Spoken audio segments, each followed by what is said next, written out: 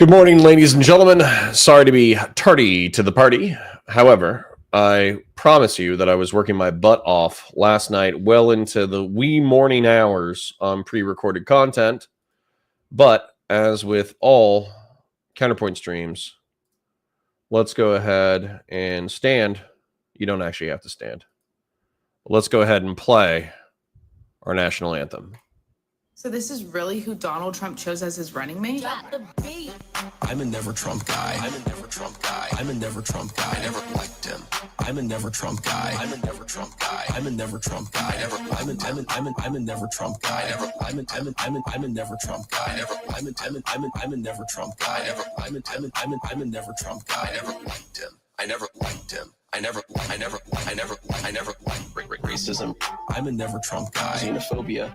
I'm a never Trump guy. Racism.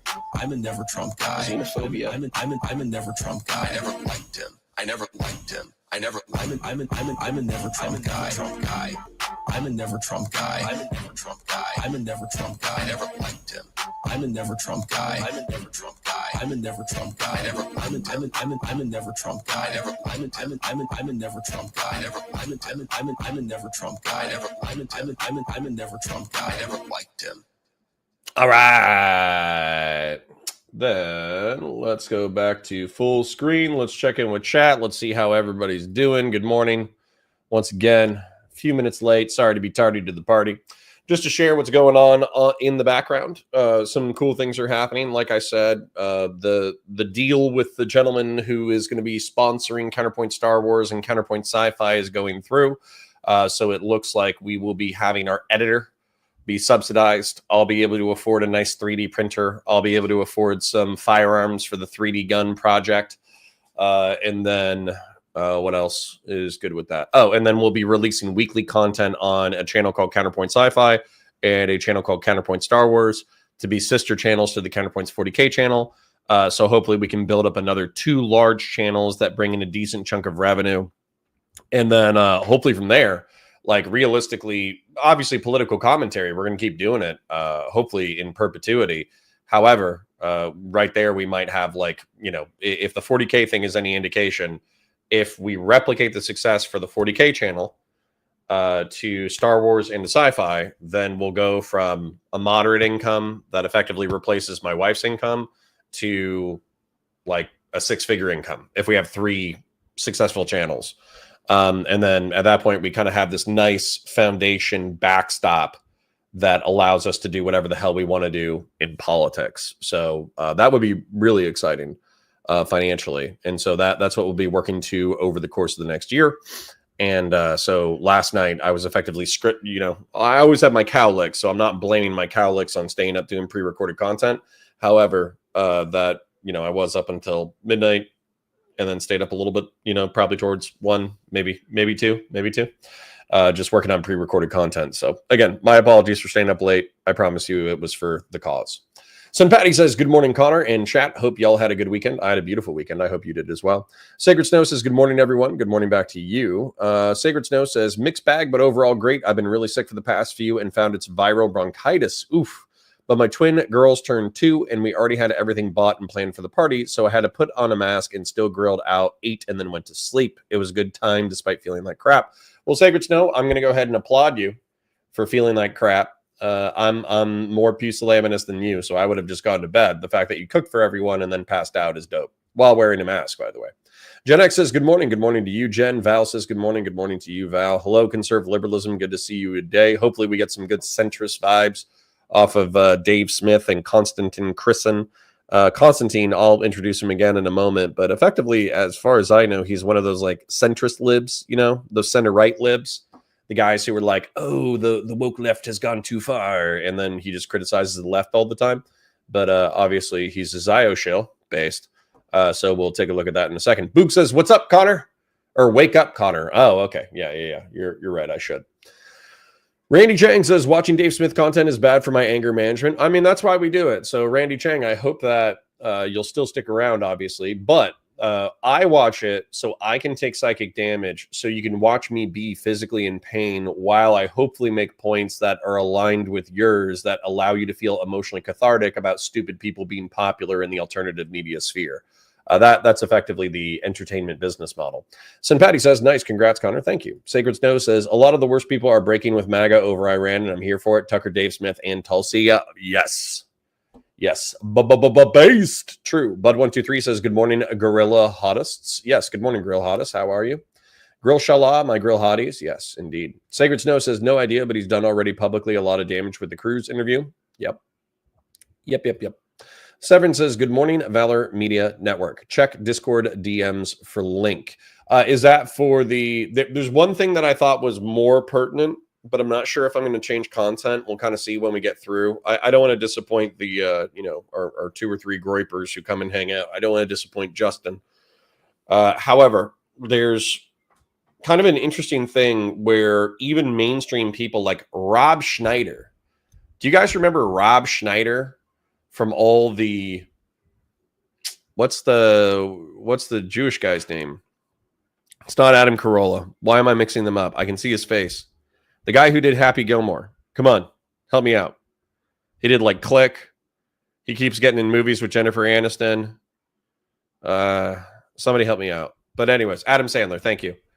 Adam Sandler had Rob Schneider in a whole 50 First Dates. Obviously, huge Rob Schneider role. But Rob Schneider is just like a goofy B-list backup actor for Adam Sandler movies. But he probably made like a healthy chunk of change because he was in a bunch of Adam Sandler movies as a supportive comedic role. And he's pretty funny. Turns out he is terrible at politics. Who knew? But he was like retweeting Nick Fuentes yesterday where he's like, oh, you got to listen to this guy. This guy's brilliant. And it's like, Rob Schneider, that's a Christian nationalist. That's a Christian white nationalist. So turns out Rob Schneider doesn't pay attention to dissident right-wing politics. Who knew?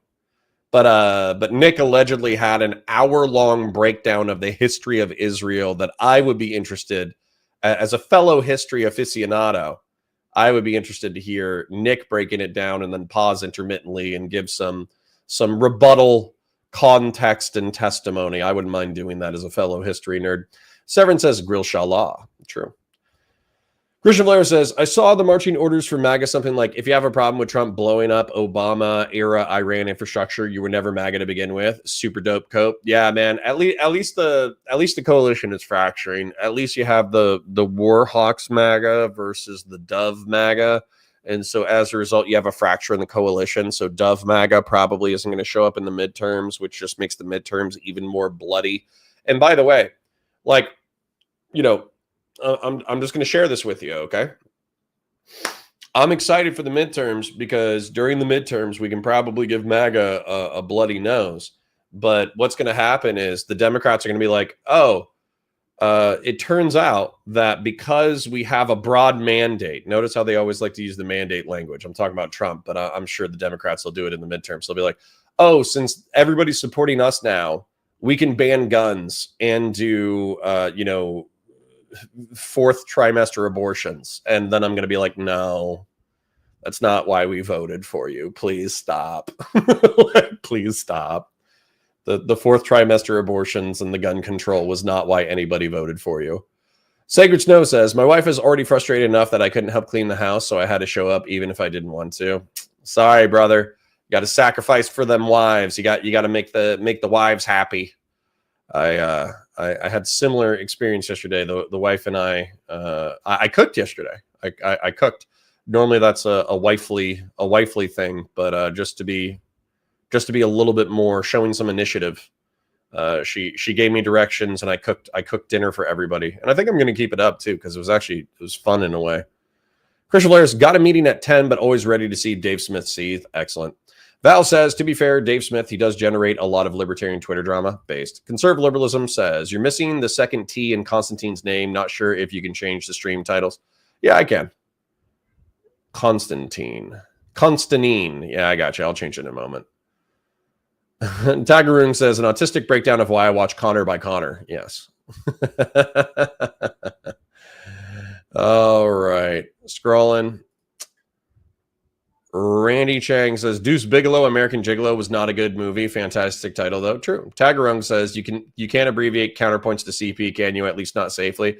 Listen, you guys do what you got to do. Enough people have done it, but you know, I wouldn't be like, my favorite streamer is CP. That's a little sus. Azrai is going on a date at noon to a VR arcade. Very based, Azrai. Very based. Severin says, vid I sent in the video essay that just came out with the Big Joel, Kanye West, and the Daily Wire. I'll add it to the docket. I'm probably not going to do that today, but I'll add it to the docket.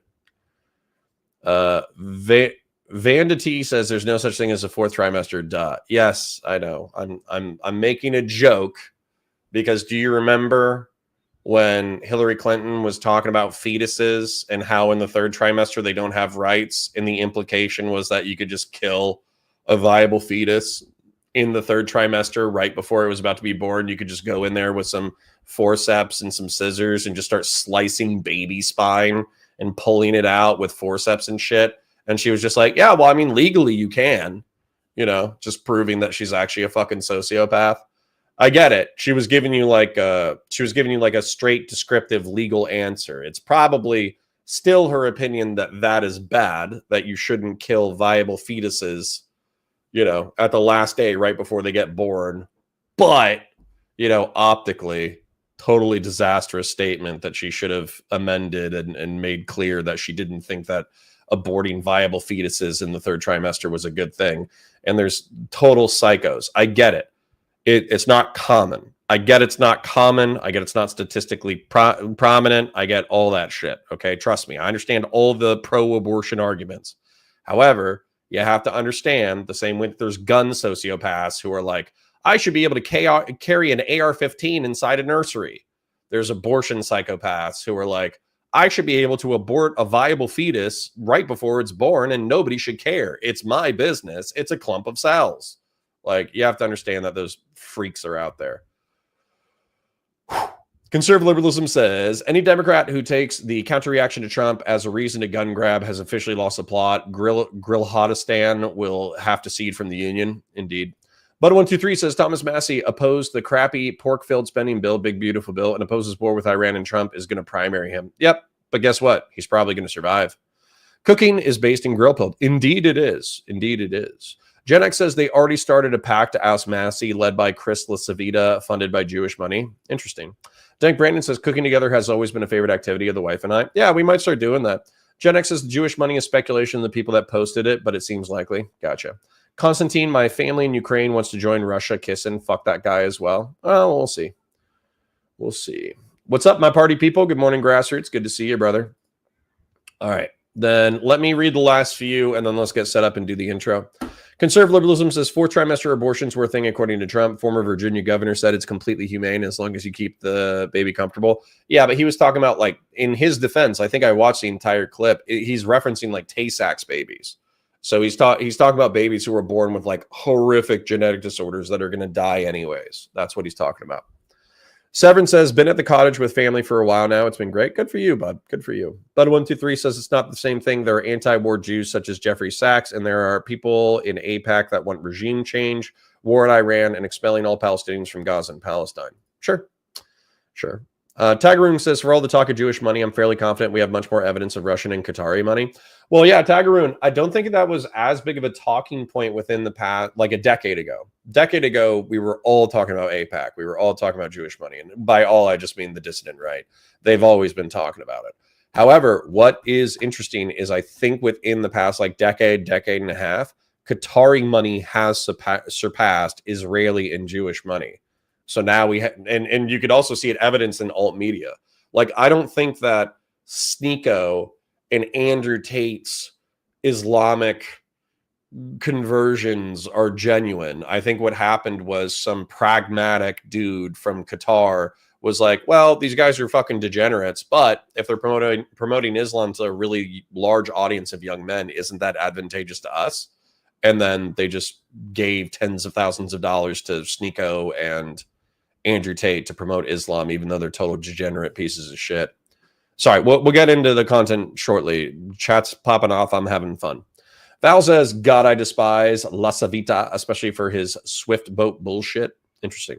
Gen X says, nope, even dead fetuses have to be delivered after 20 weeks. My cousin had to birth her dead baby after carrying it for 4 days after it died. It was awful. Yeah. Still, wait. So let me make sure that I'm categorizing this correctly. Gen X's even dead fetuses have to be delivered after 20 weeks. My cousin had birth her dead baby after carrying it for 4 days after it died. Yeah, absolutely heart-wrenching. Fuck that. Very sad. All right. Morning, Justin. Good to see you. Bud123 says, my mom had to go to Planned Parenthood when she had a miscarriage before she had my sister and I. Yep. Dude, having kids is absolutely hardcore. Last chat, then we're doing the intros. Conservatism says, I heard Tommy Robinson talk about Andrew Tate's Islamic conversion likely being politically motivated, and he was laughing because he can't leave without becoming the biggest target for apostasy. Yup. True. All right. Let's, good morning. We got already 50 beautiful souls in the chat. Very good to see you. Very early. We haven't even done any content yet, so that's fantastic. Let me pull up Mr. Konstantin, Chrisen, and Dave Smith. Let's, did I not have it on another? Yeah, I did have it on another thing. So let me go ahead and exit that. Let's pull you over here. Let's do a little intro, and then we'll get him going. Hello, ladies and gentlemen. My name is Connor. I'm a science fiction, politics, and philosophy nerd, a Marine Corps and law enforcement veteran, and a Never Trump Republican. I like breaking down the alternative media debates of the day, the news, the current events, all that kind of stuff, and I got a heated one for you.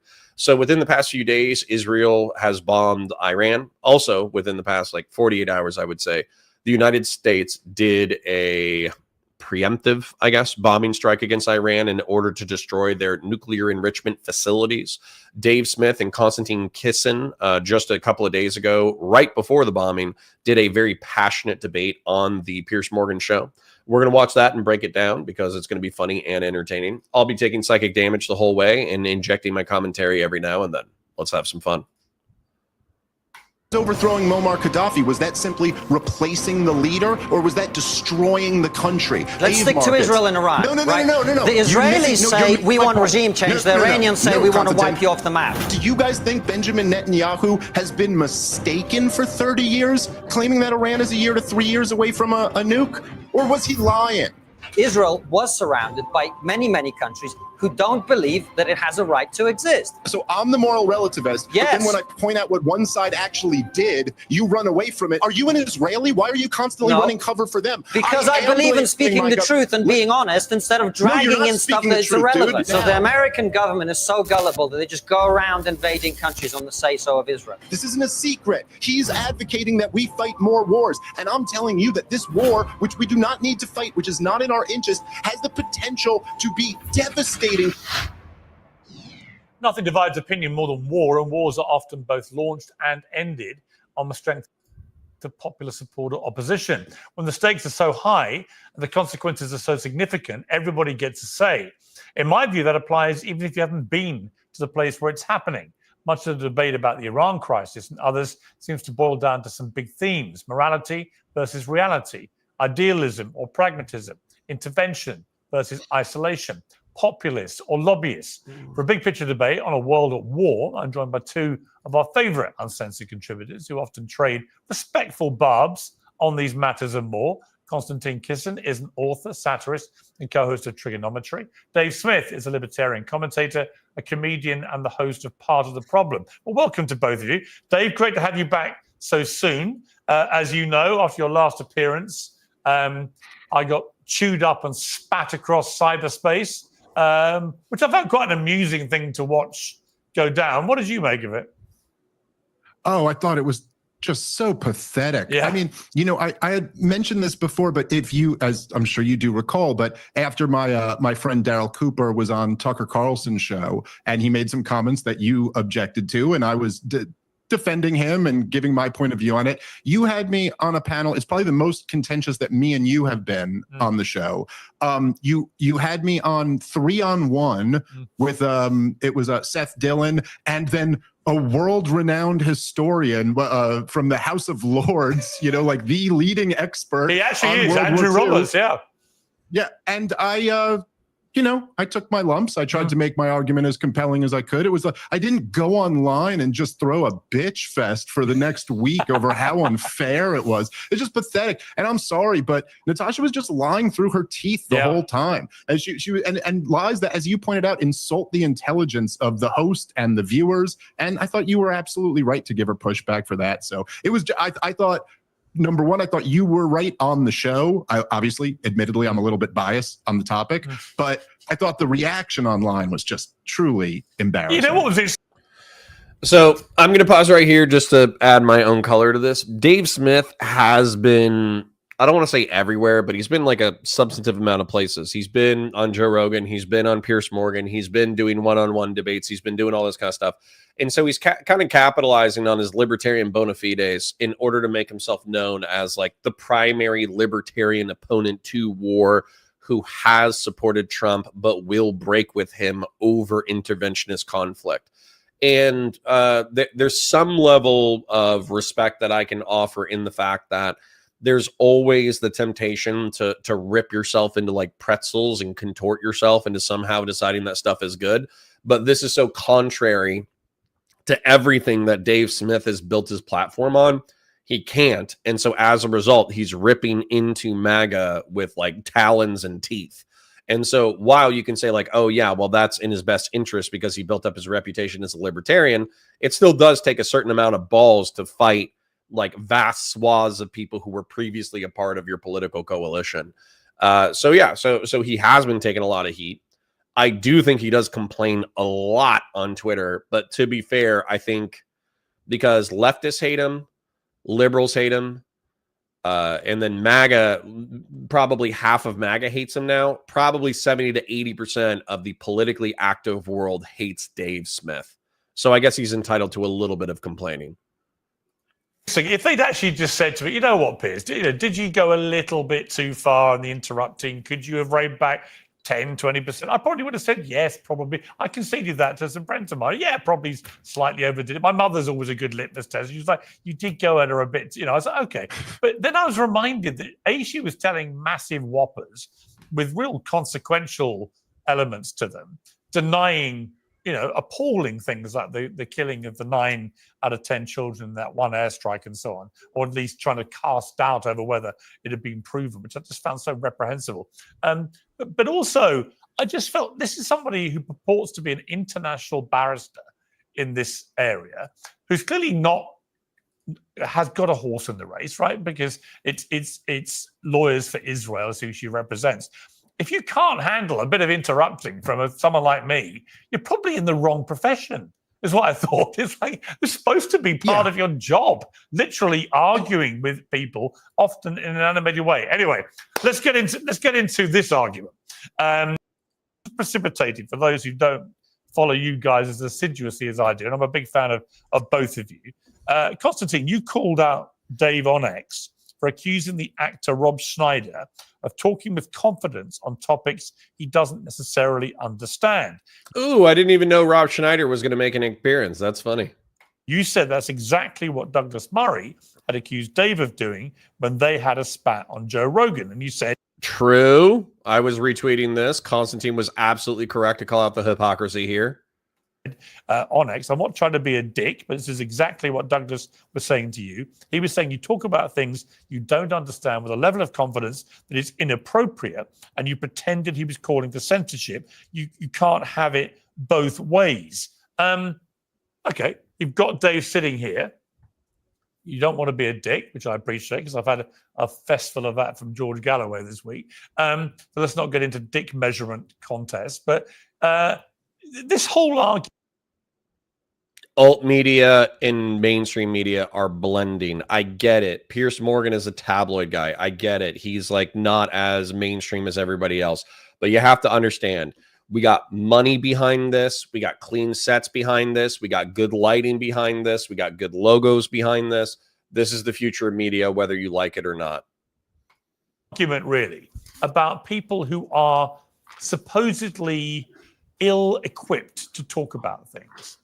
Whether it's Dave, because he's a comedian by stock in trade, whether it's Rob Schneider, whether it's anyone really.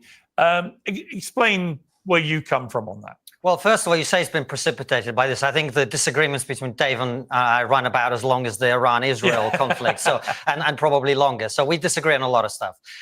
You've invited me on your show many, many times over the last year. I've always said no when talking about this stuff because I don't consider myself an expert on these issues, which is why I've consistently turned it down. The only reason I'm here tonight, by the way, is you said to me, I'm not going on your show until you come back on mine. And I thought that was actually fair enough. So particularly given that you have me here with somebody who's also not an expert, this is essentially two guys in a bar, in a pub, chatting about their opinions. So that's fine.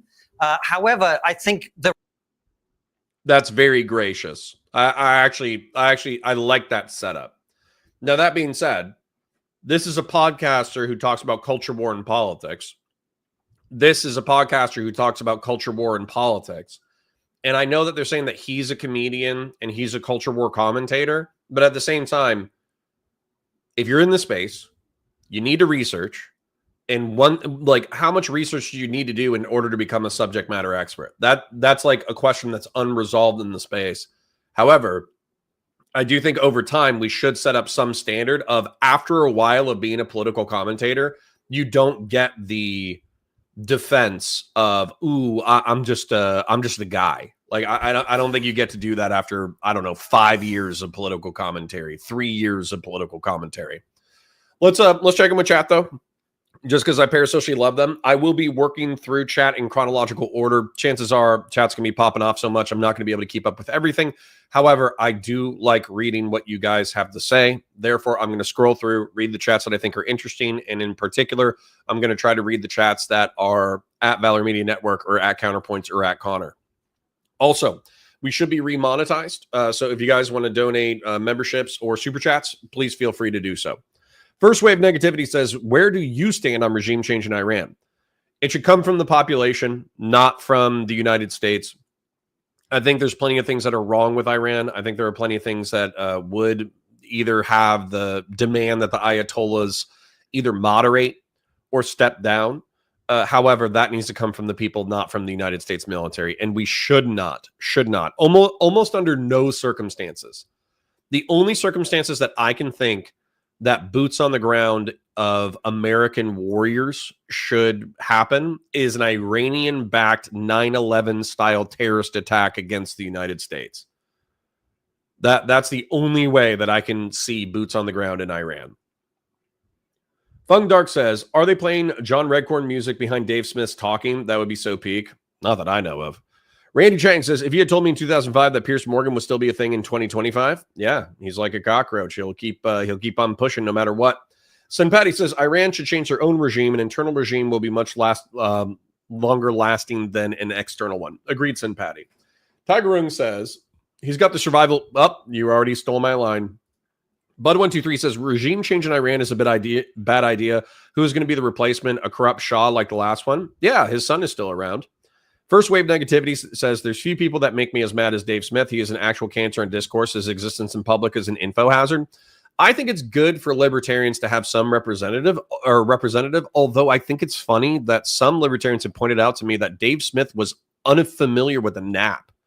Like the non-aggression principle, he was unfamiliar with it, which I find wild because that's like the foundation of libertarian thought. Dr. Plague Doctor says, good morning. Good morning to you. Taggerung says, he said Trump was a war criminal repeatedly through 2024 and then voted for him. He's got a standard that he holds everyone else to but himself. Well, listen, if he was appealing to political pragmatism, which I almost guarantee you he did, I did the same thing in order to vote for Kamala. I'm not excited about Kamala's knowing voice. I'm not excited about her being a Californian state prosecutor. I'm not excited about her waffling between tough on crime rhetoric and, you know, arresting potheads and what was the other one? Truant parents, but then flip-flopping to like BLM and posting fundraisers for protesters, although some could argue rioters. I'm not excited about her 2019 giga progressive takes that she was giving out in order to get attention from the media. I didn't like any of that crap. The only reason why I preferred Kamala over Trump was because I was picking a lesser of two evils that I thought was going to be less damaging. That's the only thing that would happen. Friedrich Hayek says, would you ever consider putting the videos on 1.5 or is that too ADHD pilled? Too ADHD pilled, bro. You need to relax. You need to chill out. Tatsu says, good morning, Connor. Good morning, chat. Good morning to you guys. Beef Supreme says, my wife's nephew was killed in a car accident this weekend. I'm sorry to hear that, brother. My wife's nephew. Okay. His name was Ethan Perry. He was killed by a former Ohio State football player. The player was driving high speed and drunk. He was only 21. I'm sorry, Beef. I'm sorry to hear that. Ethan Perry. I don't know what's on the other side of the veil, but, I hope he's either resting or in a positive plane of existence. And I hope 36 billion years from now, the universe repeats itself and he has a different life where that doesn't happen. So I'm very sorry to hear about that. And I'm sorry for your family's loss. Rainbow says, but how would they like to fall back on their titles when they get called out for bad takes? Yeah. All right. We're going to get back to the content. But last comment. Conservative liberalism says alt media tends to have better people than traditional media as the cream rises to the top because they represent themselves and not networks. Fox News called the B-2 a fighter jet twice last week. Yeah, there's lots of really stupid people. Anyways, like the stream, that's free. Super chats if you got them, that's not free. Memberships if you got them, that's not free, but it also helps support the channel. Parasocial love, let's go. The reality is that an issue of this complexity and seriousness should not be addressed by a former comedian and a current comedian. I don't really... Stop with the false humility. We just discussed this. After several years of political commentary, you're a political pundit. You should research before you make comments. Think that's the right approach. But my point to Dave is something else. My point to Dave is whenever he wants to take a shortcut and disagree with someone who's saying something that's different to him, he will resort to exactly the same thing that Douglas said to him, which is, you actually don't really know what you're talking about. You don't have the expertise to talk about this. You haven't been to the region. You haven't read enough. You haven't done this. You haven't done that. And that's exactly what Douglas was saying to Dave. Now, you can agree or disagree with whether that's right or wrong, but the fact that Dave is violating his own standards, seems to me to be pretty hypocritical. Dave, you're a rank hypocrite. That's what Piers saying it, not me. I did not add the word rank. Yeah, he would have done if he thought about it. No, I'm sorry. There's for the record, I just want to say me and Rob Schneider made up. I've always been a big fan of his. We message back and forth and we're cool. But no, I'm sorry. Obviously, this is ridiculous. And there's no hypocrisy here at all. It is, if we were to come to a debate and what I brought to the debate was I just said, shut up. And that was all I did for the debate, was just tell you to shut up. And I had no argument, and I didn't counter any of your arguments, but I just told you to shut up. And you were to say, man, that was a really ridiculous way to debate. And then I pointed out that you had also told someone to shut up once in your life. That wouldn't mean you're guilty of hypocrisy. It's a completely different standard to be dismissive to someone on Twitter than to agree to debate them on the biggest show in the world, show up in front of tens of millions of people, and your argument essentially is just to dismiss them. Your point doesn't matter. So no, and also, clearly, I wasn't telling Rob Schneider because he's a comedian, he can't have an opinion on this. That wasn't even the Dave Murray's point. I can't believe that, like, Dave Smith was in the room. He's probably had 1 billion people re-articulate. What is it, Dave Murray? There's too many Daves. There's too many Dans. I forget what first name is. But anyways, Steve Murray. But the point is that Murray's point was not that he couldn't be a political commentator. It wasn't that Dave couldn't say what he wanted to say. If anything, he was trying to argue in front of Joe Rogan saying, if you're going to have your stoner friends on, if you're going to have random kooky conspiracy theorists who think that the Holocaust isn't real, then after that, you should talk to interesting, charismatic subject matter experts. That way they can either debunk or propose an alternative narrative, because Joe Rogan does have some responsibility as one of the biggest platforms on the planet. I think right now, Joe Rogan probably cross-platform. Somebody could fact check me, but he probably gets bigger single content creator viewership than any legacy media creator. And I know creator is like a weird word to say in reference to legacy media, but think about it. We have, think about mainstream commentary names. Don Lemon was fired from CNN. Anderson Cooper is probably running some show that gets a few 100,000 views. Brett Cooper, that's probably the wrong one, but there's like a Brett who works for CNN. She probably gets a few 100,000 views. Piers Morgan is getting millions of views, but he's getting it on YouTube. I don't think there's a single mainstream media commentator who is as popular as Joe Rogan is single-handedly. And so all that Murray was really saying was, with great power comes great responsibility. That's effectively what it was. It was just the Spider-Man quote over and over and over again. So the fact that Dave Smith doesn't understand this literally months later, he's either obtuse or stupid. I don't know which one. Telling him that I don't really think he knows what he's talking about on this issue. And then Which is exactly And then Rob Schneider didn't know what he was talking about, but that's okay. what private. Douglas said to you. Yes, but he didn't back it up with anything. That's the point. And by the way, Konstantin, no one would have had a problem. The whole point was that Douglas had an opportunity to demonstrate his superior level of expertise and did not. And this is the overwhelming opinion. Well, I don't think that's quite true. I think on a lot of the subject. Yeah. That's his categorization of it. That's not what most people, or at least that's not what most people with an IQ over 90 observed. You debated, he actually did give very good reasons why he disagreed. Now, as you remember, I wrote an article at the time talking about that situation. I did concede that I thought Douglas should have lent more into the arguments. The way you and I have always debated has been on that basis, right? And I think that is true. But I don't think this argument about Twitter really works, because when you go on our mutual friend's Joe Rogan show, you're in front of millions of people. When you and I are exchanging, or you and Rob are exchanging arguments on X, we're also in front of millions of people. We're also having a debate. I don't understand what the difference is. You don't understand the difference between like dismissing someone on Twitter and agreeing to debate them and showing up with Rob nothing but made a dismissing series them? of arguments on Twitter to you in front of those same millions of people that saw you on Joe Rogan. And instead of addressing his arguments with counter arguments, which is the standard that you normally apply and you demand that other people apply to you, you instead basically said, shut up, Rob. You don't know what you're talking about.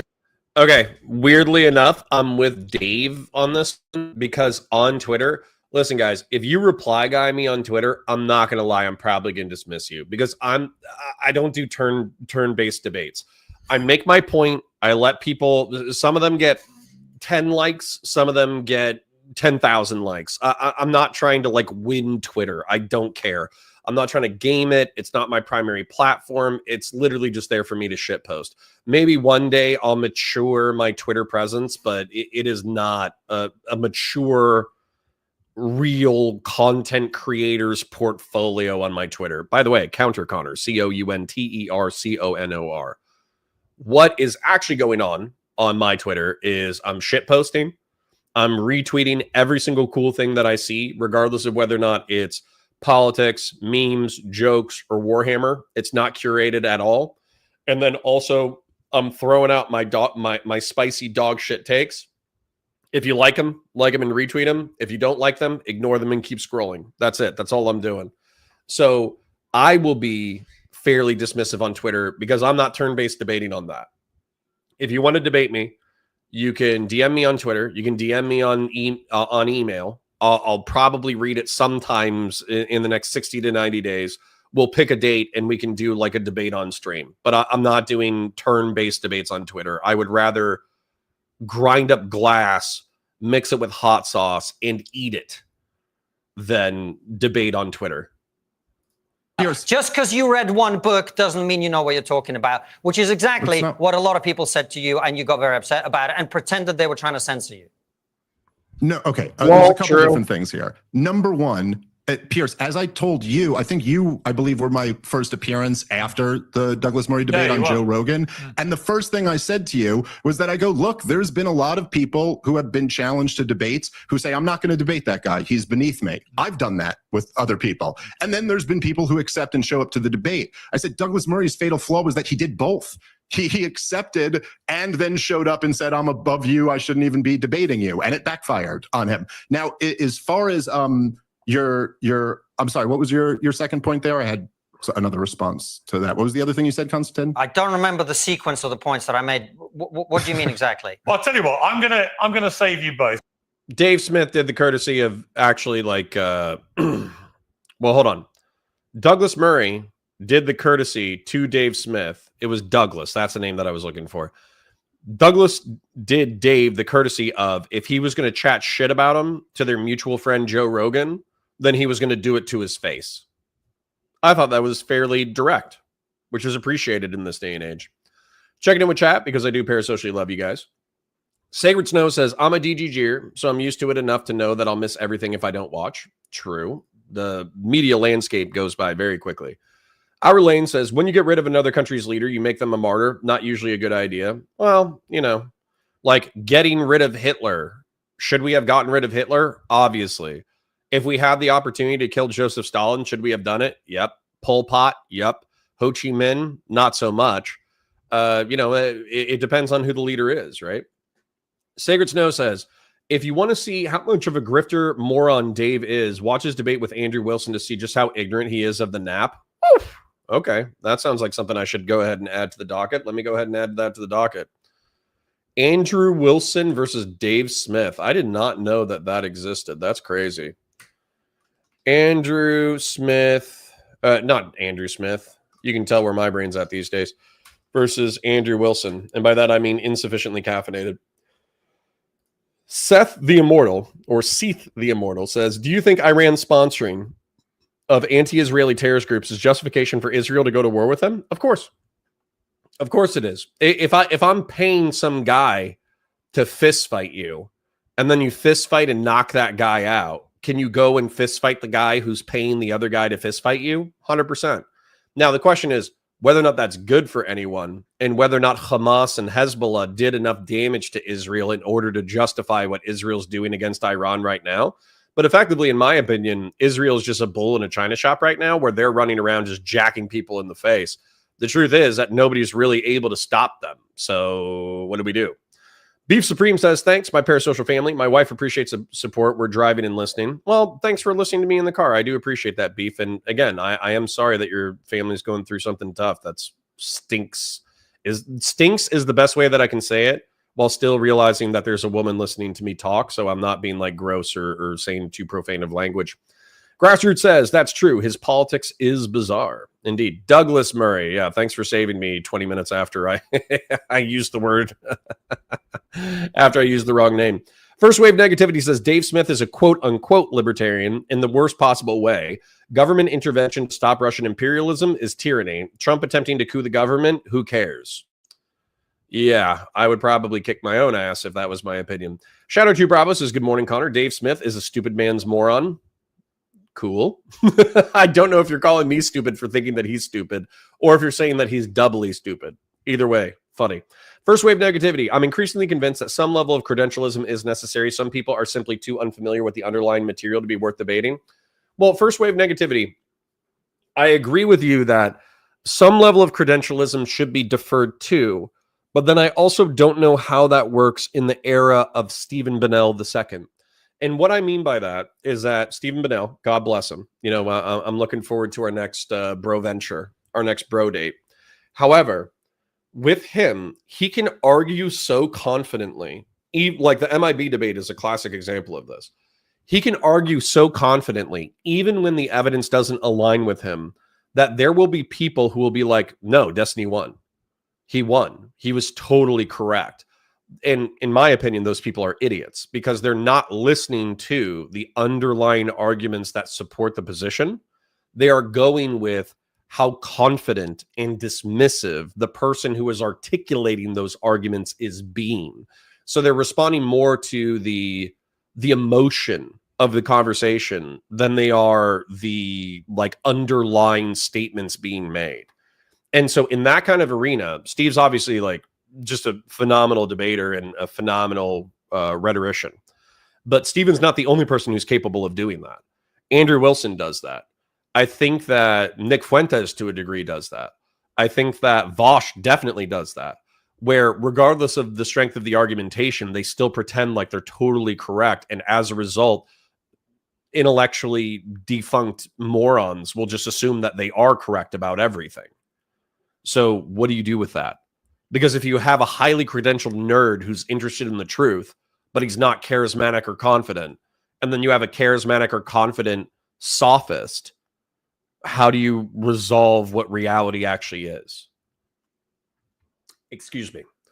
I'm dehydrated, so I can hear myself swallowing, and I hate it. I want to kill myself every time I hear my own dry mouth swallow. So I'll be pounding water. Don't worry. Ugh, gross.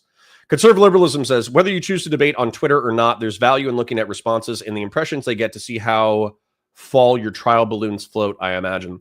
Yeah, but conservative liberalism, my only problem with that is that genuinely I post bangers, I get like 12 likes, and then I post the stupidest shit ever and I get like 300,000 likes. And I want to kill myself because I think like most people are stupid as hell. All right. Anyways, sorry. Back to the content. Parasocial love to chat. Like the stream. It's free. Super chats if you got them. Memberships if you got them. If you don't, no big deal. Engage with the VODs. Parasocial love to you and yours. Let's continue. Because I think we've probably dealt with the element about whether you should be debating or talking about these things. You're both here to talk about stuff. Enough about 9 to 5. What about the most important bit? Feel the difference.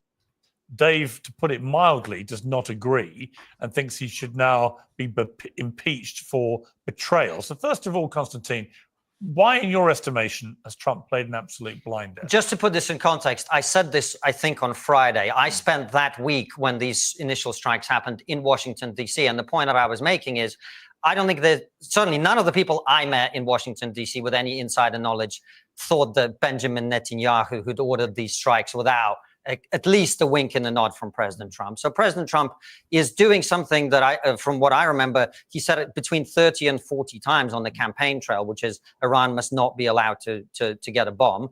And he's achieving that outcome while not taking any of the blame or any of the flag for it. That was the case on Friday. Obviously, the situation has evolved since then, and there's now a much bigger debate. But at that time, he had absolutely played a blinder in allowing Benjamin Netanyahu and the Israeli military to achieve the military objective, while also sort of claiming that he's not involved and kind of at that time getting away with it. If he now gets involved, as the jungle drums seem to be suggesting, that is a massive moment for Donald Trump, I would say. I mean, you could argue that is the most important decision he will have taken as a president.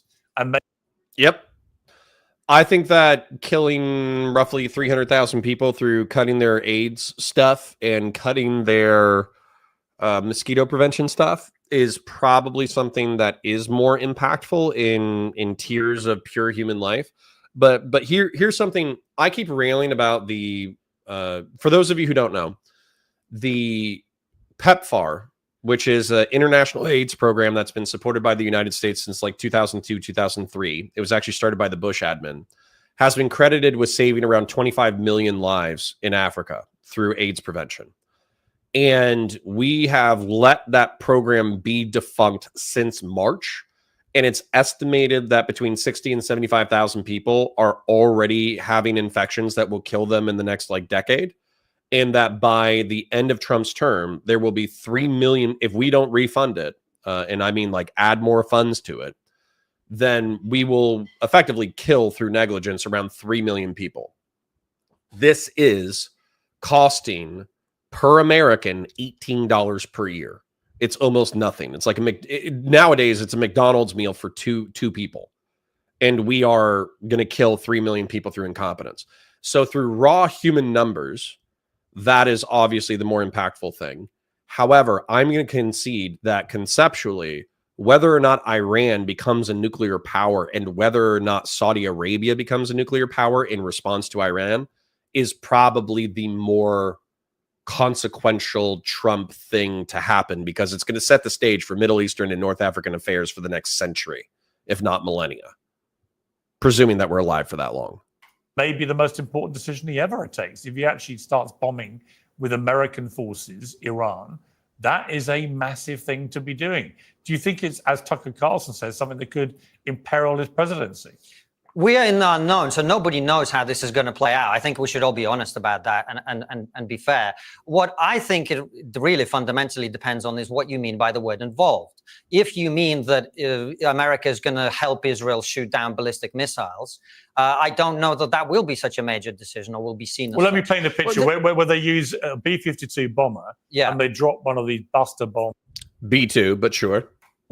To try and get to the nuclear sites that the Israelis can't get to because they haven't got that technology. If they were to do that, in other words, directly use American forces to do the bombing, would your calculation about Trump change? These are all hypothetical spheres. The one thing that I do know, and I think Dave will tell you this himself, is the thing that people in the United States, from talking to people there, are most concerned about is any sort of boots on the ground scenario. They do not want American soldiers in the Middle East. I think they're right not to. I genuinely think that. And so fundamentally, it really depends on what happens and the way that it happens. And you're right, it is a big decision. But I think it's... But, all this stuff, I mean, Dave's calling for President Trump to be impeached over this, when this is something that he promised the American people 30 to 40 times on the campaign trail. Well, okay. But on that, I would clarify that. He said that number of times that Iran should not be allowed to have a nuclear bomb. That is indisputable. He also has consistently portrayed himself as a man who wants peace, not war. I'm going to solve the problem in Ukraine, solve the Middle East, and so on. This would go against all of his claims to be that person. And of course, the big debate behind all this is that Tulsi Gabbard, his own director of national intelligence, the IAEA director last night, they both said in very recent times, including 24 hours ago, in the case of the Atomic Agency, that there is no evidence that they've seen that Iran is anywhere near progressing to an actual nuclear weapon. Yeah. And I think that's the key point of this. This was a frustrating point with the conversation. I had a debate on Friday with Lycan on WIC TV that was a panel debate, but this was the really frustrating thing that I feel like it muddies the water, okay? So IAEA says that they have some radiological readings that show that Iran has enriched uranium up to 60%. And in order to get uranium that's enriched to the point that you use it for civilian reactors, you only need it at 5%. So at 60%, it's midway between civilian nuclear reactors and weapons grade uranium. I think that's what they call it. And so the argument is that since Iran has a civilian rocketry program that they could be using in order to build ICBMs, since they have a quote unquote civilian nuclear program, but they're enriching uranium up to 60%, which then it only takes a couple of weeks to enrich it further to 90%. The argument is that they have, this is the joke that I made on the panel.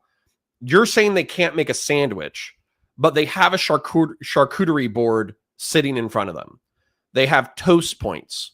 They have salami. They have ham. They have cheeses. They have all this stuff that's right in front of them. And effectively, the peace people are saying like, okay, yeah, but they don't have a sandwich. And everyone who's more pro-intervention is saying like, okay, but they have a charcuterie board and they could assemble a sandwich in about 30 seconds.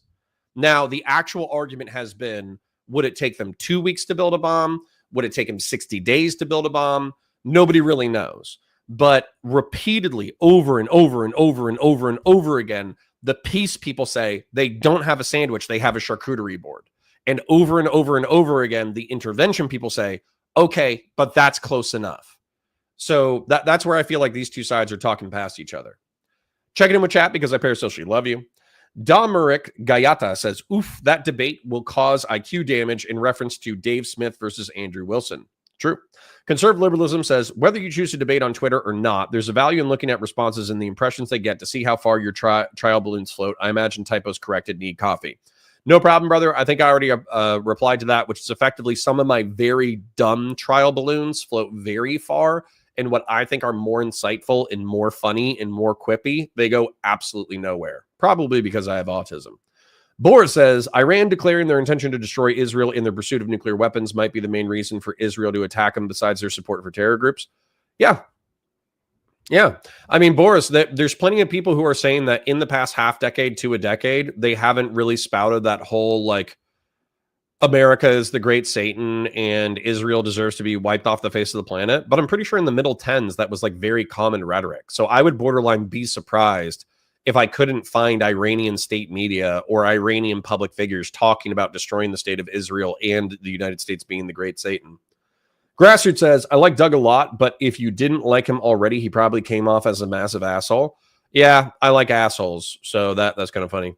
Sigmund Freud says, what is the MIB debate? It's the Men in Black debate. So if you actually go to my channel, you can check the thing that says, can Destiny and Counterpoints agree on anything? It's probably within the past 10 or 20 videos. It's got like 50,000 views. It did very well. But effectively, if you check out that one, in roughly 30% through the conversation, we debate the movie Men in Black. It was pretty good. It was pretty good. It was a fun debate.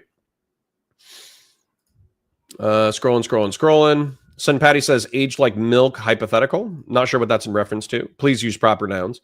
Fun Dark says, nuclear weapons capability is not an acceptable bargaining chip in today's world. Sorry, Iran. Well, then that's what the interventionists have argued. Conservative liberalism says, to be fair, we could probably fly in a B-52 after what happened to Iran's AA capacity. Well, yeah. And so just to show this real quick, so those of you who are at home can understand why I made a difference. So a B-52 bomber is a conventional bomber that's been in service since like the 1960s or 70s. It's effectively a giant 747 with, it looks like, 8 jet engines. And so as a result, it's able to carry an insane amount of bombs. If you watched World War II footage of B-17 bombers dropping bombs over Europe, this is effectively like the modern replacement for that, that's been in service since the 1970s. And it hasn't been replaced because the truth is, it just does what it does very good, which is carry a shitload of bombs into theater and then blast the hell out of whatever it's doing. Now, the thing is, this is not a stealth plane. Okay, so you can see it on radar, you can shoot it down with missiles. So if the enemy has fighter jets or if they have anti-air missile batteries, this thing would be lit up like a Christmas tree and you could shoot it down very easily. However, the B-2 bomber and the B-21 Raider is this delta wing stealth thing. You know, it has the same aerodynamics of a frickin' Falcon. And so it's actually fairly difficult to track because it has radar absorbent materials. And so I think that people have analogized this to, if you look on a radar screen, this would have the equivalent radar signature of like a bird. So you could still see it, but getting a missile lock or properly identifying it as a target of interest would be very difficult. And so the United States effectively can fly over any part of the world, and barring a enemy fighter jet visually spotting it and shooting it down, this thing can go anywhere and bomb anything on the planet. And it does have a massive payload capacity as well. It's just not particularly maneuverable. And so this guy, I mean, if you look at this payload, I don't know if it can carry all of this in a single thing, but I you know, you can still get a vibe for the fact that this plane can carry a shitload of bombs and just absolutely annihilate a target. So we use like half a dozen of these in order to drop bunker bomber or bunker busters on Iran. That's what happened within the past like 48 hours. All right. Like the stream, super chats if you got it, members if you got it, engage in chat. Lots of funny people in there. Watch the VODs. Gives me AdSense. So I like Tulsi Gabbard. We've had her on Trigonometry. I think she's a great human being, which is why I did her the courtesy of watching the full clip of her He watched the full clip. Testimony that she gave. And what she says in that testimony is that Iran is not pursuing the nuclear weapons program, but what Iran is doing is enriching uranium to 60% and beyond, which is a clear indication of their desire either to actually make nuclear weapons or to move much, much closer to a position to be able to make them. As I think Dave would concede from all the nuclear scientists, what they're saying is you need about 3 to 5% enriched uranium for civilian purposes. They are now enriching uranium to 60%. And by the way, this is also in the IAEA report, and no one's talking about this. Good job, Konstantin. I'm proud of you. They're using their 20% uranium to make 60% uranium, which is, again, an indicator of the fact that they're moving either towards attempting to make nuclear weapons at some point or to be in a position to do so. And that is the threat. And there is no other reason for them to be doing that. So yes, they don't have the exact bomb ready to go, but they're moving in that direction. And Israel is in a position to deal with that threat for the first time in a very long time. And I understand why they're doing it. Okay, Dave, before we get to your response to that. Although that's the most important point that Dave needs to contend with. So don't sweep for your guest, Pierce. Just explain to people why you have called what Donald Trump is doing a betrayal and why you think he should be impeached. Well, I think he has brought us into a war with Iran. Now, how much this war escalates, we will see. And I think that this is it is the most profoundly risky and reckless policy he could have pursued, or just about.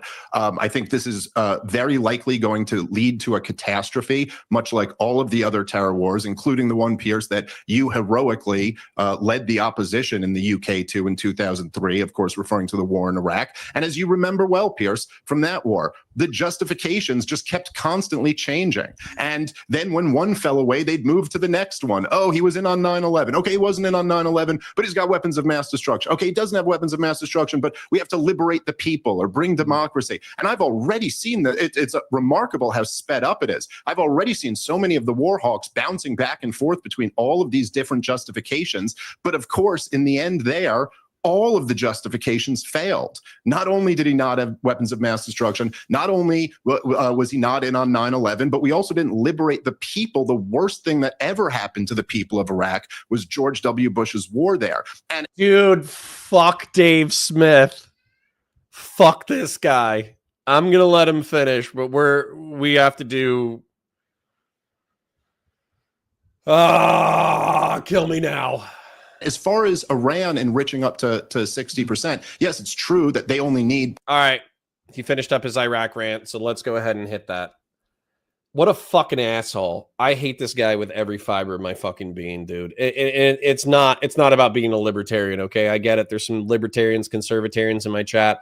Listen, you want low taxes. You want everybody to leave each other alone. You want to do your job. You want to go home. You want to ride your jet ski and shoot your machine guns. I get it, okay?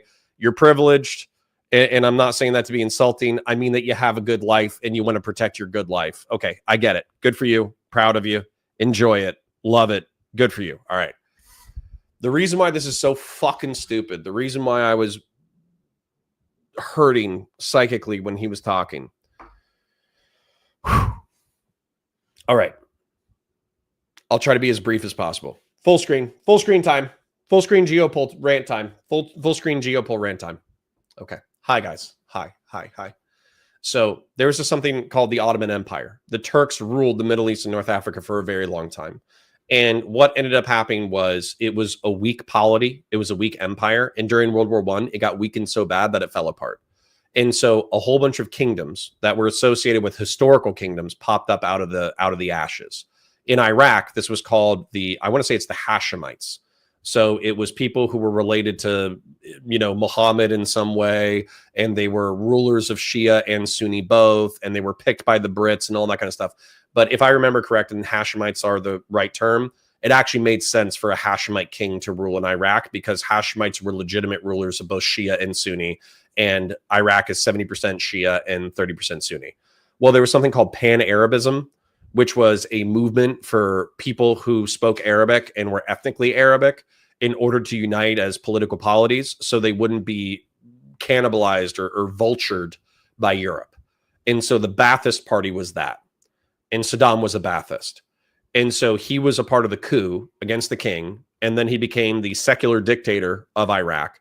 And then in 1979, he tried to take Iran's oil fields. When Iran had a revolution, he started getting his ass kicked, and then we sold him weapons of mass destruction. We sold him botulism, we sold him anthrax, we sold him VX gas, and we told him how to deploy it against Iranian soldiers so he wouldn't lose the war. Because if Iraq loses, then that destabilizes the entire world's energy supply.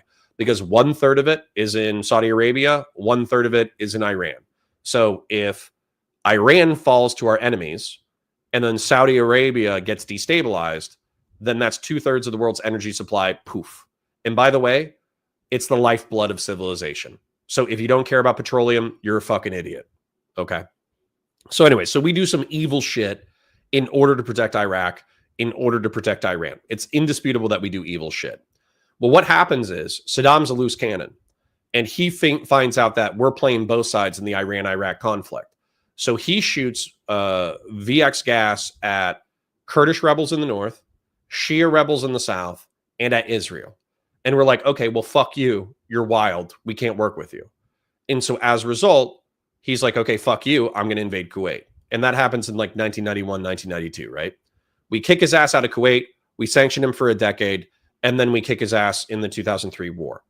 We can talk about all of the lies that happened in the 2003 war. We can talk about all the lies of Cheney and Rumsfeld and how they're a bunch of parasitic vampire fucking freaks who knew that hundreds of thousands of people were going to die, but ultimately they didn't give a shit because number one, they thought they were doing the right thing. And number two, they knew that they were going to get their golf buddies rich as fuck off of it. So we could talk about that.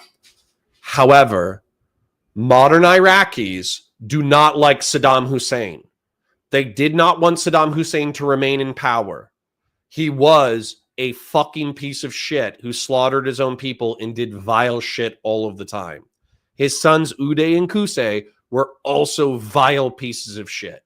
So yeah, 200,000 people died in the war in Iraq. Some people estimated as high as 1 million. However, 80 to 90% of those casualties were jihadi on jihadi violence, right? It was jihadists attacking the families of rival gangs and then rival gangs attacking back and forth. And so if you ask modern Iraqis, what's the worst time in Iraq's history? It's probably going to be the Iraq war. It's probably going to be 2003 to 2010. But if you ask them again, is it better to live now, than under Saddam? I almost guarantee you 90% of them are going to say that Iraq is better now than under Saddam. So Dave Smith's talking points are out of date and he's a fucking idiot. He doesn't understand geopolitical history. And he should shut the fuck up. Sorry for all the profanity.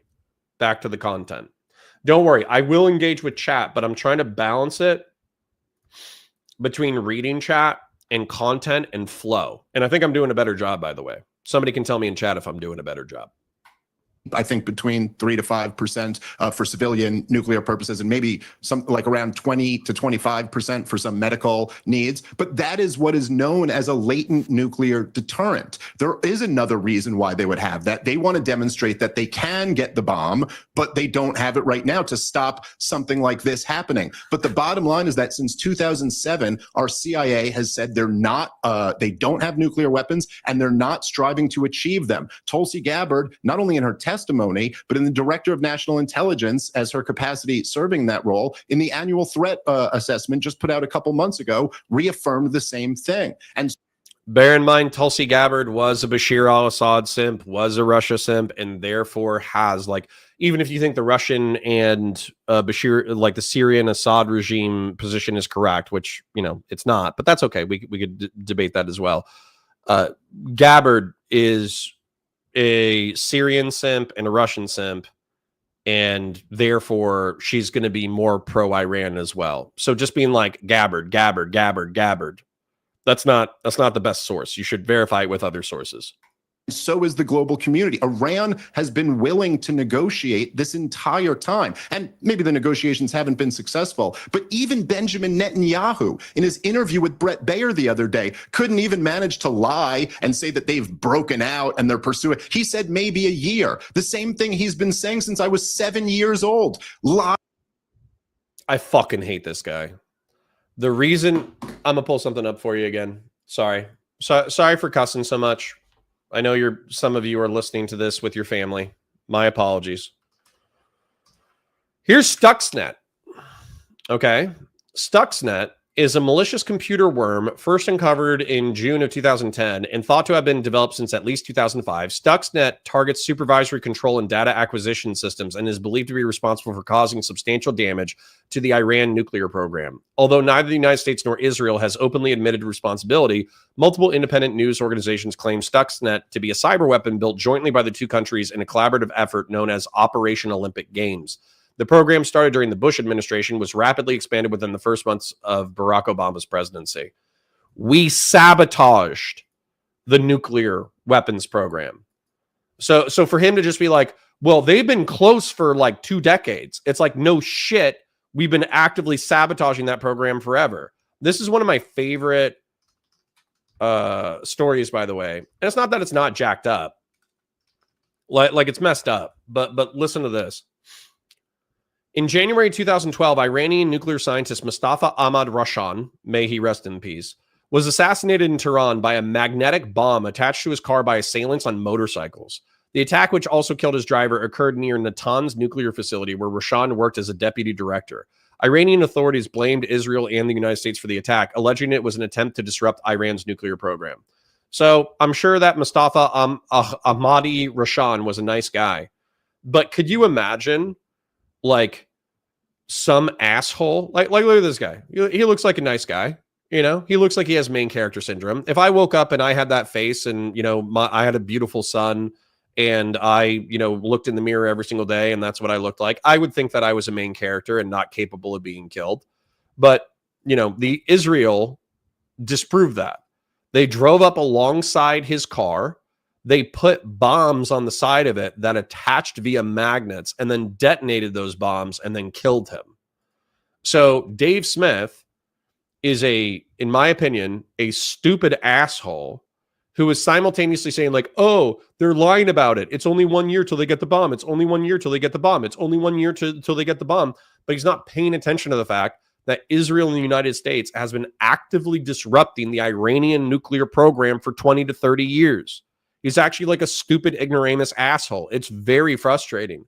This guy is like a multimillionaire off of political commentary and he doesn't Google anything. He sucks. Lying over and over and over again because he wants a regime change war here. And he's because he interrupted the nuclear program over and over again. And if you had somebody who was threatening to destroy your country every single year, then yeah, you would want them to no longer be in power. Shocking, I know. Said this in his own words, and so have all of the neoconservatives. Look, right here on your show, Piers, which I think might be the most fascinating moment in the history of Uncensored, when General Wesley Clark reaffirmed that not only had he seen the plans to overthrow 7 countries in 5 years, but that it went all the way back to the early 90s, and that it was revived, in his words, in a study paid for by the Israelis. They've gotten the 6 other ones. This is the 7th one. This war is not about nukes that Iran doesn't have. And just one more. Why wouldn't it be? Why wouldn't it be? Why wouldn't you look at 7 other nations that are preying on your downfall and then go, okay, we're going to take these guys out over the next 6 years. And then it does happen. Okay. Muammar Gaddafi, gone. Bashir al-Assad, gone. Saddam Hussein, gone. I don't even know who the other one is, but we could take a look at it. Somebody was talking about the memo, the 1996 memo. We could take a look at it. But the whole point is we know 4 of them easily. So why is it bad to take out your enemies again? What's the problem with taking out your enemies? Are you succeeding too well? What's happening? What's the problem? A point I would make, as the great Scott Horton said the other day, look, I mean, even if they were developing nukes, which they're not, Truman knew that the Soviets were developing nukes. He didn't launch an aggressive war against them for it. Because we just got done with World War II and didn't have the capacity to do so. If we had the capacity to kill a Soviet nuclear program in the crib, we probably would have. And Johnson knew that Mao Zedong was developing nukes. He still didn't launch an aggressive war against. Because once again, China is so large and so complex that they have the capacity to retaliate in ways that would be huge. For instance, they almost wiped out the American presence in Korea. They got us down to the 38th parallel is where the current border sits. They got us down to like the Pusan perimeter. Holy shit, this guy's a historical ignoramus. You guys are blessed. You are blessed as grillhadists in order to have me as your geopolitical analyst. Pusan perimeter. The Pusan perimeter. I hope you guys can see this. I know that none of you are. So here's the 38th parallel. Here's where North Korea presently sits. Here's where the, South Korea is now, right? Well, what happened was early on, the North Koreans launched an invasion against South Korea. And we were like, fuck that. We don't want any more commies than we need. And so we established the Pusan perimeter, which was effectively like our last foothold in Korea. Like we almost lost Korea. Okay. And then what we did is we landed at Incheon and I forget where else, but we effectively pushed this all the way back up to the Chinese border. And then the Chinese swamped us. I want to say it was with like 2 million troops. Somebody could Google it, but they hit us with like 2 million troops overnight. And then they pushed us all the way back to the 38th parallel.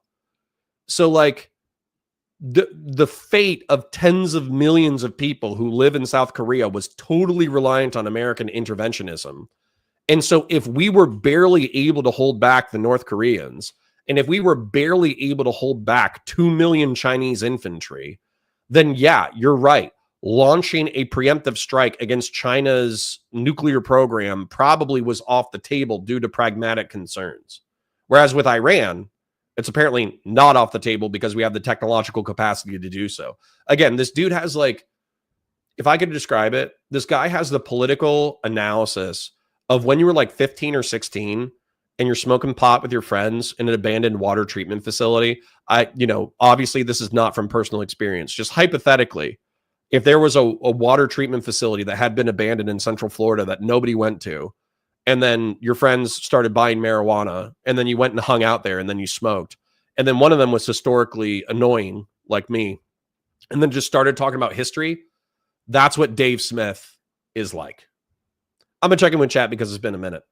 Rainbow Wright says, I have a coworker from Tunisia. The first English word he knew was USAID. I know it seems like it's a larger issue, but specifically for U.S. influence, USAID cuts are a bigger deal, in my opinion.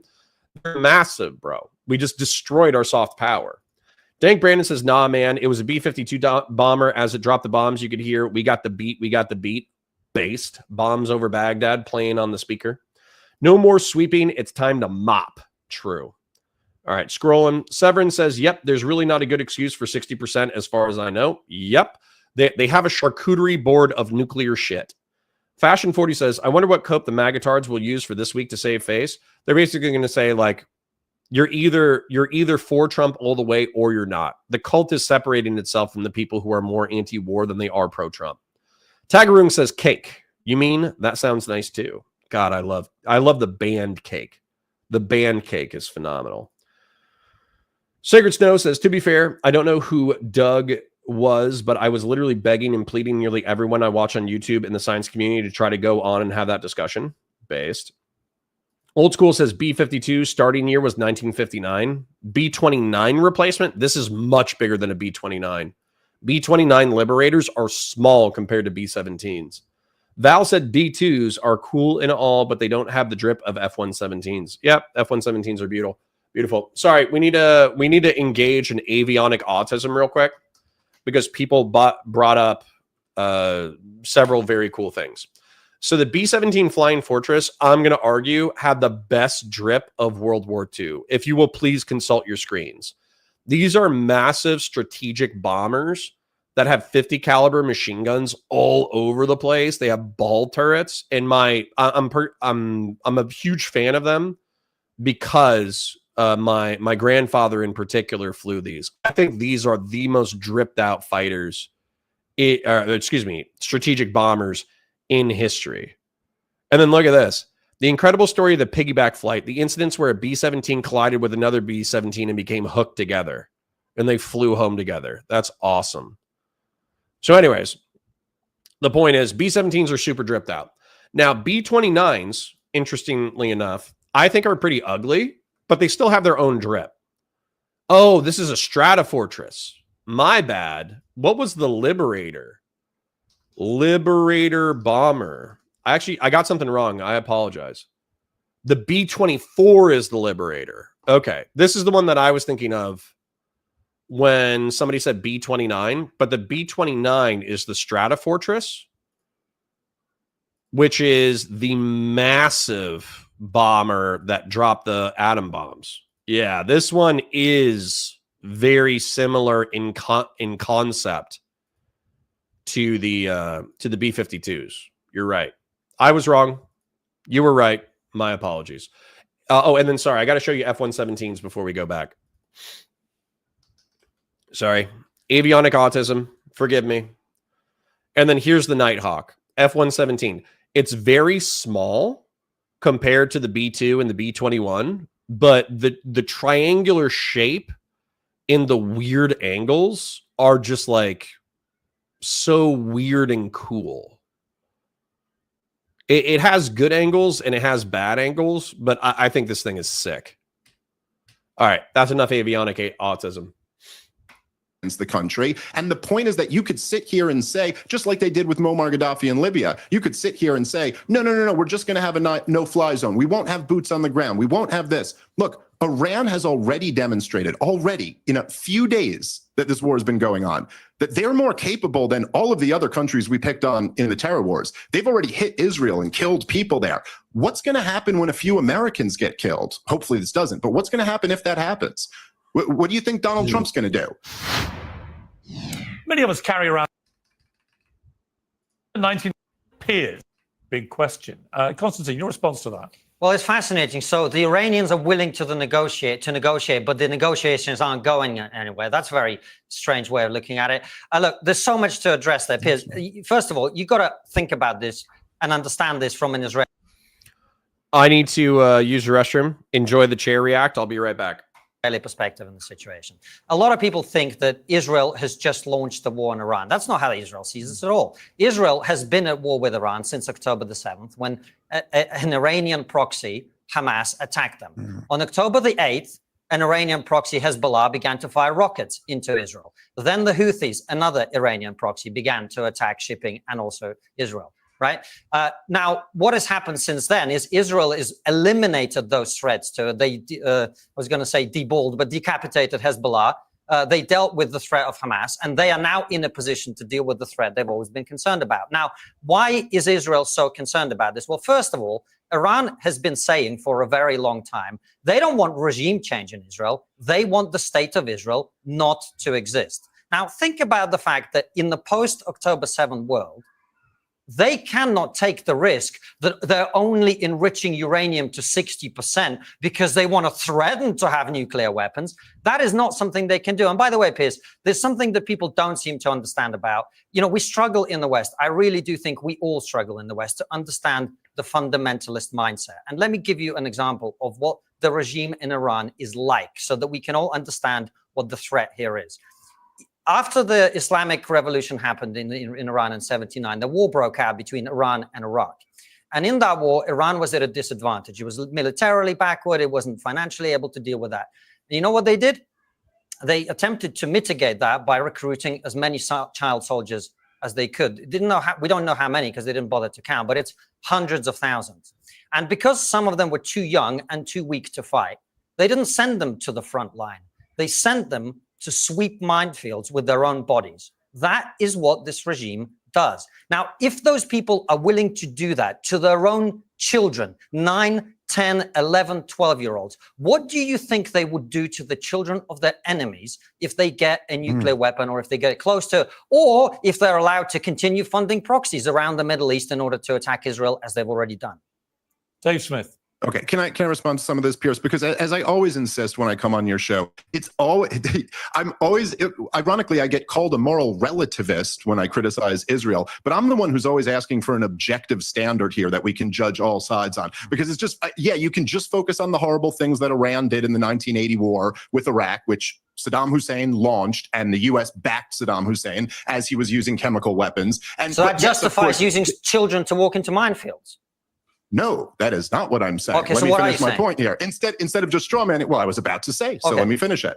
Okay, by the way, Israel never killed any children, as you know, Pierce, right? They have the most. Israel is not sending its own children into minefield. It's a massive difference. Okay, Konstantin, let me finish my point, and then you can respond to it and see if you can take it on. Now, when you sit here and say that they've been at war with Iran since October 7th because Hamas is their proxies. What exactly, proxy means that I would think you have operational control over them or something like that. Well, actually, let me explain what I think that means, because I've been arguing that point in terms of understanding where Israel comes from on this, which is that there can be no doubt, I don't think, Dave, you would cast doubt on this, that Iran has financially and militarily given active and sustained support for a number of years to Hezbollah, to the Houthis, and to Hamas. I mean, you wouldn't dispute that.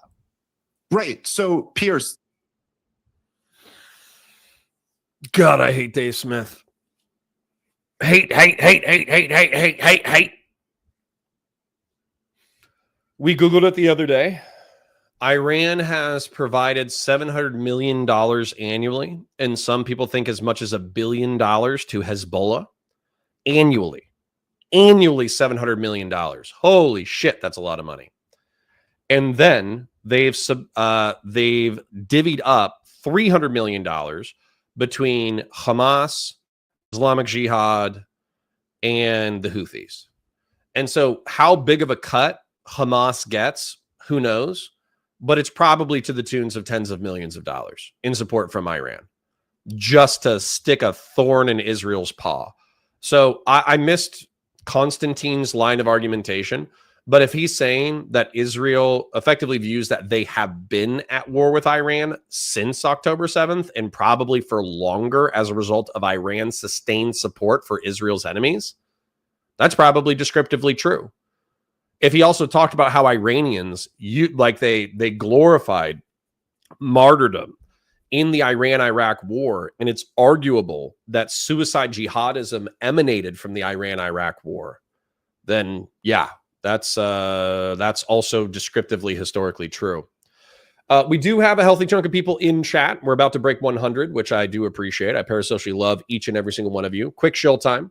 Like the stream if you haven't liked it already. Super chats if you got them. Memberships if you got them. Engage in chat. There's lots of really cool, smart, interesting people in there.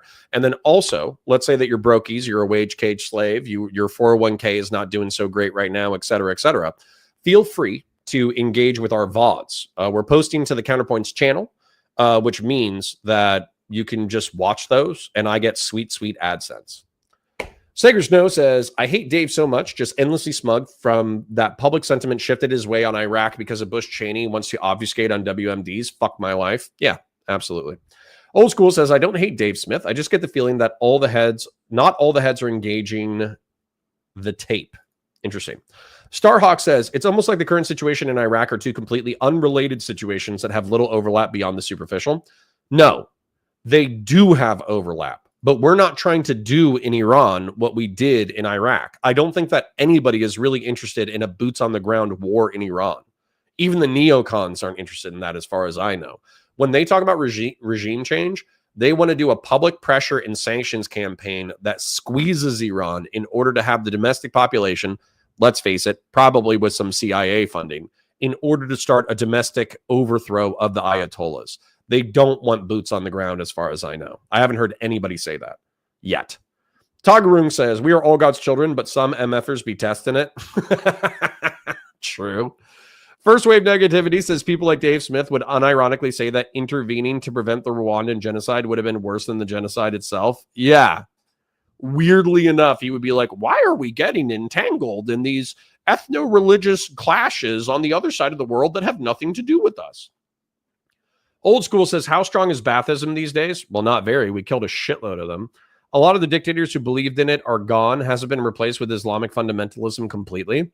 I don't think so. Old School, when you're talking about Islamic fundamentalism, obviously there's hardcore Islamists in a healthy chunk of the world, but, Tunisia, Libya, Syria, there's hardcore jihadi and Islamist elements, but there's also like pro-democratic elements that are fairly secular and friendly to the West.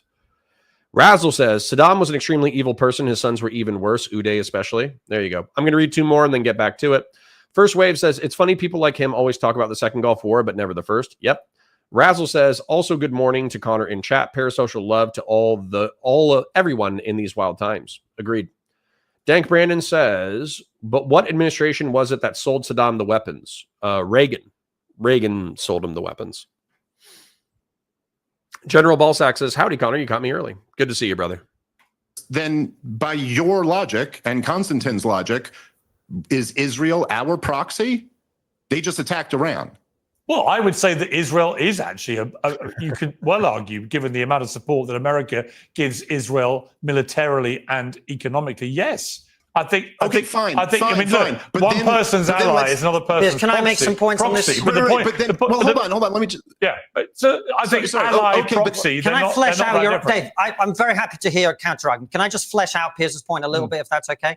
So Sure. here's what we know. According to the State Department's own figures, Iran gives Hamas about $100 million a year.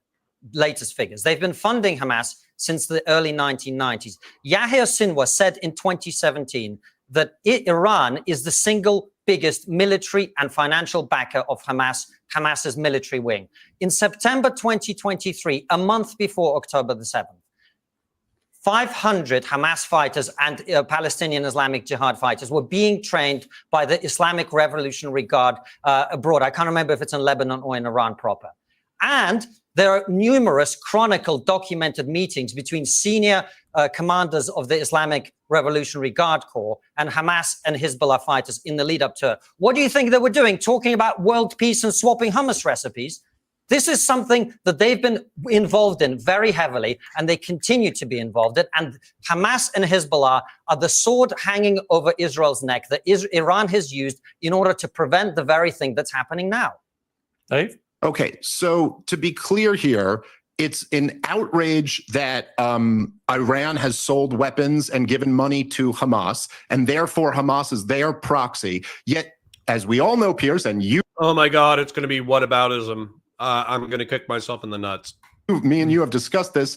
2 weeks before October 7th, Benjamin Netanyahu sends the head of Mossad to Qatar to make sure that the funding to Hamas continues. Yet, is Hamas now a proxy of Israel? Is Israel at war with itself? Well, I certainly, And by the way, I think on that this is- point, I certainly think that Benjamin Netanyahu, when this is all over, is going to have a monumental day of reckoning, not just in Listen, the corruption courts, but I think he's going to have a monumental day of reckoning about how he allowed this to happen on his watch, how Mossad so spectacularly dropped the ball. No one can give me a good explanation for why they can carry out this kind of attack on Hezbollah with the pages and carry out so precise an attack in Iran, but didn't apparently know that Hamas was spending 20 years building a tunnel system and didn't know 3,000 of them were about to pour over the border.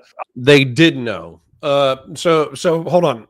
we need to get very specific, because the there's realpolitik and there's conspiracies.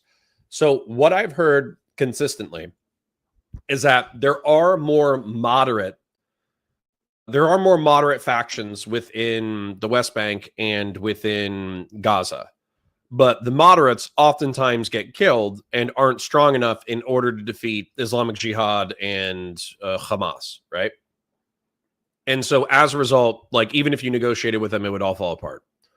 There's an argument to be made that the Israeli government has emboldened Hamas specifically because they don't want peace.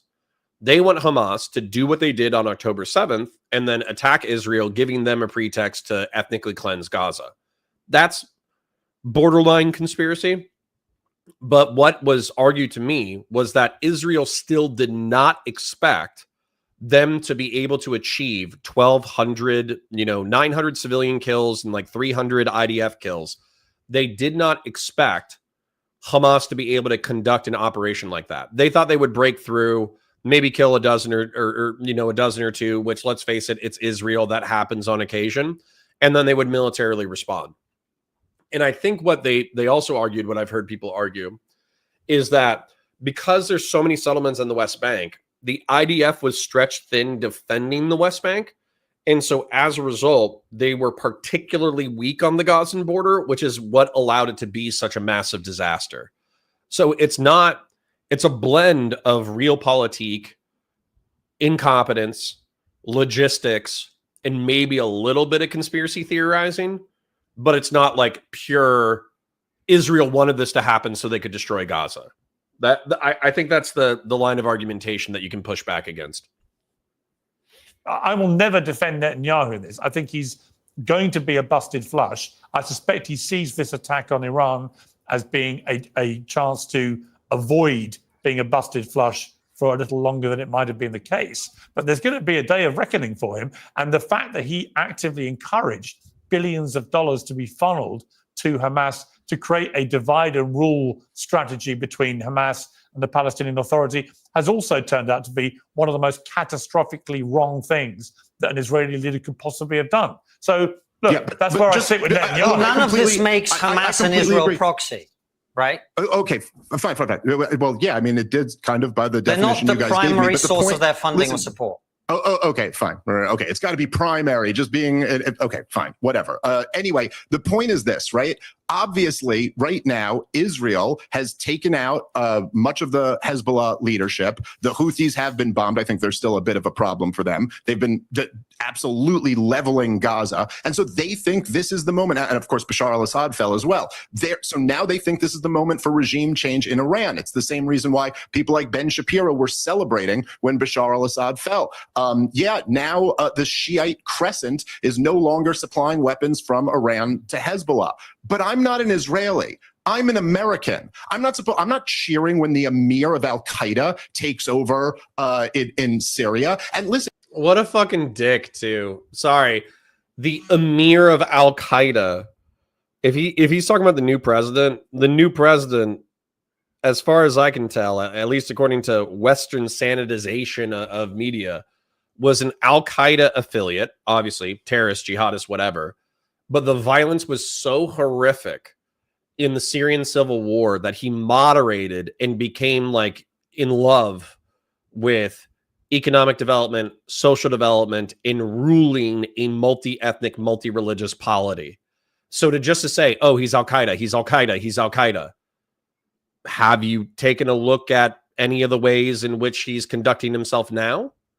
Because if a dude used to be one of our greatest enemies, but through the horrors of war decides to become one of our closest friends, I'm not going to hold his previous worldview against him. Absolutely the fuck not, Dave Smith.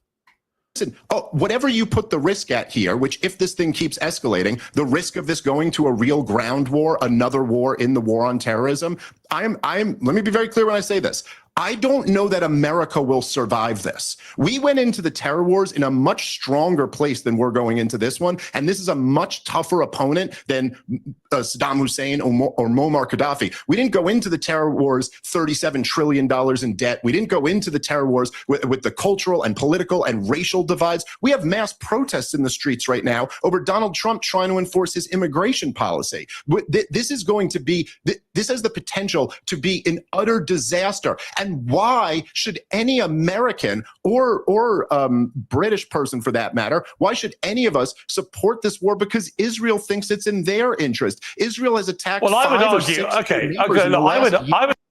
There's a massive difference between a boots on the ground campaign and a limited bombing campaign. And if the Iranian Navy tries to blockade the Straits of Hormuz, then we just blow up the Iranian Navy. Dave Smith has like no conception of the continuum of force, but what else is new? Let me go ahead and check in with chat because, again, parasocial love. Melody says, did Dave Smith answer the question if Iran should have nukes? I didn't hear him say it, but to be honest, I went to the bathroom for a minute. Friedrich Hayek says, personally, my ideal ratio would be 90% reading chat, 10% the content. True.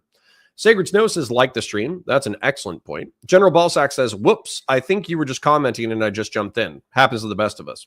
Conservative Liberalism says, Tulsi didn't even say Assad didn't attack his own. She practiced diplomacy and kept an open mind initially. On Russia and NATO, she holds the same perspective as Jeffrey Sachs. I would have to read Jeffrey Sachs's perspective in order to understand what you just said. Deus Halcyon says, my daughter needs to learn these words early. True. Thank Brandon says, I pay attention to all this stuff so my family doesn't have to. Excellent. Tyler Pham says, that doesn't seem very balanced. How about we go with 99%? True. Razzle Smasher says, listening with your family. Yep, there's nothing like getting the kids together with some hot cocoa and gather around the PC to listen to Connor call tankies retarded. Sorry for the R-Slur Commander haircut. My bad. Just my natural chud came out. Just slipped out.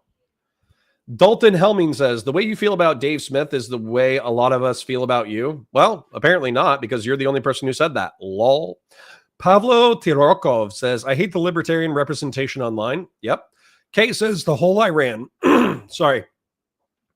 Kay says the whole Iran should be allowed to threaten nuclear war argument is BS, insane, crazy, and stupid.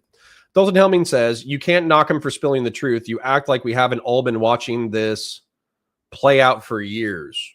No, I just think that you have was Dalton the one, the way you feel about Dave Smith is the way a lot of us feel about you. Yeah. I have better geopolitical historical analysis than Dave Smith does. So maybe you should just like sit down, be quiet. Fashion 40 says, Dave Smith, sit down and listen to a white man speak, please. Fashion 40 said, Dave Smith shouldn't be this relevant. Agreed. Dominic Galletta says, if you ever see Dave's comedy and the comedy crew he is a part of, you will finally understand that they mean what they say when comedy is subjective. Lol. Segers No says, true, dude. Dave Smith calling for generals and politicians to be deported over the Iraq war is a dank meme. Yeah, that's like cringe boomer shit, right? Dalton Helming says, what about Israel, who has secret nukes and will not sign any nuclear treaty? What about him? Dalton Helming. My understanding of that is that in 1948, the state of Israel was founded, that they knew that a lot of their neighbors weren't going to like them. 600,000 Jews were expelled from Middle Eastern and North African countries and sent to Israel. They then fought 3 or 4 existential wars over the ensuing decades, and they obtained nukes as a maximum deterrent in order to continue their existence. Okay. Problem? Question mark? Now, you can say, well, Iran has the same rational explanation for why they're pursuing nukes. Okay. They can have the same rational perspective for pursuing nukes. They're Islamists. They support jihadist organizations in the Middle East and North Africa to the tune of $1 billion a year. They are the oil economy that backs Russia and China. They are our ideological rivals, if not enemies. Why would I cry when they get taken down a peg? You know, you guys like no offense to the libertarians or whatever, but you guys act like the world is neutral and the government that supports you is just like not an ally of yours at all, that it's not better to have like a liberal, mixed economy, capitalist, Republican government. You act like having a liberal Republican government isn't preferable to like Islamism or kleptocratic oligarchy like Russia or authoritarian communism like China. And your sense of neutrality, you're like a fish swimming in water where you don't even realize how good liberal republicanism is. It's actually crazy. It drives me insane. I feel like it's very myopic and very naive. Conserve says, I think the problem is that America is conflating the enemies with Israel's enemies. We are attached to the hip. That's the criticism. Okay. And what if they just are? Islamism is my ideological rival and enemy. Authoritarian communism is my ideological rival and enemy. Oligarchic kleptocracy is my ideological enemy. They just are.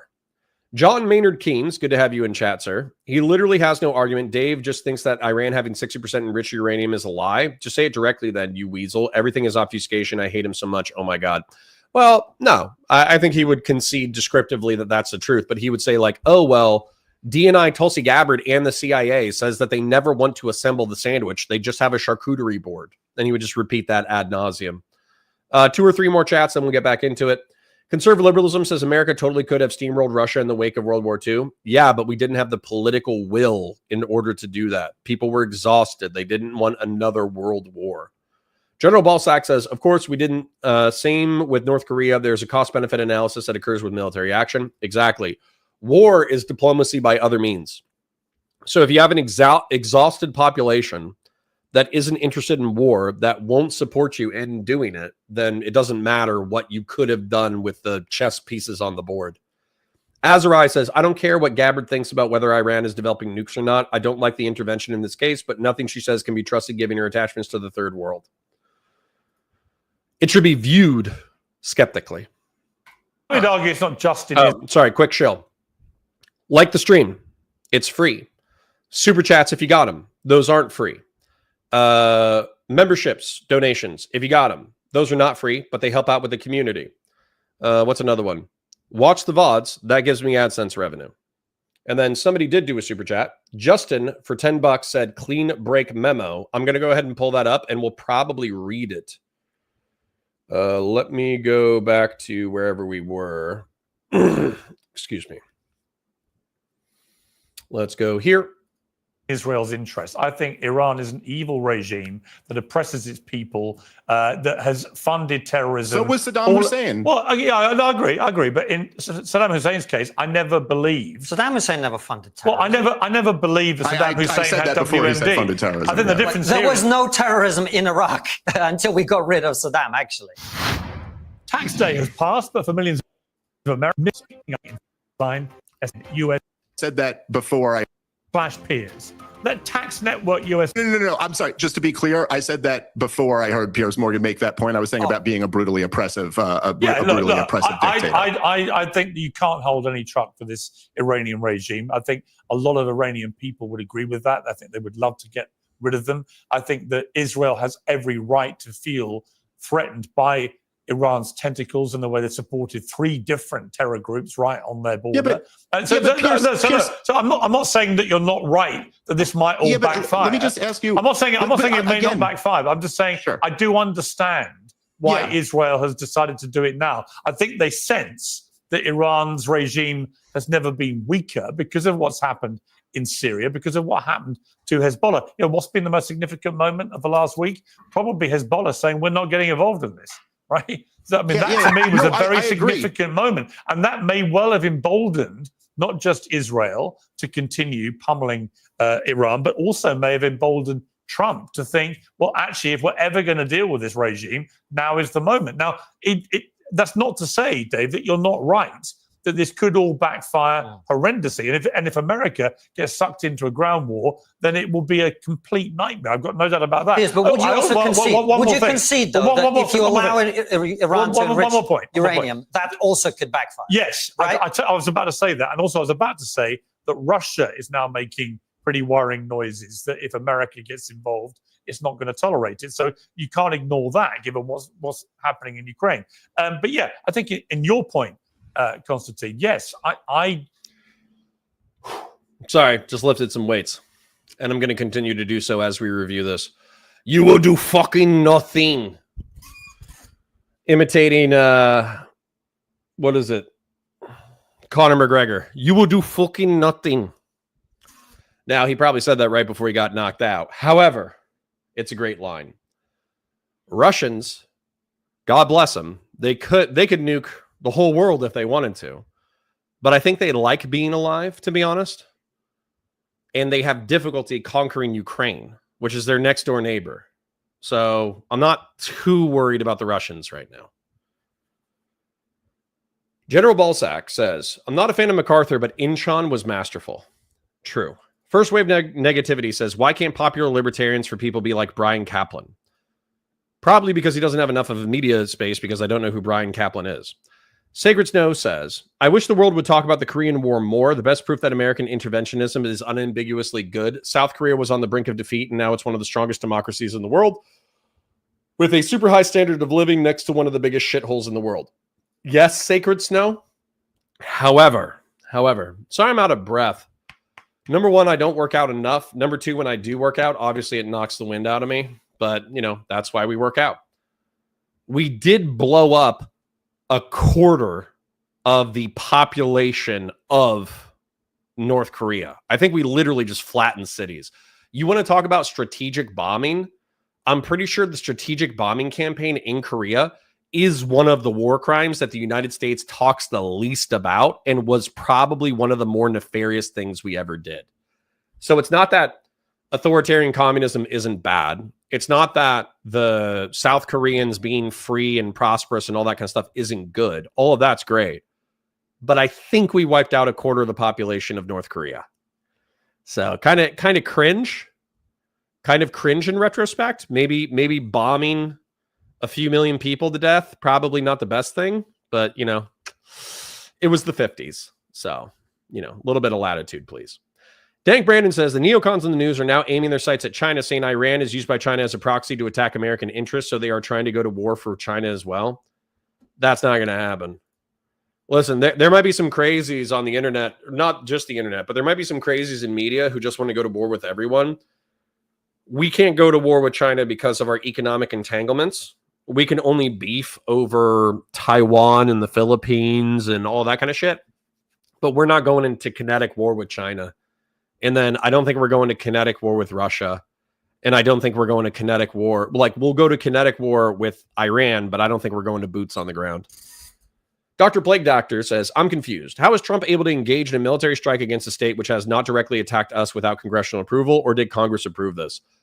To my knowledge, they did not approve the limited strike. However, I think in the War Powers Act, it effectively says that you need Congress in order to declare war. But I think that opens up the door for the United States to engage in military action that isn't officially war. So, for instance, like when we went to Grenada under Reagan, that wasn't declared. When we did police actions in Lebanon, that wasn't declared. When we did police actions in Somalia, in Vietnam, in Iraq, and Afghanistan, I think we got congressional authorizations, but those were not declarations of war. So I think that congressional approval isn't a binary. I think it's a spectrum. And I would have to explore that spectrum more. Blood123 says, B-29s are bigger than B-17s. Yes, I mixed up the Stratofortress with the Liberator. My apologies. General Balsack says, B-17 Memphis Belle was one of the greatest World War II Army Air Force flicks out there. True. I watched that a lot as a kid. First Wave Negativity says, those do look pretty cool, but I bet Connor won't know what I'm referring to by the time he reads his comment. Maybe I didn't. Deus Halcyon says, Marauder. Yep. Conservative Liberalism says, I'll salute the W. They had over Hitler, but I do think we backed down from a similar monster. Stalin was evil, and it's hard to pretend otherwise. Of course, but we didn't have the energy to take him on. Fashion 40 says, that's how he made his way, talking smack while high online, and people gravitated towards it, and Rogan propped them up. Yep.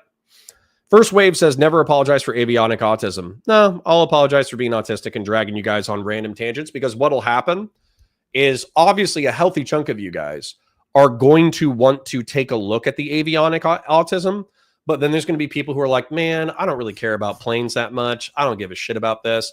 And some of them are going to click out. But some of them, when I apologize for avionic autism, they're going to be like, okay, well, he's self-aware that I might not like this, so I guess I'll go ahead and take a look. And then they take a look, and then they're like, oh, shit, avionic autism is based. So, Kasra Shish says, hello from Iran. Hello, we're talking about you. General Balsack says, but Libya, but Iraq, but Hiroshima, but what about Gaul? True. Why does he not pause? In reference to what? The Silver Jacket Man says, but what is your song by the B-52s? I don't know. I don't know. Oh, why do I not pause when I go for the chair react? Because 10 or 20 people leave. No offense, but if you guys want me to not chair react, if you want me to not use the restroom, then you can't leave. Every single one of you has to promise to stay in chat, and then I'll stop chair reacting. But if I leave to go use the bathroom and I'm gone for 2 minutes, and then I lose 10 or 20 people because you guys are so lazy you can't sit there in silence with your own thoughts for 2 minutes, then I'm gonna chair react. Tough boobies. I'm not Destiny size, so I just make like hundreds of thousands of dollars off of ad revenue on top of making hundreds of thousands of dollars from super chat that I don't even read on stream. I'm not that big yet, so every viewer counts, unfortunately. Well, I mean, not fortunately because I parasocially love you, unfortunately because every single dollar counts. When Moon says, tired of Jews telling us what to think about Jew-related stuff, the kosher dialectic is to prevent it in all aspects of our lives. When Moon, welcome back, one of our Groiper residents. Think whatever the fuck you want to think. It's a free country. Just because a Jewish person says this is what you need to think about the Israel-Iran conflict, think whatever you want to think. I might call you stupid, but you can think about whatever you want to think. General Balsack says, yes, the U.S. backed Iraq during the conflict. Cold War, we had a decision to make. Indeed. Last one or two. First Wave says he's going to do a whataboutism. He's going to do a whataboutism. He's going to do a whataboutism. True. Razzle says, I keep going back and forth with Konstantin. Sometimes he's reasonable. Sometimes he's infuriating. Well, welcome to centrism. Do trains next? No. All right. Back to the content. When I saw that IAE report, I read it and I thought they'd gone from 3% to 60% uranium enrichment. And there's only one reason you would do that. Either you take Dave's view, which is they're doing that because they want to have a form of nuclear deterrent without actually having a bomb. Or if you're Israel, you're like, these people have been funding terrorism against us for decades. And now they've gone from 3% to 60%, way more than is needed for any civilian use. Clearly, they are on a fast track here to be a nuclear power. And we cannot allow that to happen. So I do, well, let Konstantin respond first. But that's why I do understand let's be why honest. Israel feels the way it does. Well, exactly. And let's be honest about something here, Piers. The three of us are sitting in comfortable air-conditioned studios on the other side of the world from the region where this is happening. We have the luxury to pontificate about the real reason that Iran is enriching uranium to near weapons grade. Israel does not have the ability to get this wrong and then go, well, I apologize, I got this one wrong, as Dave has done with President Trump. He supported him being elected, and now he's I got it wrong, guys, let's impeach him. Israel, if it gets this wrong, gets annihilated. They do not have the luxury of that. Now, Dave, I think the point... Based and true, America, the Americas, is infinitely more physically secure than Eurasia. In Eurasia, you're actually relying on the good faith of your neighbors to not invade and kill you. In the United States of America, you basically have to rely on the fact that you're within like a narco shithole, and you have to hope that your literal neighbors don't kill you. Or you live in the United States, which is pretty physically secure. Point you make about the American people, I have the greatest respect for the American people, and they should determine the course of America themselves. They've elected Donald Trump, and that is the reality. No one here, Piers found out, I think, with some history, that Americans don't like being told what to do by foreigners. And I'm certainly not going to do that. It's up to the American people. I know the American people don't want boots on the ground, and neither do I.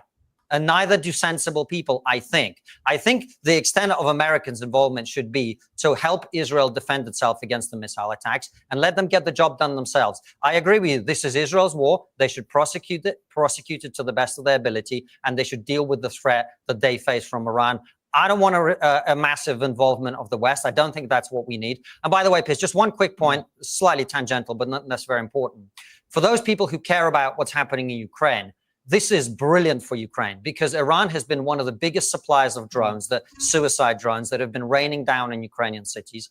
True. And killing everybody do jazz hands for Konstantin Christen. Civilians and military personnel there. The fact that Iran and Russia are now having to deal with this situation takes a lot of pressure off Ukraine, and it's good for that reason as well. All right, Dave, the one thing I would quibble with about what you said earlier was about the way that Iran has responded. They always threaten annihilation when they get attacked, right? Or when they're involved in any kind of skirmish. We've heard it towards the end of last year and nothing really happened. We've heard it again now. And although, yes, they've got through the Iron Dome several times, they've killed some civilians in Tel Aviv. This is indisputable. So they technically have done better in terms of their revenge attack than other countries have fared against Israel. I accept that. But I also think we are far removed from seeing any kind of, huge resistance coming out of Iran. In fact, what you're seeing is their bluff potentially getting called here, that a lot of it has been rhetoric built on sand, literally, and that they don't actually have the military capability to even tackle a country 1/10 its size in terms of population, let alone if the United States was to get involved. So I think what you're seeing is actually the opposite of the way you characterized it. I don't think you're seeing a massive response from Iran. I think you're seeing as good as they can do, and it's not very much. Well, look, I mean, this is what remains to be seen, and we don't know. But in 2007, when Dick Cheney was trying to push George W. Bush into war with Iran, it was the Pentagon who stopped George W. Bush from doing it. And it was them who said that we do not have escalation dominance over Iran, essentially meaning that we have, we still have thousands of troops in Iraq right now. We have bases and embassies all throughout the region that they can touch. Now, we'll see. A counterinsurgency war in Iran where we invaded, deposed the Ayatollahs, and then try to create like a coalition government that would take over would be a fucking nightmare. Muqtada al-Sadr was one of the most popular politicians and religious leaders in Iraq, and he's still alive, by the way.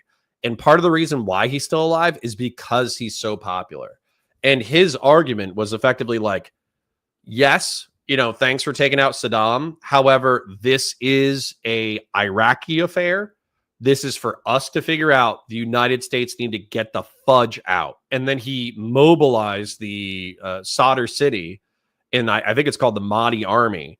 in order to launch insurgent attacks against the United States in order to convince them to leave.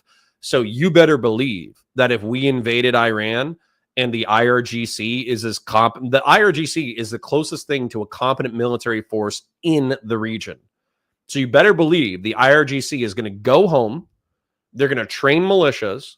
And then a bunch of popular Shiite clerics will say that this is for Iran to decide its own destiny and the United States needs to get the fudge out of here. And then they would kill thousands or tens of thousands of U.S. troops. So yeah, boots on the ground, absolute nightmare. Nobody sane is arguing for that. See, I guess, Pierce, I guess we're going to play this game. I guess we're going to play this incredibly risky game. I agree, it's high risk. For no reason. Geopolitics is high risk.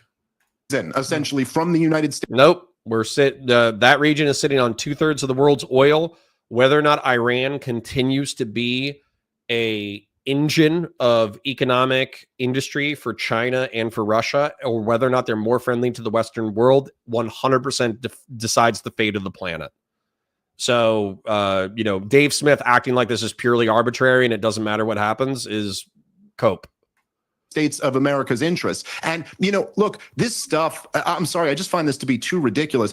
All of the intelligence is saying that they don't have nuclear weapons and they're not pursuing nuclear weapons. There is one country, one government in the Middle East that is not a member of the non-proliferation treaties that has nuclear weapons secretly. And it ain't Iran, it's Israel. It is so ridiculous. Well, I agree, it's absurd. As you know, I agree. But Israel doesn't talk about wiping its neighbors off of the face of the planet. It doesn't talk about the annihilation of the peoples on its borders, except for some, crazy Zionist settler Jews. I agree. I don't understand how Israel is allowed to continue pretending they don't have nuclear weapons. But what are you saying? Are you saying Iran should develop nuclear weapons to compensate for that reality? Or No. What I'm saying. Pointed question. Good job, Konstantin.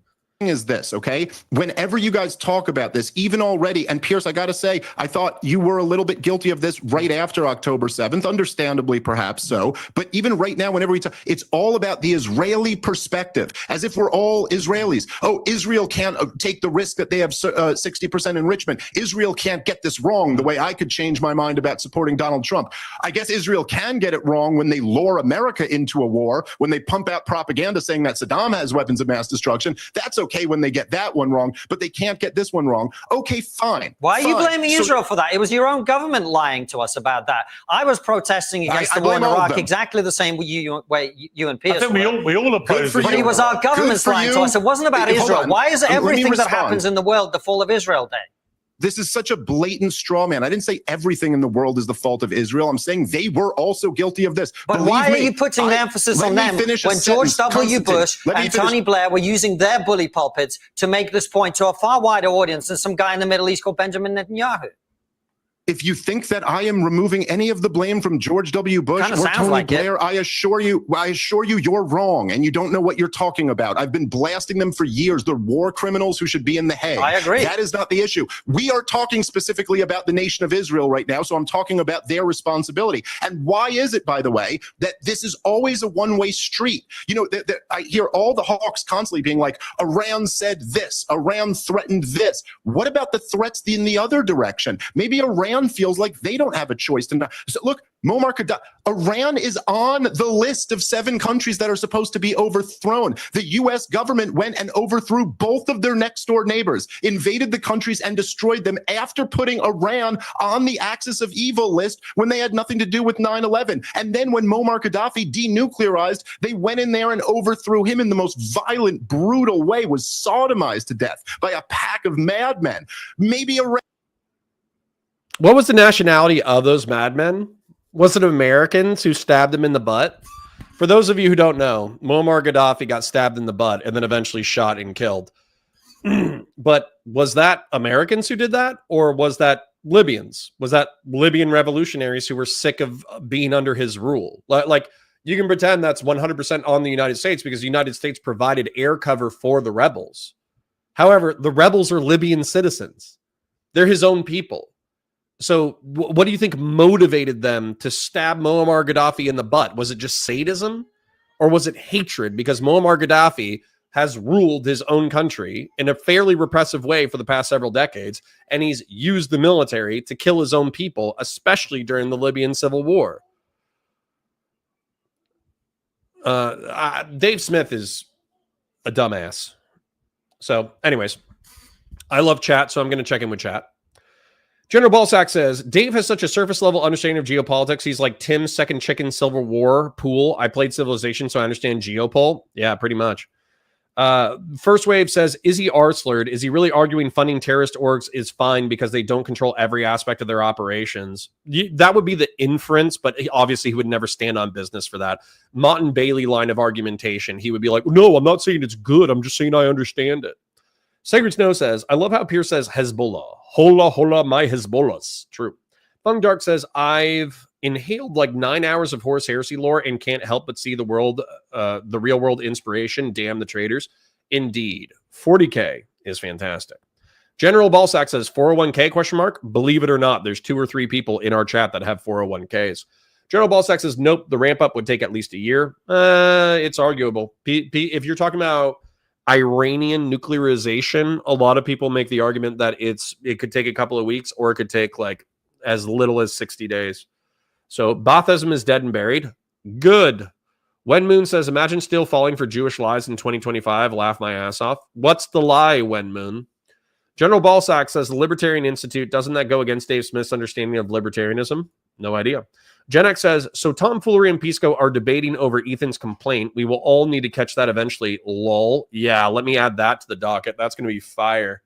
No offense, because I think Pisco's wrong, but I don't know if tomfoolery can hang with Pisco because he's so aggressive. Pisco versus tomfoolery. I'll put that at the top of the list, even though it's a very silly side drama. Back. That is all. Dave is a whataboutism machine. True. Whataboutism is all they know. Who is they, Gen X? Your butt. Fung Dark says, ooh, some intricate aspect of how fucky Israel-Palestine is, so nobody can have an opinion now. True. Sacred Snow says, it's going to be extra hard whataboutism because he can't retreat to I'm just a comedian since they started the convo by calling that out. True. True, true, true. Christian Blair says, be prepared to get banned tomorrow to Wen Moon. Boris says, I don't like the way he frames it. Bibi allowed Qatari money to flow in, but it's more similar to paying protection money to keep them pacified. Yeah, probably. There's probably an argument to be made that Bibi wasn't allowing money to flow to Hamas because he expected them to use it in a terrorist attack, although eventually they probably would, right?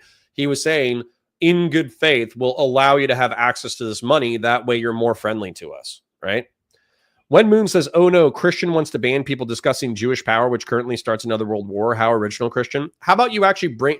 Wen Moon, how about instead of schizo posting in my chat? Because I can ban you right now if I want to. How about you make a real point instead of just being like, it's the Jews, it's the Jews, it's the Jews. The Jews are lying. Why don't you make a real point?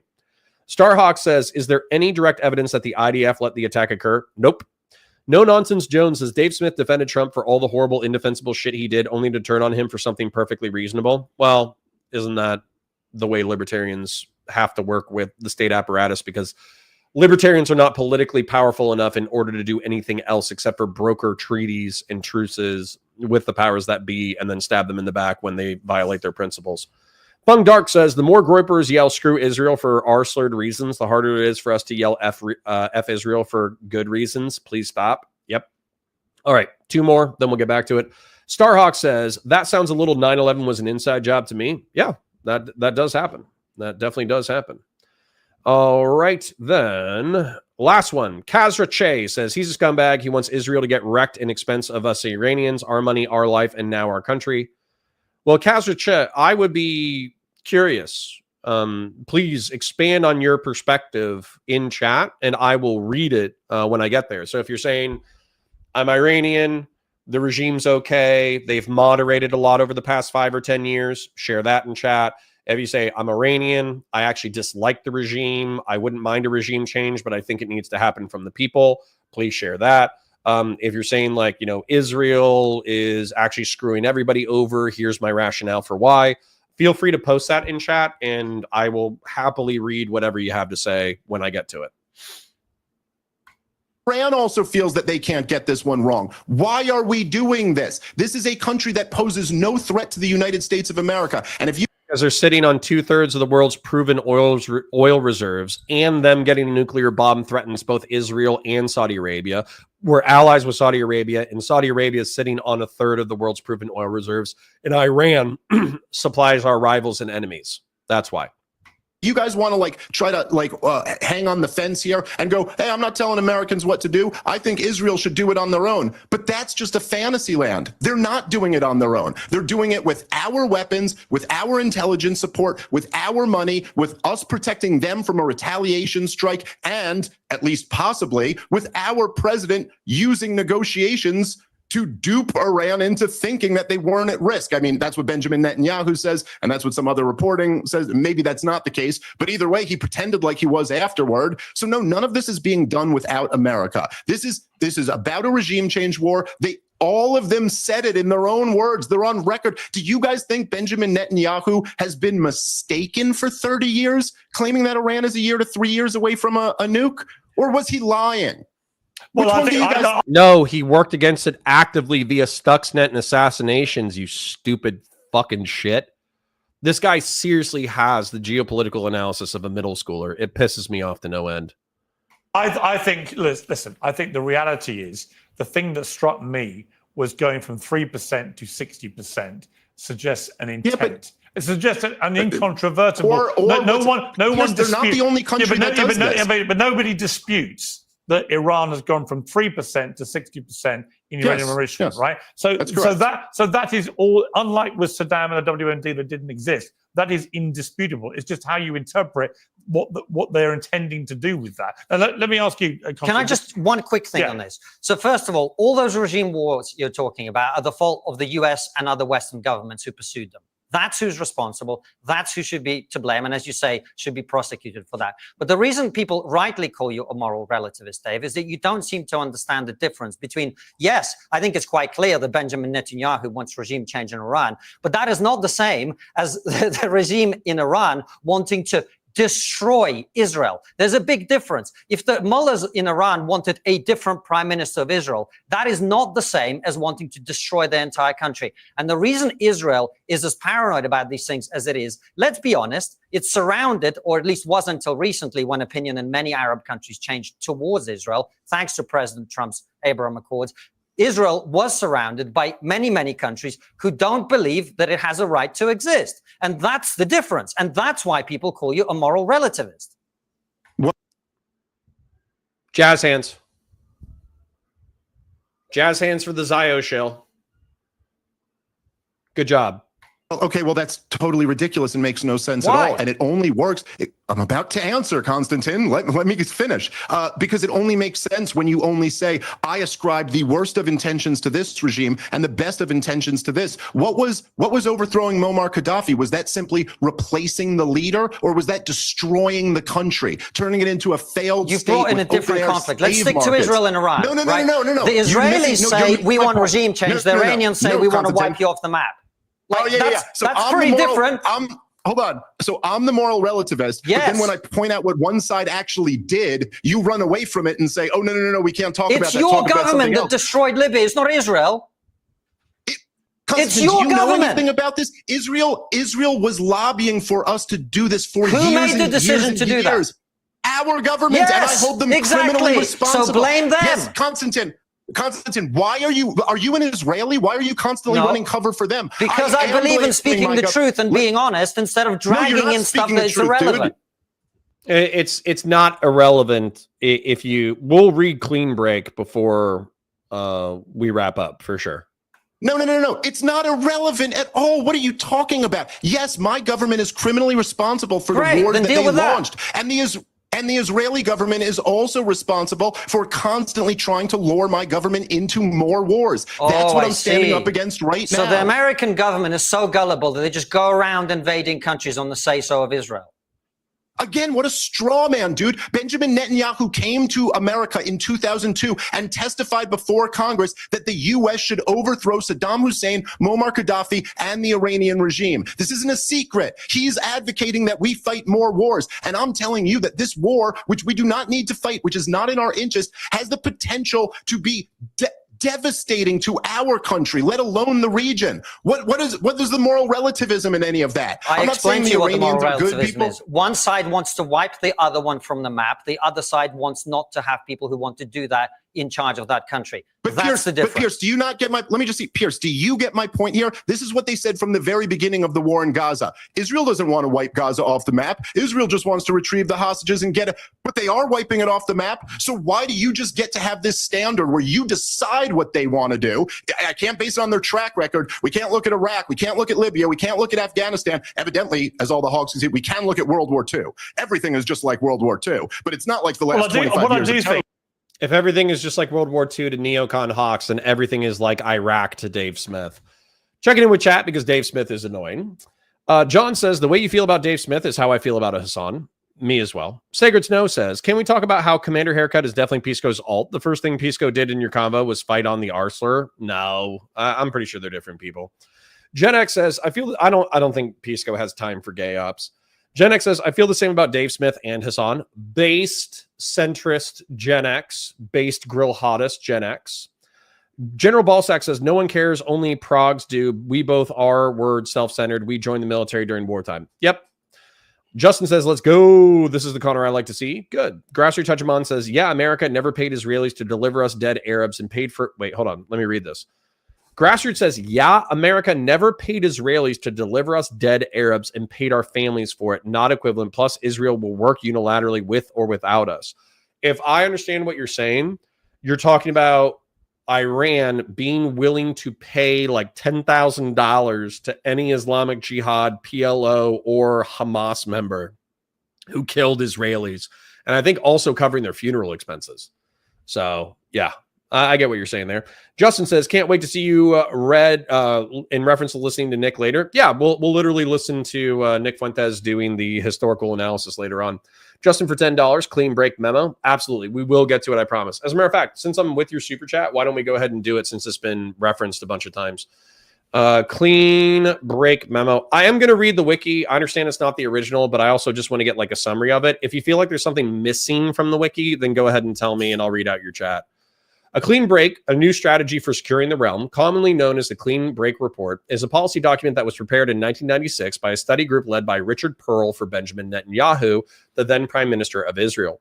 The report explained a new approach to solving Israel's security problems in the Middle East with an emphasis on Western values. It has since been criticized for advocating an aggressive new policy, including the removal of Saddam Hussein from power in Iraq and the containment of Syria by engaging in proxy warfare and highlighting its possession of weapons of mass destruction.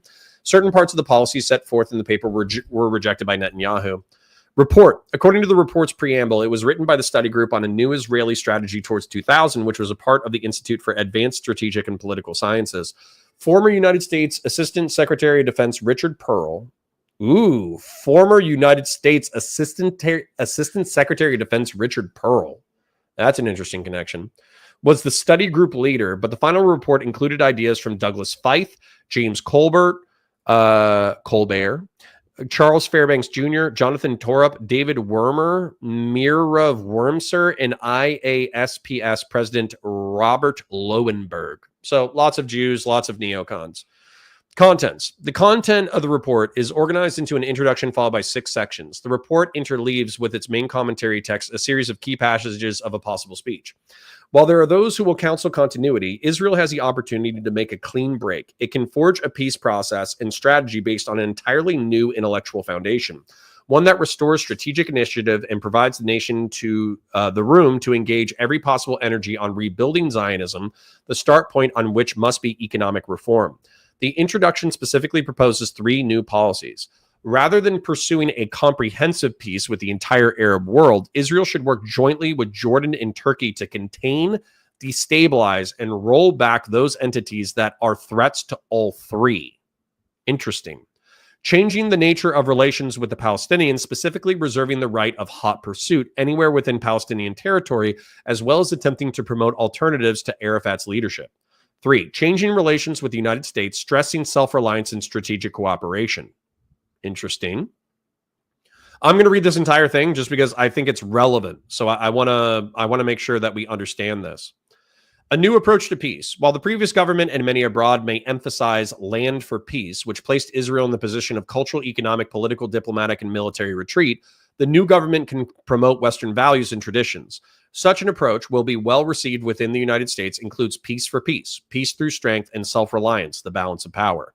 Securing the northern border. Syria challenges Israel on Lebanese soil. An effective approach, and one which Americans can sympathize with, would be if Israel seized the strategic initiative along its northern borders by engaging Hezbollah, Syria, and Iran as the principal agents of aggression in Lebanon, including striking Syria's drug money and counterfeiting infrastructure in Lebanon, all of which focuses on Razi Canaan, paralleling Syria's behavior by establishing the precedent that Syrian territory is not immune to attacks emanating from Lebanon by Israeli proxy forces.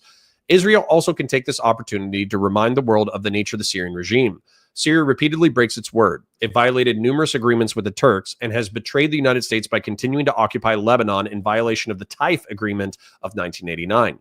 Instead, Syria staged a sham election, installed a Quisling regime, and forced Lebanon to sign a brotherhood agreement in 1991 that terminated Lebanese sovereignty. And Syria has begun colonizing Lebanon with hundreds of thousands of Syrians while killing tens of thousands of its own citizens at a time, as it did only 3 days in 1983 in Hama.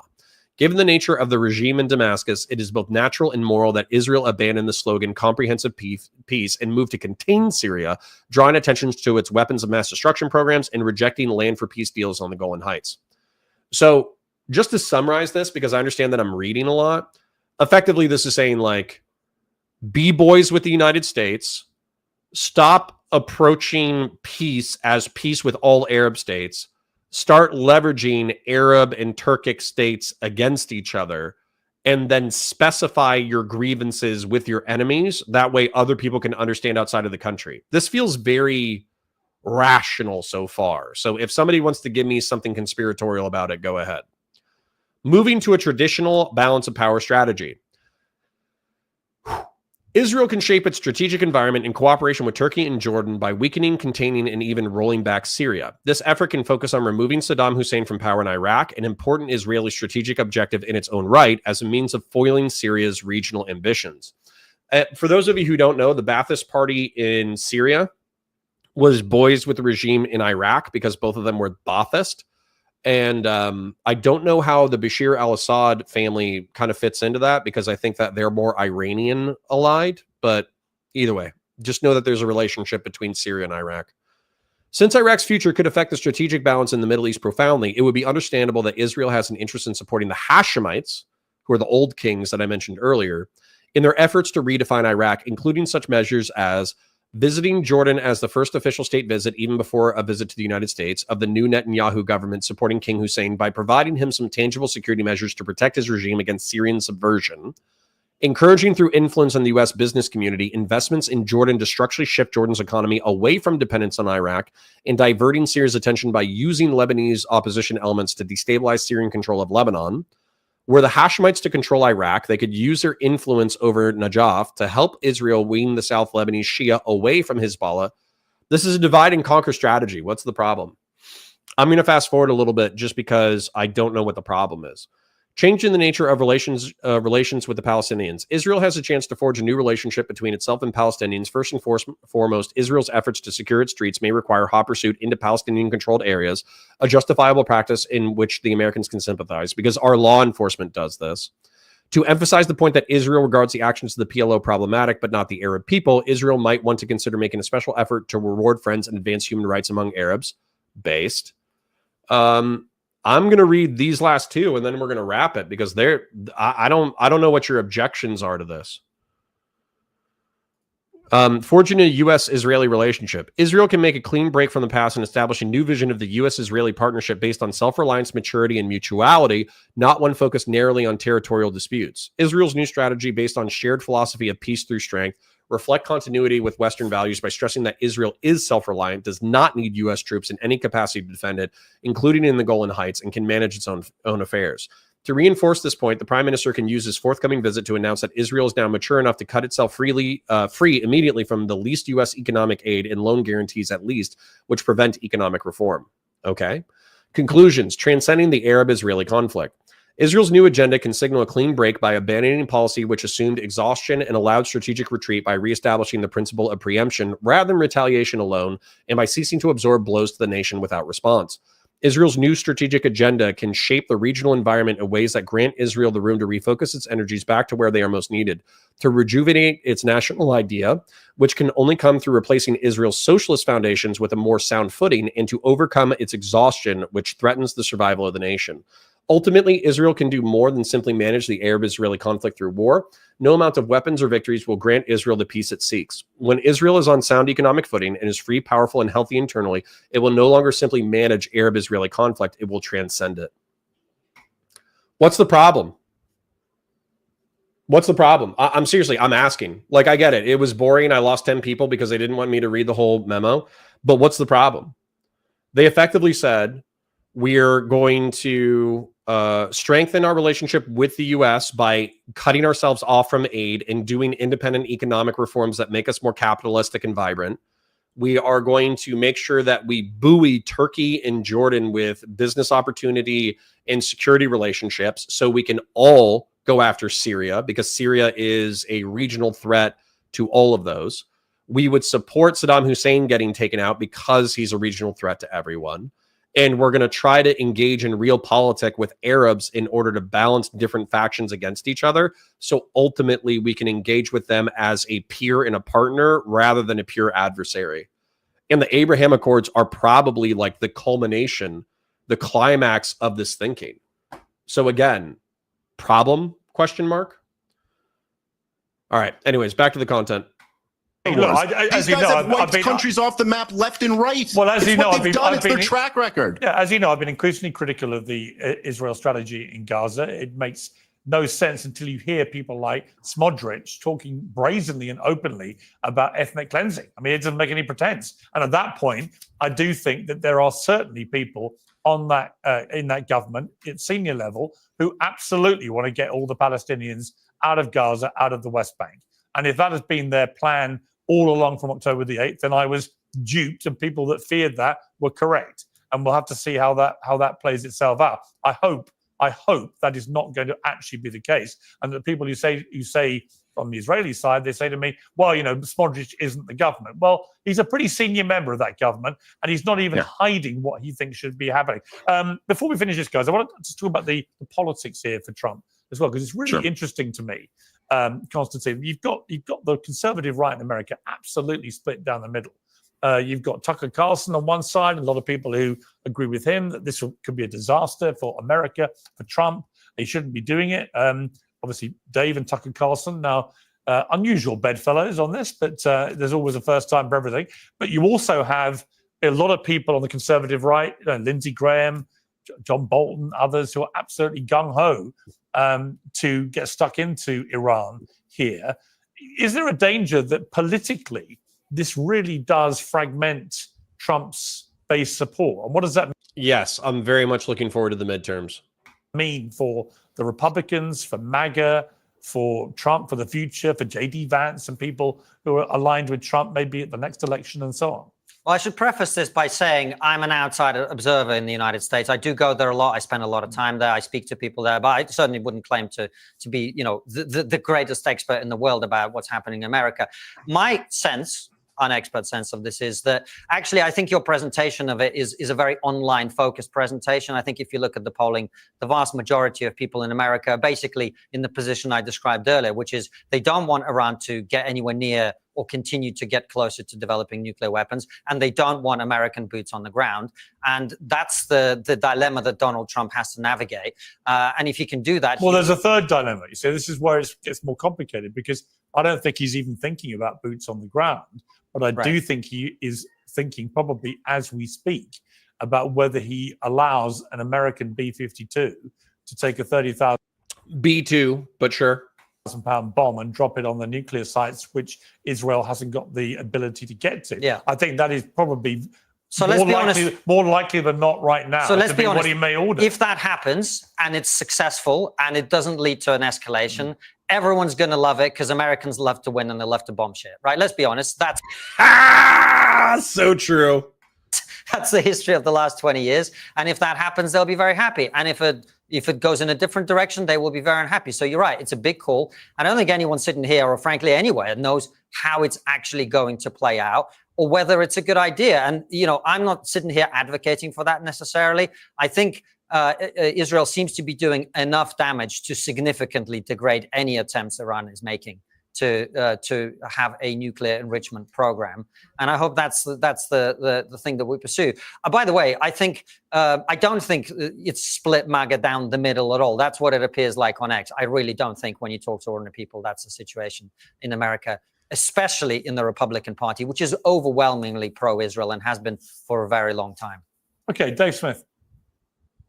There's no question. I mean, I largely agree with Konstantin there. I think if Trump can thread the needle here and not lead to a catastrophe, that he can survive this politically. I do think he's downplaying the split a little bit. It's not just about like polls about how people feel about boots on the ground, which obviously the American people are largely opposed to. And yes, it is true that most of the Republicans do support Israel, although poll after poll has demonstrated that this is really changing with the younger generation. But look, I mean, you have a situation right now, and yesterday, like I started the day by denouncing Donald Trump, and I was, taking a lot, trending on Twitter and getting a lot of praise and a lot of insults and all that stuff. But by the end of the day, it was like Tucker Carlson was being insulted by Donald Trump for not even criticizing him, really just criticizing the policy while heaping praise on Donald Trump. But Steve Bannon, Charlie Kirk, I mean, some of the most influential conservative voices in the United States of America have all come out and really drawn a red line that we do not want to have another war here. So the point is that if it does get to that, and that's a big if, but if it does come to that point, like a real boots on the ground war, Donald Trump will absolutely destroy his coalition and his legacy along with it. True. I'm going to read chat though, because I parasocially love you guys. Bud123 says, Tulsi Gabbard was quoting MIT professor and physicist Ted Postel on Syria. He does weapon simulations and disputes the ICC report that it was definitely Assad that used gas in warfare. Okay. Tagroon says, signing up for the military during wartime is base. Terrible for you personally, but thanks. You're welcome. Gen X says, we have a kleptocratic oligarchy right here, right now. Yeah, but compare it to Russia, Gen X. I think we'll be able to, through tax reform and economic reforms, I think the United States of America is going to be just fine. Whereas if you look at Russia, like their kleptocracy and level of corruption threatens the state at all times. So no, I don't agree. I think the United States will be fine in the long term. General Balsack says, U.S. and USSR both recognize the state of Israel within hours of its establishment. Israel was probably more Soviet-aligned than until Nasser. Yeah, they started with the kibbutzim. They were more socialist than they were capitalist. When Moon says, lap my ass off, Tagarung and Balsack couldn't be more obviously Jewish. Dude, When Moon, make a real point. I'm actually scrolling through and I'm waiting for you to make a real point, and you're just schizo posting out, calling everybody a Jew. So that's not really like a real point. So what I'm gonna make you a deal. I'm gonna continue to scroll through chat. If by the end of this segment, and I check in with chat and I read all the chat and I don't see anything substantive posted by you, I'm gonna ban you. Because just running around screaming that everybody's a Jew or they've been psyoped by Israel isn't exactly like a good you're not making good points, You're not making any real points. Sacred Snow says, what are you talking about? Yeah. Okay. Scrolling. When Moon says, I'm going to trade long NQ since the Sunday opened. It is what it is. F slur. Okay. Bye, When Moon. Bye. Bye, When Moon. Listen, guys, I'm going to go full screen for this. Okay. Number one, we've gotten a few super chats, so I parasocially love you guys for super chatting. Number two, and I'll be reading the chats normally. This goes out to the Groypers. This goes out to dissident right people. This goes out to libertarians. This goes out to everybody who disagrees with me. I have no problems. I might get pissed off. I might spurg out. I might yell at you, but I have no problems with you disagreeing with me and furthering your lines of argumentation. I have no problems with that. What I do have problems with is when you jump in, you start talking about Destiny for no fucking reason. You're just chatting shit about Destiny, but it has nothing to do with the topic that we're covering. If we're covering Destiny, sure, chat shit, whatever. But if we're not talking about Destiny, then jumping in and talking about Destiny is freak behavior. Then if you're talking about the Jews and you're not bringing up any real points, then eventually I'm going to ban you. If you're using the F slur randomly in my chat and it has nothing to do with the topic, we're not talking about slurs, we're not talking about insults, we're not talking about homosexuality, we're not talking about stats, we're not talking about EvoPsych, you're going to get banned.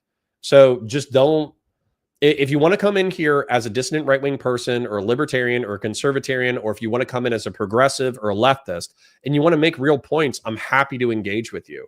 But if you're just going to come in and spurg, you're out of here. Sorry to say it. Sacred Snow says, we need a clip compilation for bathroom breaks. Yeah, just me being like, okay, guys, I'll be right back.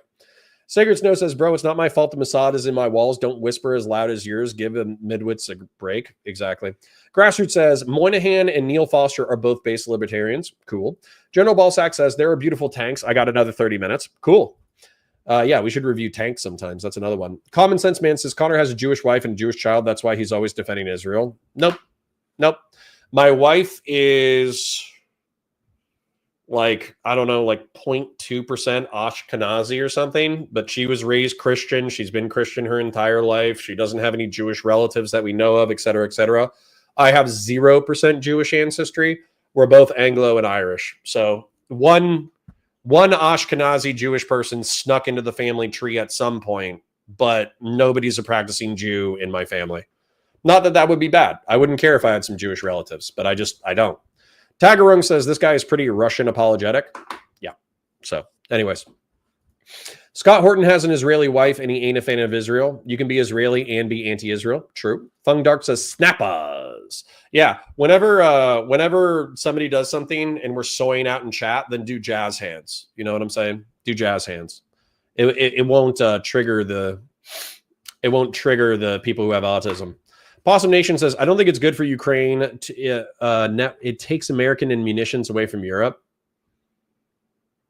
Oh, what? An Iranian conflict isn't good for Ukraine because it takes munitions away from Europe. Yeah, sure. But that's why a limited bombing campaign should be fine. We should be fine. Whatever 4690 gave us 10 pounds. Thank you, King. I appreciate your donation. Let's get back into it. Well as his entire domestic agenda. I mean, you need as much political capital as you can get when there's people out on the streets protesting against his immigration policies. And he's risking squandering all of this for something that's absolutely no threat to the United States of America at all, on the side of the country who secretly developed nukes and is not in the non-proliferation treaty, against the country who doesn't have nukes and is in the non-proliferation treaty. It's Gen X, if you listen, I love you. You've donated to the stream multiple times. Literally, run tomfoolery and Pisco in the back. So you can mute me. Gen X, mute me. Listen to Pisco and tomfoolery and update us as we're doing it. Of course, I'm going to watch it as content probably tomorrow. But yeah, watch it. The most reckless madness a policy could possibly be. Konstantin. Well, he's not pursuing that policy. This is what the point I keep making to Dave. What you keep doing, Dave, is taking to the extremist position. No one's talking about boots on the ground except the usual Lindsey Grahams, who no one in the Trump cabinet takes seriously on these issues at all. I don't know about that. They don't. The conversation that's happening is about what is the right level of America's involvement. We will see what that is. And by the way, look, I haven't seen Charlie Kirk, who is genuinely influential, I think, within the MAGA movement, criticize President Trump. I think he's been kind of balanced in his commentary. All the other people, the Candace Owens, the Tucker Carlsons, etc., the vast majority of people within the conservative movement in America are not taking their opinion on this issue, and the polls bear that out. Tucker, though, well, I would say Tucker, I think, is a significant voice. These people have huge audiences. Well, I'm not saying they don't have huge audiences, but I'm saying a lot of those audiences are not within the conservative movement. Right, but when Tucker chewed up Ted Cruz, for example, and did it pretty skillfully, I have to say, it made Cruz look pretty ill-informed about Iran. That's got a massive amount of mainstream media attention today. I think that you can't ignore. I mean, it's interesting to me. Look at the split. The MAGA names against Trump: Candace Owens, you, Dave, Marjorie Taylor Greene, Alex Jones, Matt Walsh, Tucker Carlson. Obviously, then you got the ones for Charlie Kirk's been pretty balanced, like you said. Lindsey Graham, Ben Shapiro, Dave Rubin, Mark Levine. I mean, I've not seen that kind of split on many issues. And this is potentially the biggest issue of all. Can I just even responding to what Konstantin just said, because I thought I made this point pretty clear at the beginning, but let me try to make it clear. You can sit here and say nobody's talking about boots on the ground all you want to. This whole thing is about a regime change, and all of the major players have admitted this in their own words. Even Benjamin Netanyahu wasn't saying that Iran was on the cusp of having nuclear weapons. That could be regime change. But Dave, that could be regime change, as we saw in Syria towards the end of last year in December, when after a long and bloody and awful civil war, suddenly the downfall of Assad happened incredibly quickly, and it didn't involve boots on the ground in any conventional sense. It involved actual Syrian boots from civilians. Yes, that's right. That's right. And they were able to tell. That's why I see, I don't think it can be ruled out that if enough Iranian people feel that their regime has been humiliated, has actually been exposed for not being able to hit back in the way they've always vowed to, feel that they're weak and disgraced and so on, why couldn't there be an uprising like we saw in Syria at the end of last year? There's pro-democratic, pro-liberal demonstrations in Iran every half decade to decade, and then they get stomped out by the authoritarian regime. It is possible for a grassroots anti-Ayatollah revolution to occur. It's possible. I find it improbable, but possible. I don't think it can be ruled out completely. Well, I mean, listen. So, Pierce, just to be clear, because you are right about that, there are the models like Libya and Syria where it didn't require long occupations and nation building, and all you got was a failed state with open-air slave markets, a massive refugee crisis into Europe, and now you have Al-Qaeda in charge of Syria. And excuse me, as an American... Again, fuck Dave Smith for not actually paying attention to who the new president of Syria is.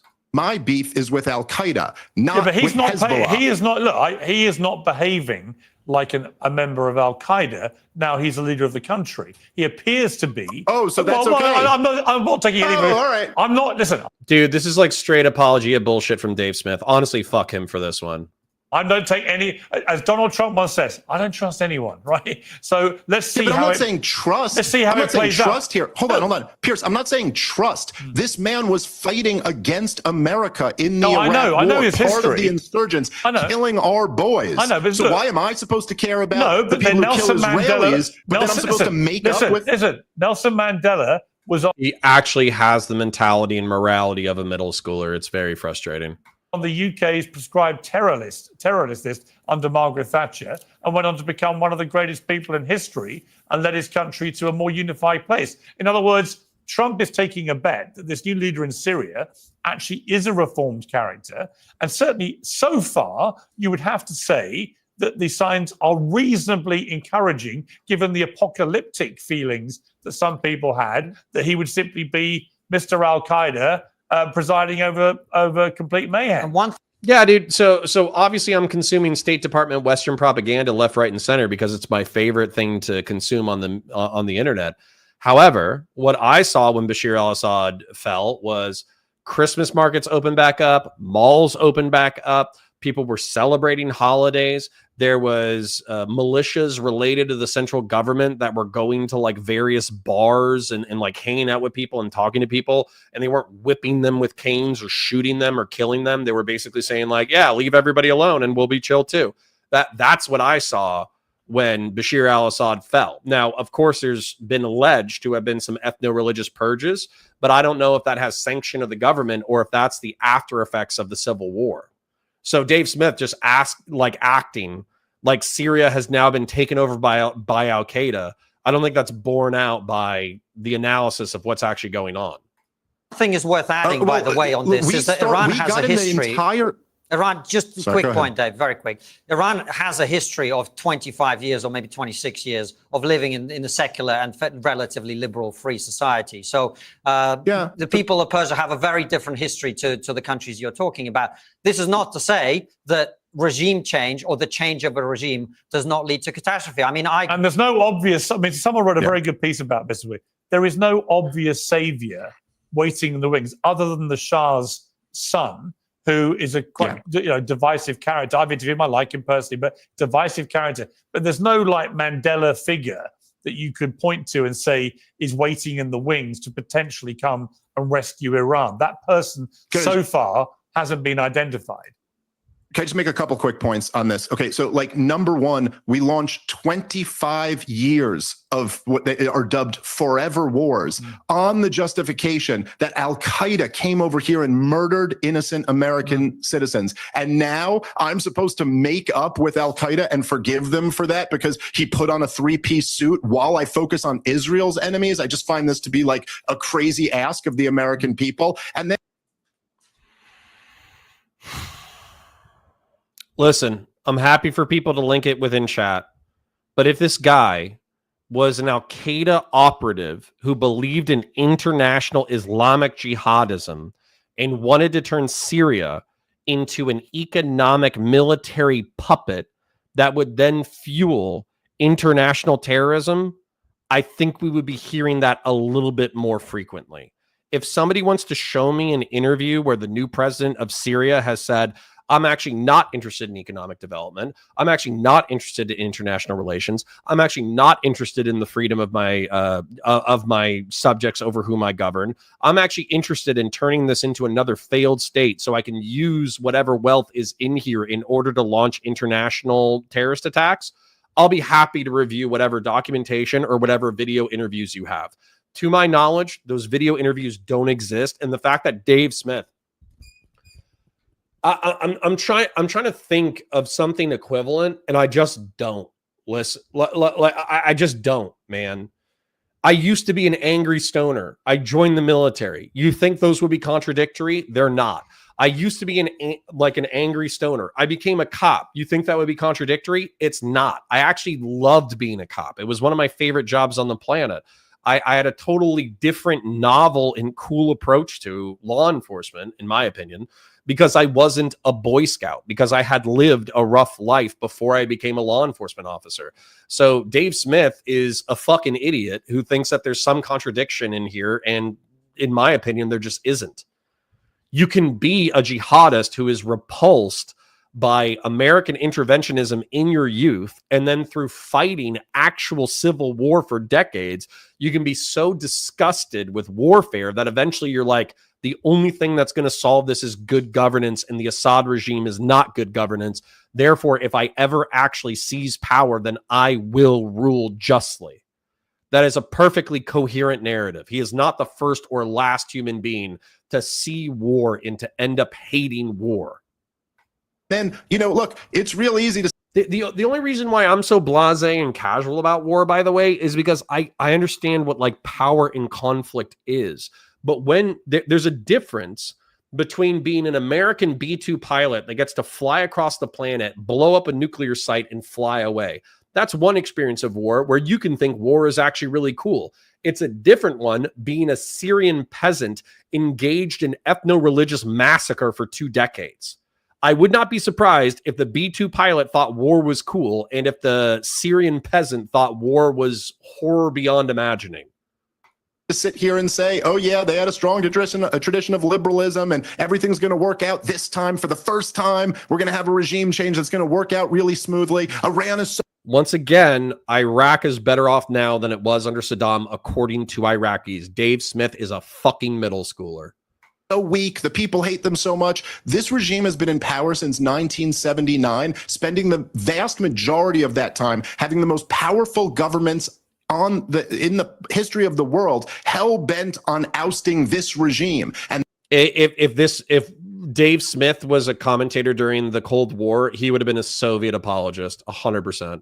They've survived this long. In 1988, he would have been saying that the Soviet Union was so powerful that everybody's been preying on their downfall since 1945, and to do so is folly. Maybe you guys are right this time, but Piers, come on, man. I mean, you remember the mission accomplished banners. You remember when they had the first elections in Iraq and it even fooled Jon Stewart and he was celebrating, oh, I guess George W. Bush was right. And then we went on to the most brutal and bloody 8 years of civil war that saw 1 million innocent people die. Iraq Body Count Project puts it at 200,000. If you want to say 1 million, that's fine. Iraq Body Count Project puts it that 80 to 90% of the people who were killed were jihadi militias killing either civilians or rival jihadi militias. So That's not the United States showing up and executing a million people. That's civil war tribes fighting each other for the future of their nation. And that's stabilized recently. And like I said, modern Iraqis, if you ask modern Iraqis, they will tell you modern Iraq is better than Saddam.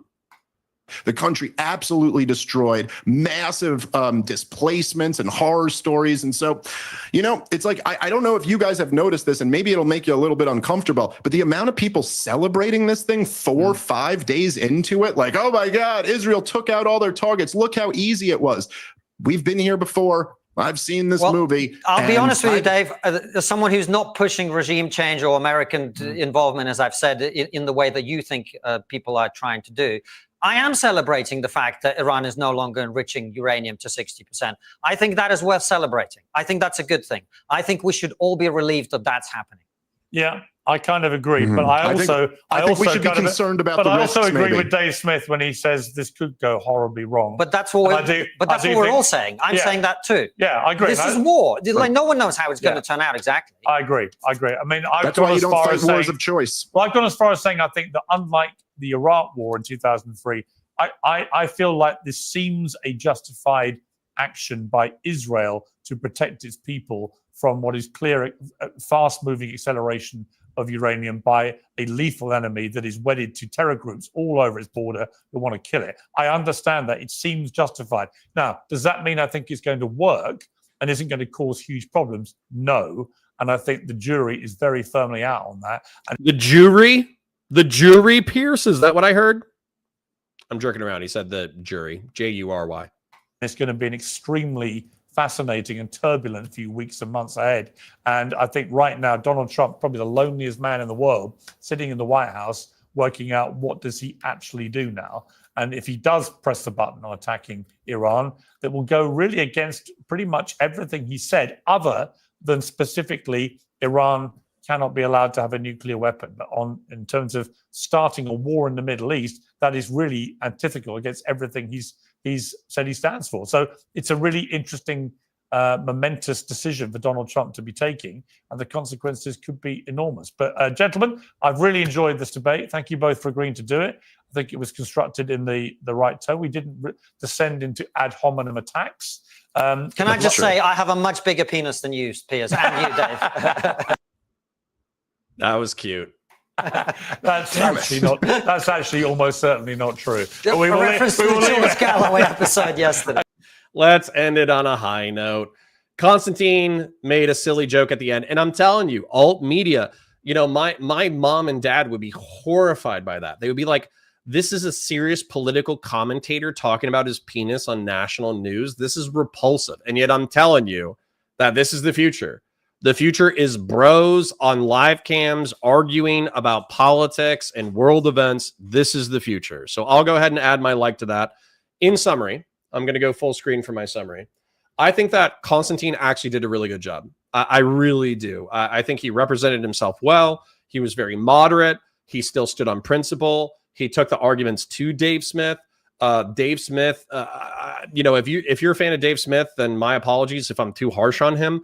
But I honestly feel like he has the political analysis of like a middle schooler who's passing a joint around a group. I know because I was in a group of middle schoolers, realistically like freshmen in high school, but still, I was a freshman in high school passing around like a bowl and a joint, and we were talking shit about the world, and sometimes politics and history would come up, and we'd go on like these massive rants about how fucked up the world was, and we thought we were so deep and introspective. We were deep and introspective. We were actually brilliant. We were 3,000 IQ geniuses. But the point is that I've learned and I've matured and I've, you know, experienced things on a personal level, and I've read a lot of history. And so the fact that Dave Smith hasn't matured in the past 20 or 30 years in his understanding of geopolitics is sad and frustrating and gross and stupid. So, yeah. So Dave Smith sucks. Who knew? Let's check in with chat. We did get another super chat. I do kindly appreciate that. Jeff Lewis says, why do you always make me choose between you and Pisco? Your stream at the same time. I like this topic better than the Klein lawsuit, so you have my love for now. Thank you, Jeff Lewis. Much appreciated. Shadow 2 Bravo, my Special Forces infantry friend from Twitter, says, Libya was in the middle of a civil war. Dave leaving that out on purpose is just America bad. True. Christian Blair says, Wen Moon, my real name, and I am an atheist. Dipshit. Lol. General Balsack says, Dave doesn't understand Geopolitical. He plays on a random map. True. Sultan Al Fahim, good to see you, brother, says, how is Dave even a real person? Because Dave Smith is probably 5 years older than me and maybe 10 years older than me. I don't know how old he is. I'm assuming he's in his early 40s to mid 40s. Dave Smith grew up in the thousands. So he probably was like, instead of being, I'll Google his age real quick. Dave Smith age. He's 42. So he's 5-6 years older than me, right? So Dave Smith, 5 years, 6 years. So he would have been like a senior or 1 year graduated by the time that I hit high school. So they were adults when 9/11 happened. So they had to make the choice. They had to make the choice between either just being like, okay, I'm enlisting, or they had to make the choice of, I need to find like a moral, spiritual excuse for why I'm ignoring the war on terror. And the moral, spiritual excuse for ignoring the war on terror for a lot of people was being war critics. So not a lot of people criticized Afghanistan. Not a lot of people. And honestly, even in Afghanistan, we didn't need that much of a troop recruitment because it was such a small conflict compared to Iraq. Whereas with Iraq, there was 2 years when Dave Smith was an adult where the Bush administration was really strong arming the American public with a lot of propaganda and a lot of rhetoric in order to gin them up for the Iraq conflict. And what happened immediately after the Iraq war, maybe 1 to 2 years into it, there was like a 6 month to a year lull where it seemed like Iraq might actually be going okay. And then in 2003, 2004, like probably summer of 2004, late 2004, like civil war broke out. And so everybody criticized the debothification of Iraq. Everybody criticized sending the army home. Everybody criticized, deposing Saddam and whether or not civil war was preferable to Saddam's rule. It basically, a lot of people were saying that this is a quagmire. This is Bush's quagmire. And then Bush really had an option in 5 and 6, like after re-election, I want to say. He could have withdrawn. He actually could have. He could have just said, this is Iraq's problem to figure it out. We're out. He could have done that. And I think that a lot of people might have actually praised him where they said, yeah, this actually is Iraq's problem to figure out. But what he did instead is he did the surge. And I enlisted during the surge where effectively he committed like an additional 100,000 troops. And he also did a stopgap, which I think while it's effectively doubling down on a bad hand, I think it does take some balls to do that. And so during the surge, we effectively convinced the Sunni militias that we weren't going anywhere and the Shiite militias that they were better off working with us rather than trying to kill us. And so as a result, the Shiites calmed down waiting for us to leave, and the Sunni came to the table. And so as a result, we had something called the Sunni Awakening in 2008, where the Sunni came back to the table and they actually negotiated, and they effectively said, yeah, we're attacking you, but if you give us salaries to pay the militia, we'll handle domestic security. And so we effectively bought off the insurgency from 2008 to 2011. And then when we left, because things were relatively stabilized, what happened was the Shia and Sunni elements had a power game where a lot of the Shia tried to kick out the Sunni elements of the government. And then that kind of kicked off the resurgence of ISIS. So, it sucks. Obviously it sucks to leave in 2011 with the job not fully done. It sucks to see Iraq descend into chaos with a new civil war with ISIS. It sucks that we have the Bataclan massacre and the attacks in the United States, like Pulse nightclub and the San Bernardino shooting. It sucks that we have those terrorist attacks. It's repulsive. It's sad to me. It actually makes me sad to think about. But ultimately, if Iraq is better off, then I think the neocons can make an argument that the world is a better place. And I don't think Dave recognizes any of those talking points. Si se puede says, maybe I'm a weird one in chat. I'd be okay with the strikes if we were given real evidence of an imminent threat, but I don't believe that's been provided. Could be wrong, though. It's basically my charcuterie board analogy. Iran has the charcuterie board filled with meats and cheeses and toast points, but they haven't assembled the sandwich. First Wave says this is Dumb and Dumber. True. Kay said, although I do like Konstantin. I think Konstantin did okay with that one. Kay says, imagine believing everyone has an APAC handler except for the guy who promised he doesn't. Lol. God, I would take an APAC handler in a second. General Ballsack says, I wish I knew being a dumbass comedian would have been an easier track to be a geopolitical expert. Dang. Yeah, you wasted time with your poli-sci degree, that's for sure. And when I say I want an APAC handler, I'm not going to sweep for like the conflict in Gaza, obviously, but like the general Zio-Shield points of just like Israel has a right to exist, I could spit that shit out all day. Boris says the Jews made us do it, apparently. Cise Puede says, at least with the Iraq, they propagandized for like a year and a half, and this one was like a couple of weeks. Sure, but we also have a much more limited strike package than what we did in Iraq. Kay says, right, because the really important secret shit is public. That's actually one of the ironies of everybody bringing up Clean Break, right? The Clean Break memo or whatever it's called. It's like, so you're saying our public representatives who talk in public, who have talked about this repeatedly, have said that they have enemies in the Middle East and North Africa that they want to depose in order to make sure that they have more allies and the capacity to operate in the region with better economics and better policy. What's the conspiracy? Like if they're telling you that they're going to do it and then they do it, how is that a conspiracy? General Ballsack says send them to The Hague. Dave Smith only accepts war crimes when war crimes in his perception are prosecutable. What a nut job. Funk Dark says literally why he just said, so Netanyahu just has to say American invades countries. Dang. Yeah, the Jews made us do it, apparently. Gen X says there are unconfirmed reports that a U.S. embassy in Syria has been attacked and the Qatari embassy has ordered Americans to shelter in place. Iran media is reporting it. Okay, we expect some level of blowback. There will be terrorist attacks as a result of what we just did.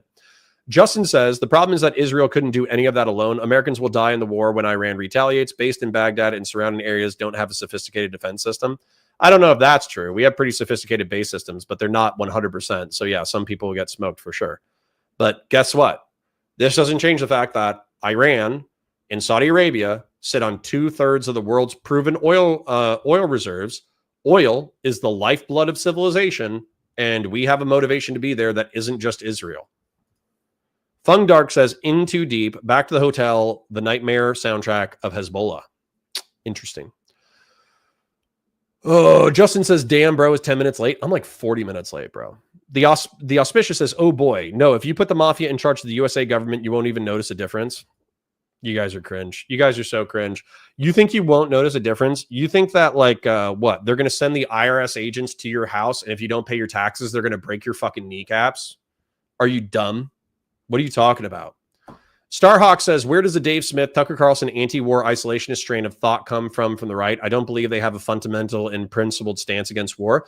Starhawks, it comes from before World War II. There was an isolationist, make America great again, America first rhetoric that Pat Buchanan carried on in his book, which sucks, Republic, Not an Empire. He re-articulates America as only involving itself when its commercial interests are involved, but effectively trying to ignore the rest of the geopolitical stuff.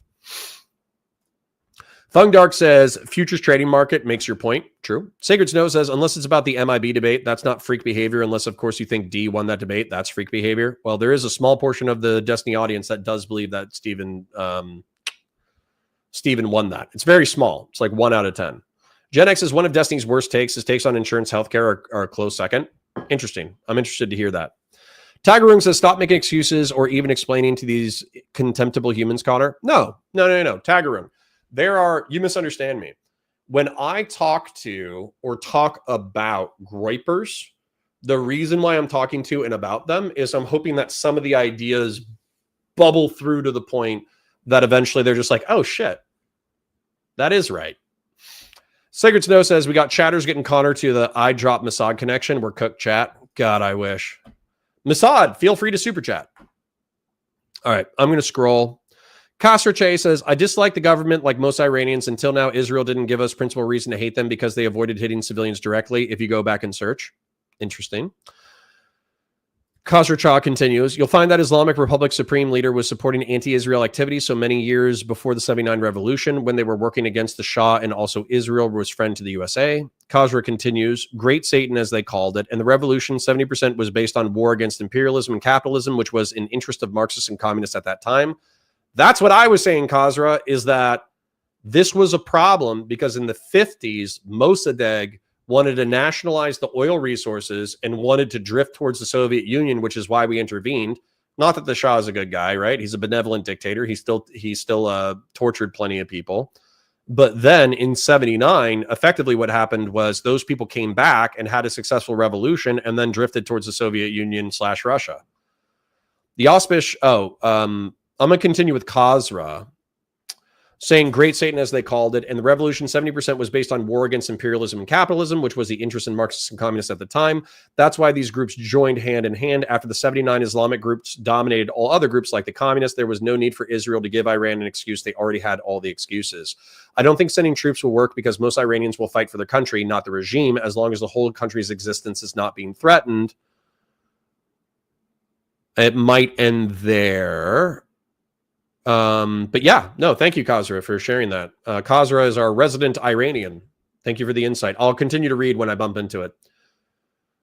Candace Owens is a disaster. Tucker is just as bad, says General Balsack. True. Scrolling. Sacred Snow says, Syria, not like the ideal stated outcome of regime change, reforming a literal al-Qaeda leader into a pro-liberal government president. I mean, that's what I'm saying, right? Like, if it devolves into an ethno-religious blood, like slaughterhouse, that'll obviously be disappointing. But if you have a former al-Qaeda leader who becomes not secular, I never expect any place in the Middle East and North Africa to become secular. I really don't. However, if he becomes moderate and is willing to rule over Jews, Christians, Sunni, Shia with equal justice before the law, and he's willing to instantiate mixed economy capitalism in order to turn Syria into something beautiful, then I would love that. The Auspicious says, listen to Vanessa Beeley, who lives in Damascus until Assad got toppled. I heard the complete opposite of what you just said. Interesting.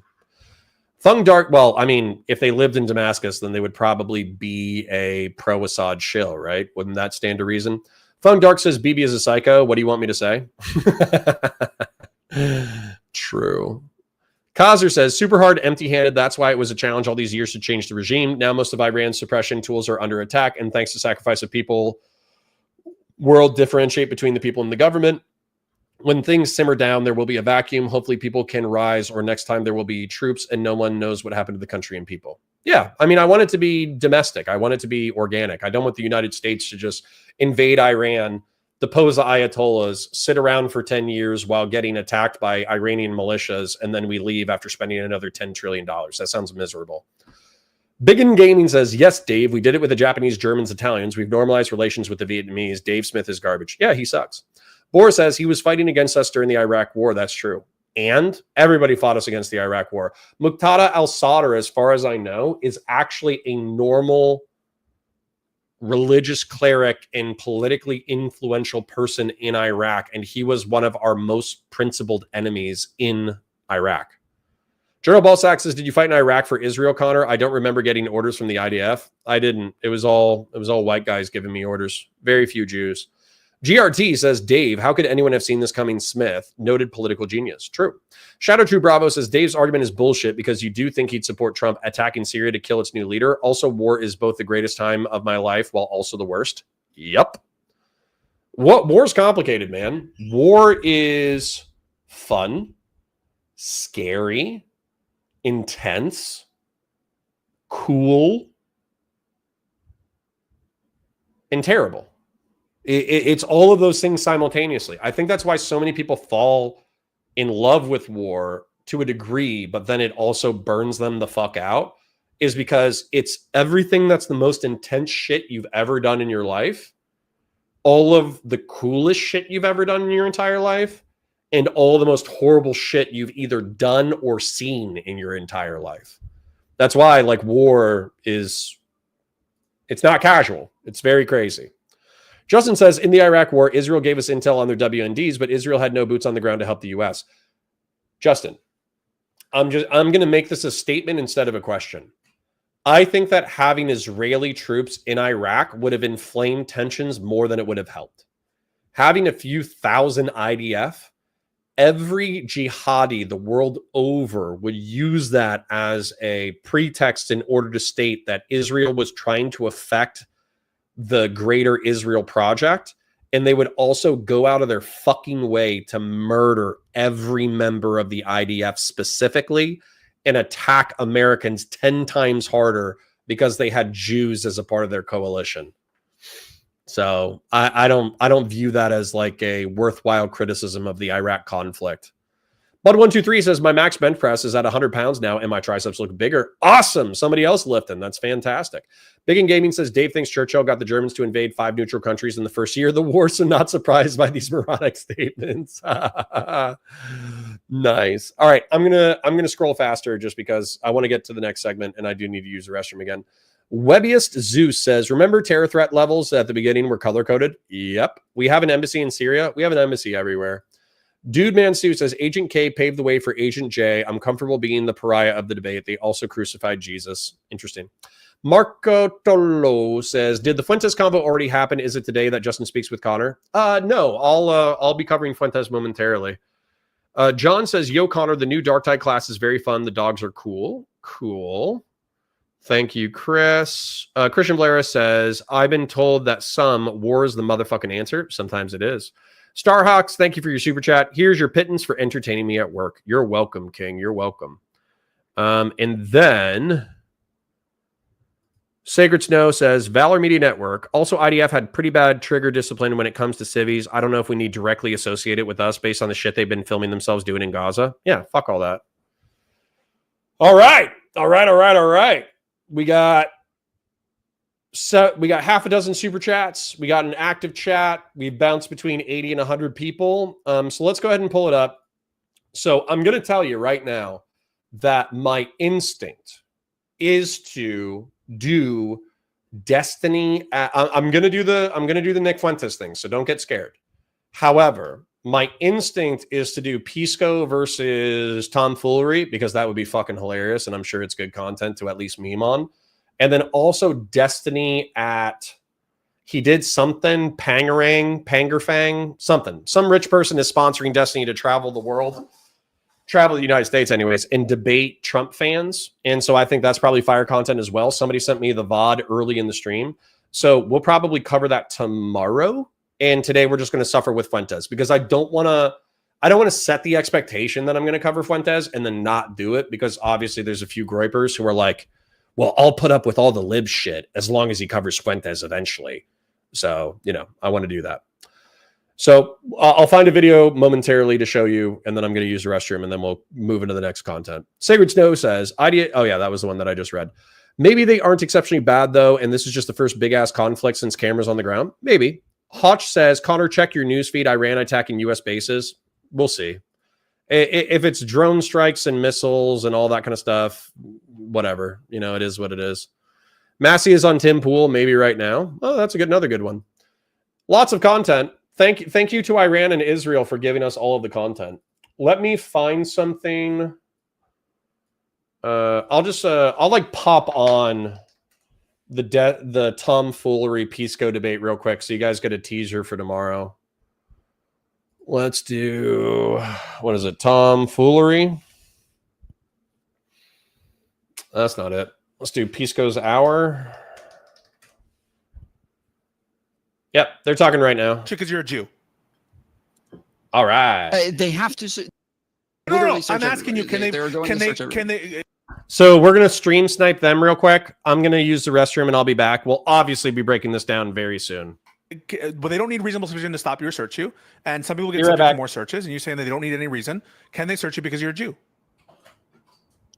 No. No, right? So even though there's an exception to the Fourth Amendment, that is to say, you don't need reasonable suspicion, you don't need probable cause, you don't need a warrant to search, there are still unconstitutional searches that are plausible at borders, right? If you had a policy that said, we search black people extra, unconstitutional, notwithstanding the fact that the Fourth Amendment gives you this exception to reasonable suspicion and probable cause and a warrant requirement, there are still unjustifiable searches and seizures at the border, like a religiously discriminatory search at the border or viewpoint discriminatory searches at the border. For even example, religiously discriminatory is something that is subjective. Like if my religion, we all know that I have this religion where we all believe that everybody should bring drugs across the border. That's our religion, and we all fucking praise everybody because our religion believes that everyone should be bringing drugs across the border. And I've got this fucking logo posted right on the bumper of my car. Yeah, I think that is probably probable cause to be able to search this person a little bit more heavily than you might somebody else. Okay, I think I understand. So if there were a new rule, it said new rule for global entry: U.S. citizens that are Muslims can't get global entry. That would be acceptable, right? It's causative. I don't think it is causative. You think that religious ideology is not causative of actions? I think religious ideology is. I don't think that that the religion is causative there. Well, really? I think that yes, we have tons of Muslims in America, and there's the highest people who are engaging in terrorist activity within the country are white fucking Christians. Wait a second, but for white Christians, that's not causative. White Christian isn't causative. But here, beliefs in martyrdom and Allah, that's causative. Wait, Christians believe in martyrdom. Christians believe in dying for their religion. Okay, so here's the question, right? Before you said Hassan's belief system is causative, and that's why you can deny, based on ideology for global entry, but you can't do it for race because race isn't causative, right? And you fought and you said, yeah, ideology actually motivates to action. The problem is now you have the religion. Religion is like ideology. Religion is a type of ideology. And so when I say to you, just like Hassan's belief, isn't it the case that religion is also causative of violence sometimes and terror threats, such as the religion of Islam? Yeah, but I think religion is too broad. Like that is just too broad. There is something more direct within that is causative, because the religion in and of itself, because people who believe in these things don't actually believe in like violent acts like this. They don't believe in going out and engaging in this way, even though it's part of their religion. They don't. But a lot of people with Hassan's ideology and what they believe in, and they choose. Yeah, but damn, Pisco's cooking, huh? 500 viewers. Good for him, man. Good for Pisco. Anyways, I'm back.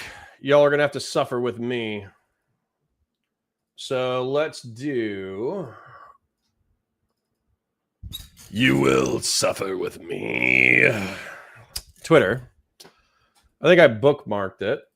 Let's make sure there's no boobs on the timeline. Let's go to bookmarks. There should be no boobs in my bookmarks. That's for sure. And then there should be like a 40-minute Nick Fuentes history rant. And I'm excited to break that down. In this conflict with Iran. We'll go out. All right. Let me... Geopol.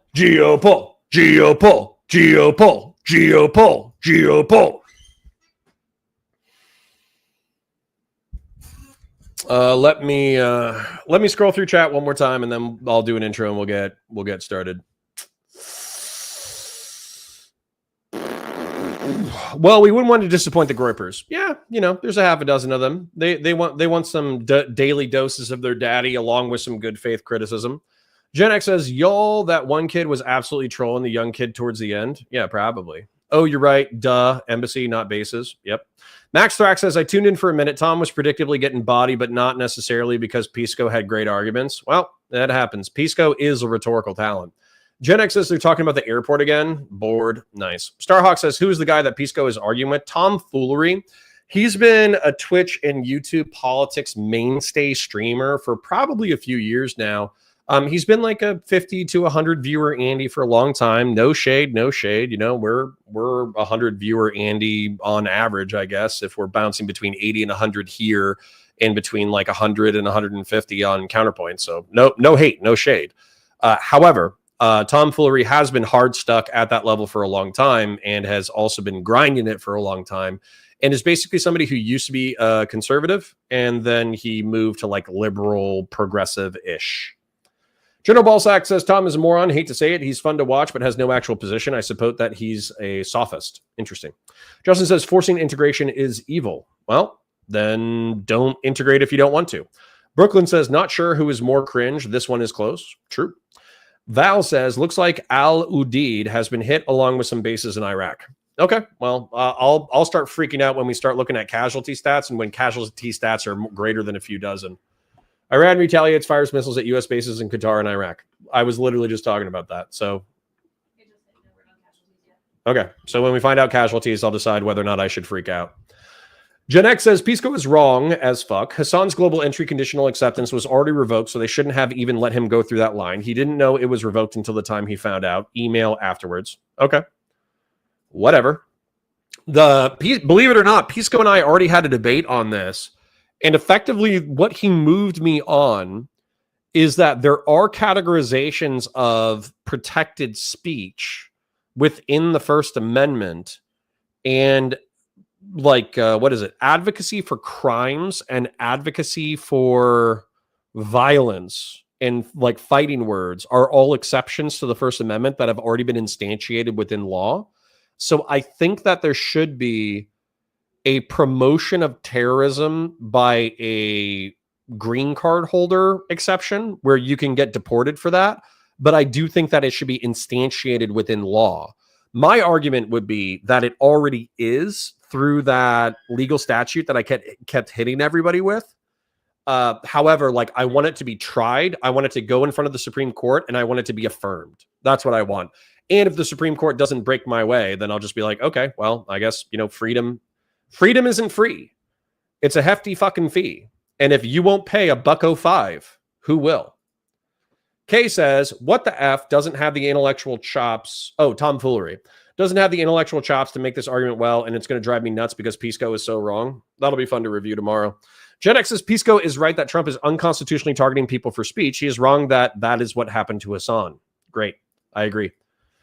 I didn't mean to sound sarcastic. I actually do agree. Tatsu says, U.S. base was just hit, got a notification. All right, it happens. Wait for casualty stats. Just like when they used ballistic missiles to attack Al-Assad, which was the base that I was previously stationed at, believe it or not. Camp Cupcake.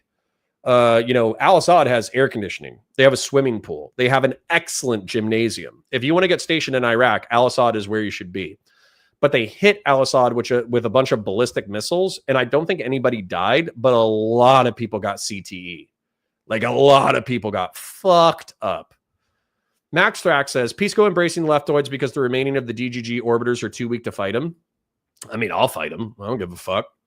I don't give a fuck if I got 50 viewers or if I have fucking 2 viewers or if I got 100 viewers. I'll fucking fight Pisco. Pisco and I are like oil and water. We're like dogs and cats. Slater says, your logic would let us deport Jordan Peterson for supporting Israel. Is Israel engaged in terrorism? I actually do use the normal definition of terrorism, which it's like non-state actor, engaged in extra legal violence against civilians to make a political point. I do use the normal definition of terrorism, not the TikTok definition of terrorism, where it's whenever you accidentally kill a civilian. The unlawful use of violence and intimidation, especially against civilians in the pursuit of political aims. But I'll tell you, Slater, I wouldn't give 2 fucks. Let's say that the IDF actually just started slaughtering civilians for fun. Let's just say they were running around. There was video of them with their tavors just butchering civilians. And then the United States dictated that Israel was actually a terrorist organization. And then JBP was like, oh, I love it. I love it when the IDF shoots people in the back of the head. It's my favorite. I think that's what Jesus would want us to do. Then, yeah, deport his ass. I don't give a fuck. Sujan Pandli says, hey, Connor, long time no see. Did you hear that Iran launched missiles at American bases? I did. And we'll see what the casualty stats are. And then we'll freak out accordingly. Slater says, was the Holocaust terrorism? No, it was a genocide. That's a different thing. That's what they're doing. They're doing a Holocaust. Well, they're really fucking bad at it, Slater. What is it? 60,000 confirmed dead, 200,000 estimated, indirect deaths as a result of the occupation that will happen over the next few years. What was the Holocaust? It was 6 million over 4 years, and we're 2 years into this. They got a lot of ground to make up if they're going to become the next Holocaust. If they're going to Holocaust Gaza, they have some ground to make up. sorry for being callous, but like, you know, you guys come in here and you're like, it's the next Holocaust. And it's like, okay, so they're lining up the Gazans and they're shooting them in the back of the head and they're throwing them into open ditches. And it's like, no. And it's like, okay, so they're putting them into gas chambers and they're gassing thousands of them at a time and they're cremating their bodies. No. So what are they doing? Well, they've killed 60,000 people. 20,000 of them were fighters. 40,000 of them were civilians. And then they blew up 80% of the buildings, so there's no infrastructure. And now everybody's living out of tents and they're getting diseases because they're living out of tents and they don't have good food and they don't have good medicine. It's like, okay. Hoach says, Connor, Camp Victory and Biop was pretty chill as well. Full-size Red Bulls in the DFAC and soft cone ice cream. God, I love America. General Ballsack says free food and you get to play soccer. True. Marco Talo says when they do, it'll be too late though. Okay. Well, come back to me when it's happening. Slater says, why has every human rights org called it a genocide? Are they anti-Semitic? No, they're using the UN definition of genocide.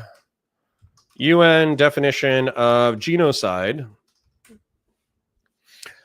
UN defines genocide as an act committed with the intent to destroy in whole or in part a national, ethnic, racial, or religious group. These acts include killing members of the group, causing them serious bodily or mental harm, deliberately inflicting conditions of life calculated to bring about the group's physical destruction, imposing measures to prevent births, or forcibly transferring children to both another group according to the UN Genocide Convention.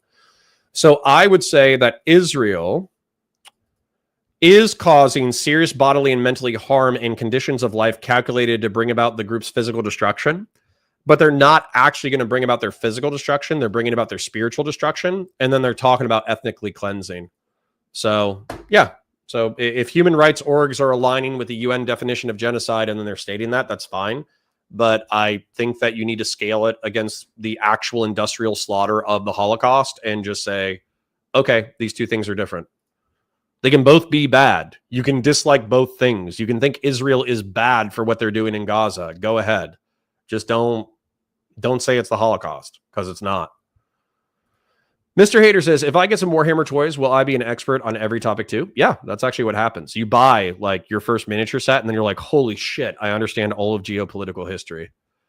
Biggin Gaming says, saying it's a Holocaust is just so disingenuous. The Germans used trains to transport Jews to camps and killed them. It was mass slaughter on an industrial scale. Yeah, they killed them the way they kill cows. The way they kill cows now is the way that Germans were killing Jews, except for they weren't breeding the Jews before they killed them. So, yeah, whatever. General Ballsack says, I did want to ask, though. I know you have some presences in the Imperial Guard world investigating as a 40K player, not trying to distract you, but they love tanks. Oh, yeah. Like, not only does the Imperial Guard love tanks, but tanks are their, like, if you want to build a hard list to crack, literally just spamming Lehman Russes with the minimum amount of infantry is such a frustrating list to play against. Those things are so hard to fucking kill. It's infuriating. Which Jews were murdered with a bolt again? Well, they were murdered with bolt action rifles. But anyways. All right, full screen. Full screen intro breakdown.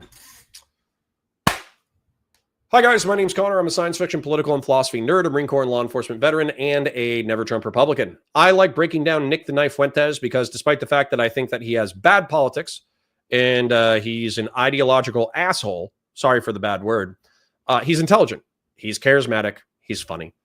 And so while I do think that his politics are reprehensible, objectionable, and borderline evil, he is a funny, charismatic, entertaining person to engage with and to break down their arguments.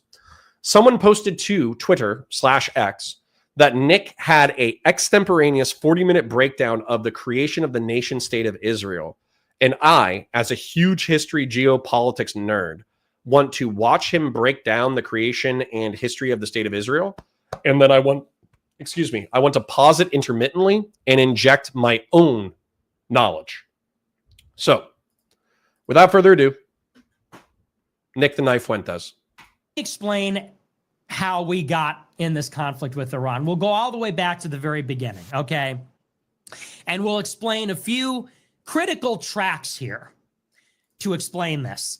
And the tracks are as follows. One, Israel's wars against its neighbors.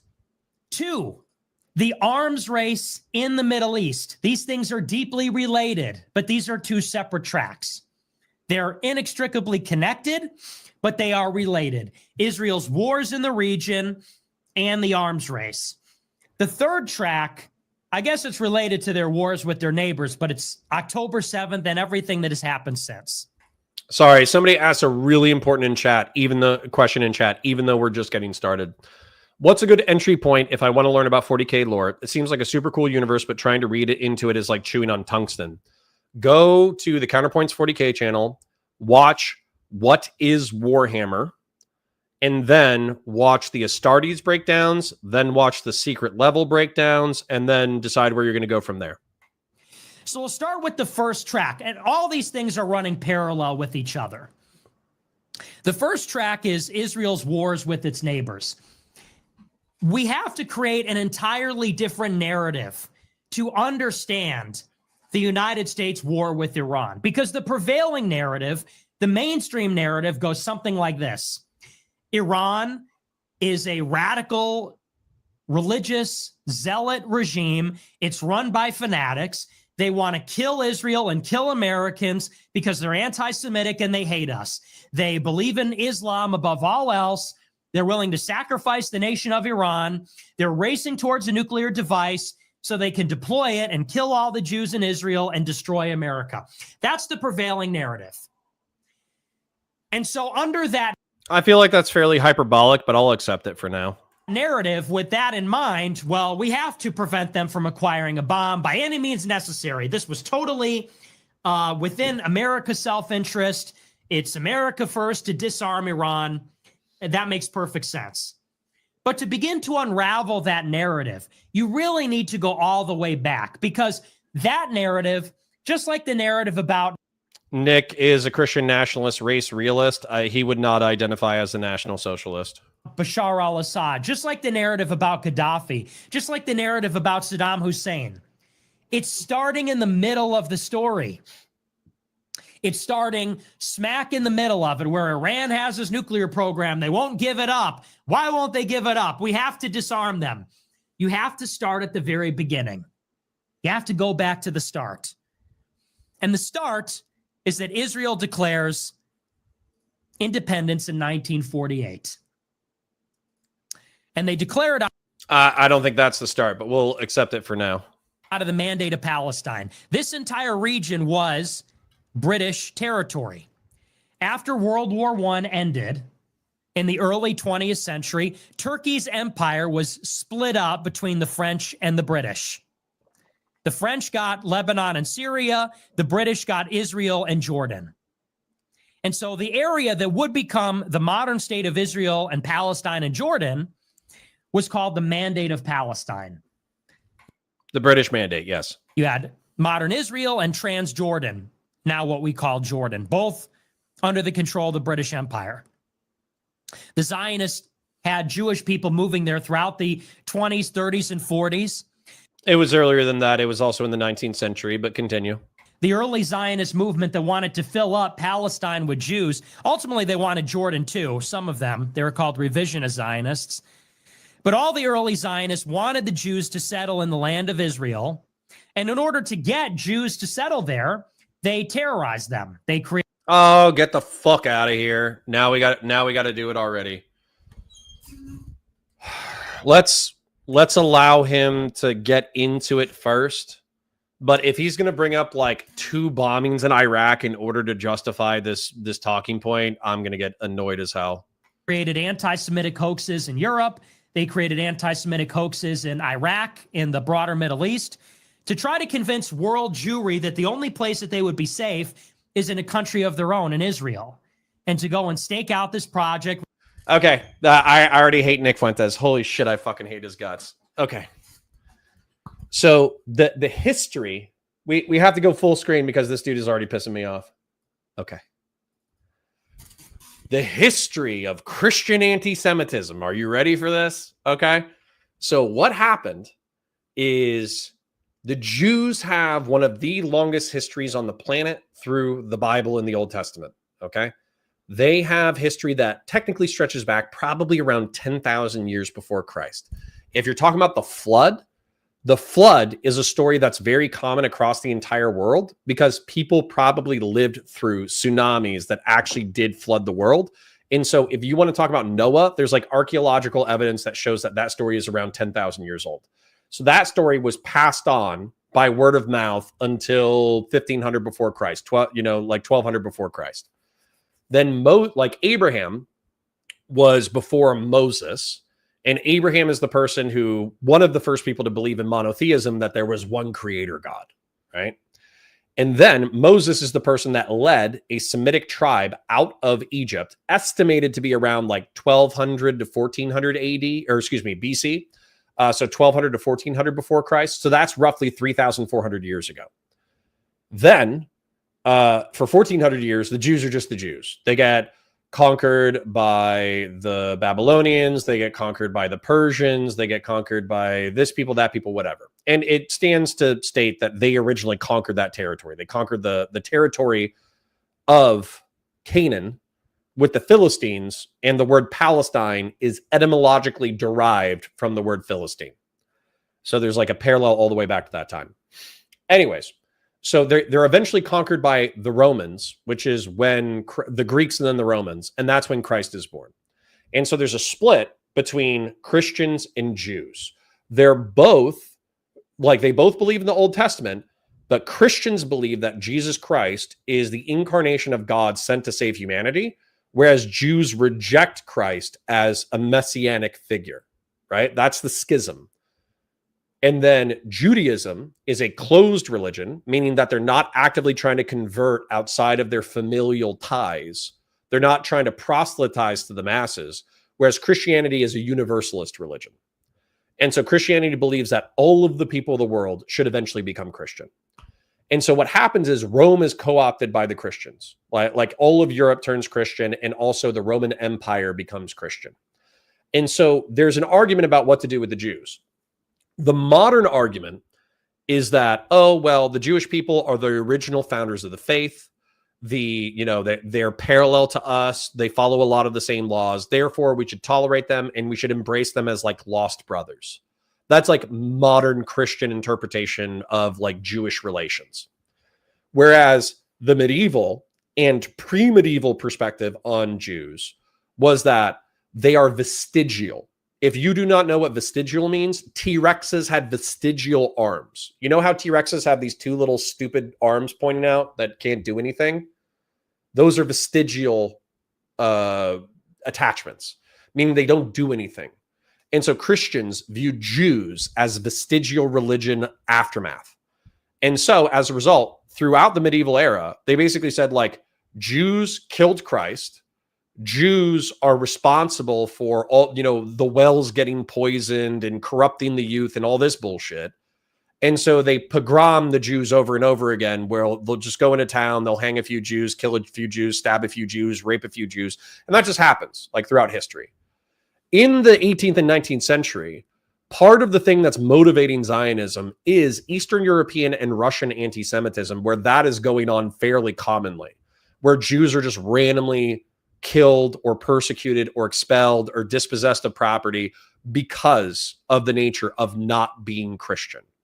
And so eventually those people say, fuck this. We need our own shit so people stop fucking us up. Why don't we go back to our homeland in what is now the Ottoman Empire?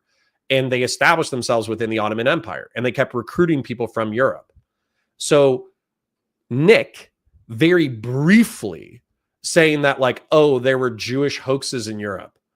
The Holocaust allegedly wiped out a third of the Jewish population of the planet. 6 million people. Okay? That's alleged, according to Groypers. But I don't think it's alleged, even by Groypers, that hundreds of thousands of Jews were wiped out for the crime of being Jewish, right? At minimum, even from like a Holocaust denying perspective, it was hundreds of thousands of people killed for the crime of being Jewish. And then the 6 million is an exaggeration to them. But most people who have actually looked at the primary sources and secondary sources believe that it's around 6 million Jews, or a third of the global Jewish population was wiped out. So that's the push-pull factor that moved Jews from Europe into Israel, although there are some Jews that remain in Europe. And then in the Middle East and North Africa during the British Mandate period, but also during the 1948 Declaration of Independence. All of the countries in the Middle East and North Africa saw that Israel was forming, and they were like, well, fuck the Jews, right? Because they're coming in, they're conquering former Muslim territory, they're trying to create an independent and sovereign state, and that is against the hierarchy within Islam. For those of you who don't know, Islam is tolerant of people of the book. It is tolerant of Jews and Christians, but that doesn't mean that Jews and Christians can rule over Muslims. The natural state of being, the natural order is Muslims rule society and Jews and Christians are people of the book who can be tolerated. So having an independent Jewish country that can rule over Muslims is actually like a heretical state of affairs.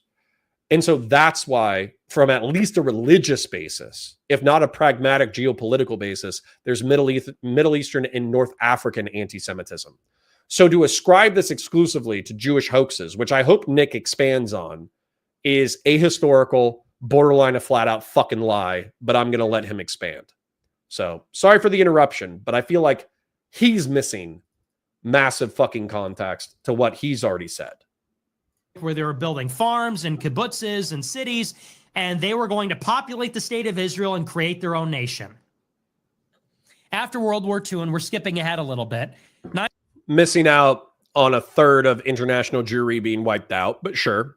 Skip ahead, Nick. Feel free. 1948, they declare their independence, and they start massacring Palestinians. They start killing Palestinians, driving them from their land. They try to take as much as possible. And a coalition of every Middle Eastern country declares war on them. None of the Middle Eastern countries accept them as a state, except for Turkey. But Turkey is an Arab. At that time, Turkey was secular. Yep. Turkey is Turkic, right? They're not fully Arab. So while they're Muslim, they were ruled by a guy named Ataturk, who was like a secular reformist. So that's an okay detail. And Turkey arguably is not really part of the Middle East. Turkey recognizes them right away, but Egypt and Syria, being the big players at the time, declare war on Israel. So does Lebanon, Jordan, Iraq, Saudi Arabia. They all declare war on Israel. They all go in, and they fight to a stalemate. The United States implements a ceasefire, and so do some of the other players. Sorry, let's back that up a little bit. They all declare war on Israel. They all go in, and they fight to a stalemate. The United States implements a ceasefire, and so do some of the other players. But while there's a ceasefire in Israel, American Jews inside the United States and in Europe are smuggling weapons to Israel. You see, after World War II, only the United States had the atomic bomb. But in terms of arms races, you have light arms trafficking, like machine guns and things like that, ammunition. Christ, I would have loved to have been like a arms trafficker in the middle of the 20th century. Holy shit, what a cool job. And American Jewish gangsters, American Jewish businessmen, and other Jews in Europe, they're trafficking weapons to this early state of Israel to build up their military capability. This is where the arms race starts. Problem? You see how these things are parallel? They're two tracks. In 1948, there's an Arab-Israel war, the first of its kind. It's fought to a stalemate. There's a ceasefire. During the ceasefire, you have the beginnings of the arms race, which is U.S. smugglers, Jewish smugglers, businessmen, gangsters, even politicians. They're smuggling light arms from World War II into Israel to help them defeat Problem? Egypt and Syria. And eventually they roll them back. In 1956, there's another Arab-Israel war. The president of Egypt... Sorry, what year? ...defeat Egypt and Syria. And eventually they roll them back. In 1956, there's another Arab-Israel war. The president of Egypt, Nasser, takes over the country. He's a nationalist. He's against British occupation and colonization of Egypt. He nationalizes the Suez Canal, which is this all-important waterway that connects the Mediterranean to the Arabian Sea. So Nasser, the president of Egypt, nationalizes the Suez. The British and the French want the Suez Canal back under their control. But the United States doesn't want them to intervene, and they don't want to piss off the United States. So they work with Israel to fabricate a false pretext for Israel to invade Egypt and seize control of the Suez from the Egyptians. The Israelis claim that Egypt was preparing for war, that they're harassing them in the Gulf of Tiran, among other things. So my question right here, though, is why can't these things be descriptively true, right? Like, we know Egypt's been beefing with Israel. We know Israel's been beefing with Egypt. We know that they have fights within the Gulf. We know that they have fights within the Red Sea. We know that they have fights with commercial shipping. We know that they're embargoing each other. We know that they've already been engaged in warfare. 48 to 56 is 8 years. That's not that long at all. And so the fact that he's pretending like, oh, well, everything's chill now, it's just the Israelis who are antagonizing. It's like, no, they were probably antagonizing each other. So just this, he's making an assertion that Israel is starting shit when the truth is probably Egypt and Israel were starting shit simultaneously, because let's face it, they don't like each other or didn't like each other. I'm going to read chat real quick just because we're going to get swept repeatedly into Nick doing historical rants and then me pausing intermittently to add additional context. So let's just pause and read chat for a second. General Balzac says, I know a guy that had a vestigial ball. 3 Army helped him with that. His wife was attractive. That's cool. Deus Halcyon says, Connor, I don't think the T-Rex is a good example of a true vestigial part. The appendix in humans is a better example. There you go. There you go. LB says, my God is bigger than your God. Wrong, LB. It's all the same God. Muhammad, peace be upon him, Abraham, Moses, and Jesus all worshiped the one true creator God. So it's actually not even my God is better than your God. It's we all worship the same God, but you worship him wrong. Aspiring Devil says, and by the way, LB, I'm just going to share this with you because you keep saying like religion is the #1 killer of humanity. The second that religion is gone, we're going to find new reasons to kill each other. We love tribalism. We love killing each other. So don't get it twisted. It's not religion. It's tribalism. LB says, like the Soviets obviously killed a shitload of people. They were secularists. They found new reasons to kill people. Let's not use mythical books to make laws. Well, let's read mythological books and understand what parts are true and what parts are real and what parts are metaphor. General Balsack says, I remember when gropers like to say, give those dirty Jews Madagascar. Yeah, they do say crazy shit, right? Can we send Hassan and Nick to Guantanamo Bay? Yes. LB says, you know Fuentes is a Nazi, right? What is the point of watching this? Because it's fun and entertaining. If you don't like it, you don't have to watch. Corey Peltzman says, the first reference to Nakba was by Konstantin Zurich. Okay. All right. Back to the content. There's a military buildup in Egypt. So Israel, with the support of the British and the French, invades Egypt to take the Suez Canal. The United States comes in under Dwight Eisenhower, and at that time, the United States regime is trying to have a balanced approach towards the Arabs in Israel. Eisenhower comes in 56 and says, Israel has to leave and the war has to stop. So Eisenhower overrules the British and the French and forces Israel out of Egypt. And for 10 years, things are reasonably quiet between Israel and the Arab coalitions. In the meantime, however, in the mid-1950s, Israel's president, David Ben-Gurion, becomes obsessed with acquiring a nuclear weapon. By the mid-1950s, other countries have nuclearized. The United States has the atomic bomb and a hydrogen bomb. The Soviet Union tests a weapon in 1949.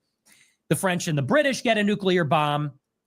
And so in the 1950s, Israel's leader, Ben-Gurion, becomes obsessed with the nuclear bomb. He says the only way that Israel will ever be safe amidst the threat of Egypt and Syria, this Arab coalition against us, he says the only way that we will be safe is if we acquire a nuclear device. And so Israel begins collaborating with the French in the late 1950s to develop a nuclear reactor at Dimona. Problem? Out in eastern Israel, southeastern Israel. When Dwight Eisenhower leaves office in 1961, he warns JFK, the incoming president, that Israel is acquiring a nuclear bomb and warns Jack Kennedy about this. There's a meeting during the presidential transition between the election and the inauguration, and JFK asks, what do I need to know about? They say Israel is pursuing a nuclear bomb. From 1961 until 1963, JFK is on top of the Israeli prime minister, demanding inspections of their nuclear reactor. The same situation that's playing out with Iran right now, because Israel does not yet have a nuclear device. They have a reactor, but they're working towards a bomb, and the United States knows it. So JFK is coming to the Israeli prime minister and saying repeatedly, you need to open up the reactor to U.S. inspections. We need them twice a year. They need to be comprehensive. You need to let our scientists in. We need to see what you're doing. And Ben-Gurion, the prime minister, is giving them the runaround. He lets in inspectors, but they literally build fake walls to hide what they're doing. They build a fake facility and walk the inspectors through it, literally with drawn on and fake knobs and switches and everything. Finally, in the middle of 1963, in May and June of 1963, JFK sends a letter to Ben-Gurion and says, listen, I've had enough of your shit. And at this time, this is a tense situation. Ben-Gurion is calling JFK a boy, doesn't respect him because he's young. He's the youngest president to be elected. And it's a very tense relationship. JFK won't invite Ben-Gurion to the White House. Instead, they meet in New York City. They won't have an official state visit. Finally, JFK puts his foot down. Again, problem? Like the reason why I'm asking this, I want you to think about what I'm saying, okay? I'm being a smart ass and I'm just saying problem question mark. So obviously, Israel getting a nuclear device is problematic for the Middle East and North Africa. And the reason why it's more problematic back then is because people were more casual about its use because the United States used it twice towards the end of World War II, showing that we were capable and willing of delivering a nuclear device and firing it and killing hundreds of thousands of people. There was a general in Korea who actually wanted to irradiate North Korea and turn it into a sea of irradiated cobalt because there's a bunch of cobalt in the mountains of North Korea. And so he effectively wanted to like nuclearize a border between us and China in order to keep China out of Korea, right? People were very casual about nuclear weapons. And so Israel saying, we will not be secure until we have a nuclear deterrent is a pragmatic political choice. And JFK saying, I don't want you to have a nuke because Saudi Arabia, which is one of the places that has a shitload of oil, and Iran, who has a shitload of oil, they don't want you to have a bomb. And if you get a bomb, everyone else is going to want to get a bomb, and it's going to destabilize the region. The fact that we've even been able to hold on thermonuclear peace since the 1960s is what Nick is saying, but realistically the 50s. The fact that we've been able to do that for 75 years is a Herculean effort of diplomacy, military, intelligence operations, assassinations, all that kind of stuff. The fact that we've been able to keep it with just Israel having the bomb and no one else having the bomb is actually crazy. This is in May and then again in June of 1963. He says, listen, we will completely isolate Israel. You can no longer count on our support. Hold on real quick. I'm going to hit chat real quick just because obviously chat's popping off because this is all interesting stuff. Bud123 says, why does Nick Fuentes hate the Jews? Is he saying anti-Semitic stuff just to be edgy to own the Jews? No.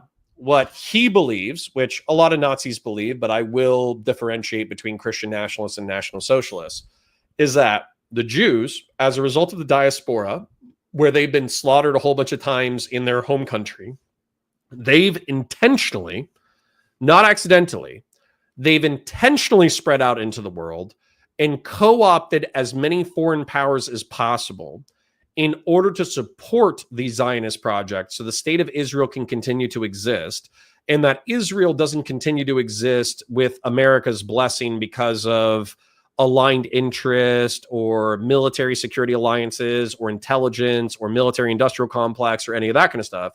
He believes that they have used blackmail and manipulation and power grabs in order to force the United States to back the existence of the state of Israel. He doesn't view it as real well, I guess he does view it as realpolitik, but He views it as a co-option of the American project to Israel's ends, rather than America being a peer of Israel that happens to support it. He doesn't view it as voluntary. Dylan Thomas says, I'm so glad we have a real true history of Israel from a totally not anti-Semite. He is an anti-Semite, but just because you're an anti-Semite doesn't mean that you can't read history. Corey Peltzman says, 4 November 1973, Soviet leader Leonid Brezhnev said, we have offered them, the Arabs, a sensible way for so many years, but no, they wanted to fight. Fine, we gave them the technology, the latest the kind every Vietnam didn't have. They had double superiority in tanks and aircraft, triple the artillery and air defense, anti-tank weapons. They had absolute supremacy. And what? Once again, they were beaten. Once again, they scrammed. Once again, they screamed for us to come save them. Yeah, dude, the Arabs tried to destroy Israel half a dozen times, and they failed every single time.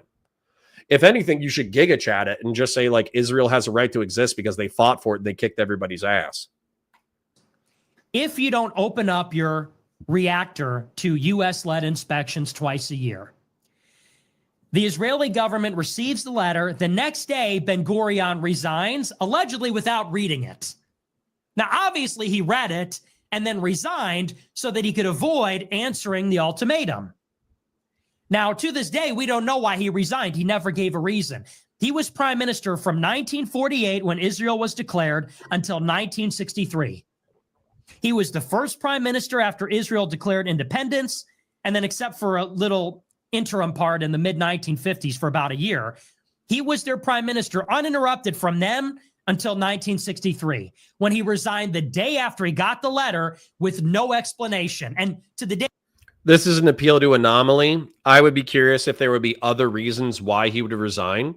But even if it was a diplomatic delaying tactic so that Israel could continue to pursue a nuclear weapon, I would view that as realpolitik. So I would again just ask, problem, question mark. The day that he died, never explained why he resigned. This is the founding... From Israel's perspective, if you want to object to them having a nuke because it destabilizes the region, go ahead. That was obviously JFK's concern. Father of Israel.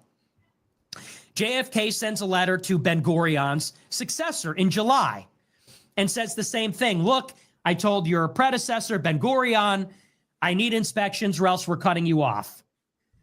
This guy shines him on. Of course, in November 63, JFK is assassinated. His assassin is assassinated by Jack Ruby, otherwise known as Jack Rubenstein, who is connected to the Jewish mafia, guys like Mickey Cohen, who were running guns to Israel in the 1948 Arab-Israeli War. Okay, so this is a fairly interesting thing, though, because we've gotten the JFK files. I'm going to go full screen again. I'm not going to immediately sweep, okay? I'm gonna go ahead and contextualize. Okay, so if you want to think Israel did it, you can think Israel did it, but this isn't what's borne out by the evidence that's available from the JFK files, as far as we've gotten. For the JFK files that we have received, where I think we have maximally opened up the JFK files, there were Soviet motivations for assassinating JFK, okay? And the Soviet motivations, as far as I understand, was not only were there our geopolitical rival, but also there was the Bay of Pigs intervention and the nuclear crisis, where effectively we had a détente, where we put nukes in Turkey. There's so much information that it's actually hard to keep track of it, which is why when we first watch ContraPoints say that conspiracy theorists oftentimes appeal to anomaly and then they fill in their narrative behind the scenes. That's exactly what Nick has done. Now, I'm not saying that Nick is doing that in a bad faith way.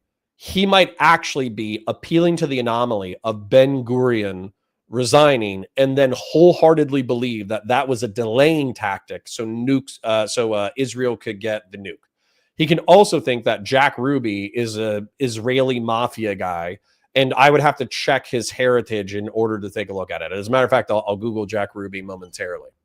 However, what's going on at the time, on top of allegedly a mafia man killing the assassination of JFK, is the Soviets are pissed about the Bay of Pigs.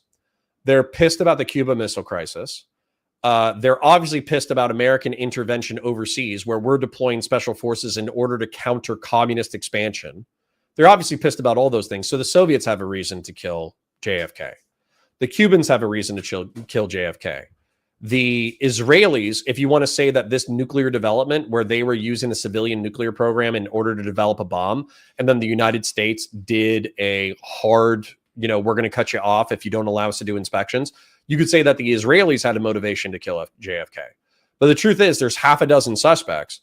And as far as we know, the lone gunman theory hasn't been disproven, because that guy, Lee Harvey Oswald, was a former Marine. The shot was only like 200 yards. It was on a moving target, but it was on a moving target moving away from the rifle. So it wasn't a particularly difficult shot. Then what was the other thing about it? He had honeymooned in the Soviet Union beforehand. He was a public Soviet sympathizer, and he had recently attempted an assassination against an American general. And this is like all documented. So if you want to say like, oh, like, he was clearly in league with the Israeli mafia, and clearly, well, was the Israeli mafia recruited by the Soviets? Because this guy wasn't an Israeli sympathizer. He was a Soviet sympathizer.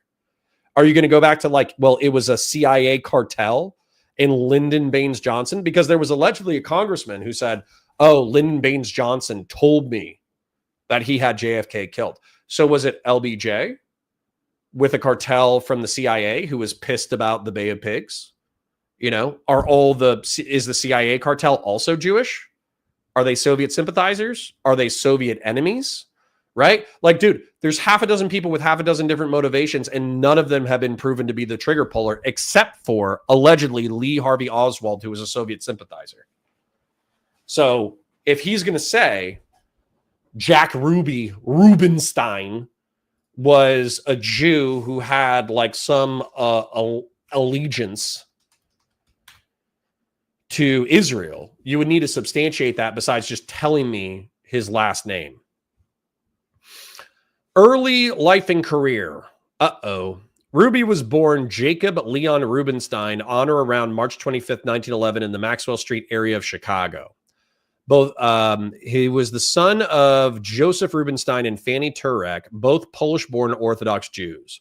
Ruby was the fifth of his parents' 10 surviving children. While he was growing up, his parents were often violent towards each other and frequently separated. Ruby's mother was eventually committed to a mental hospital.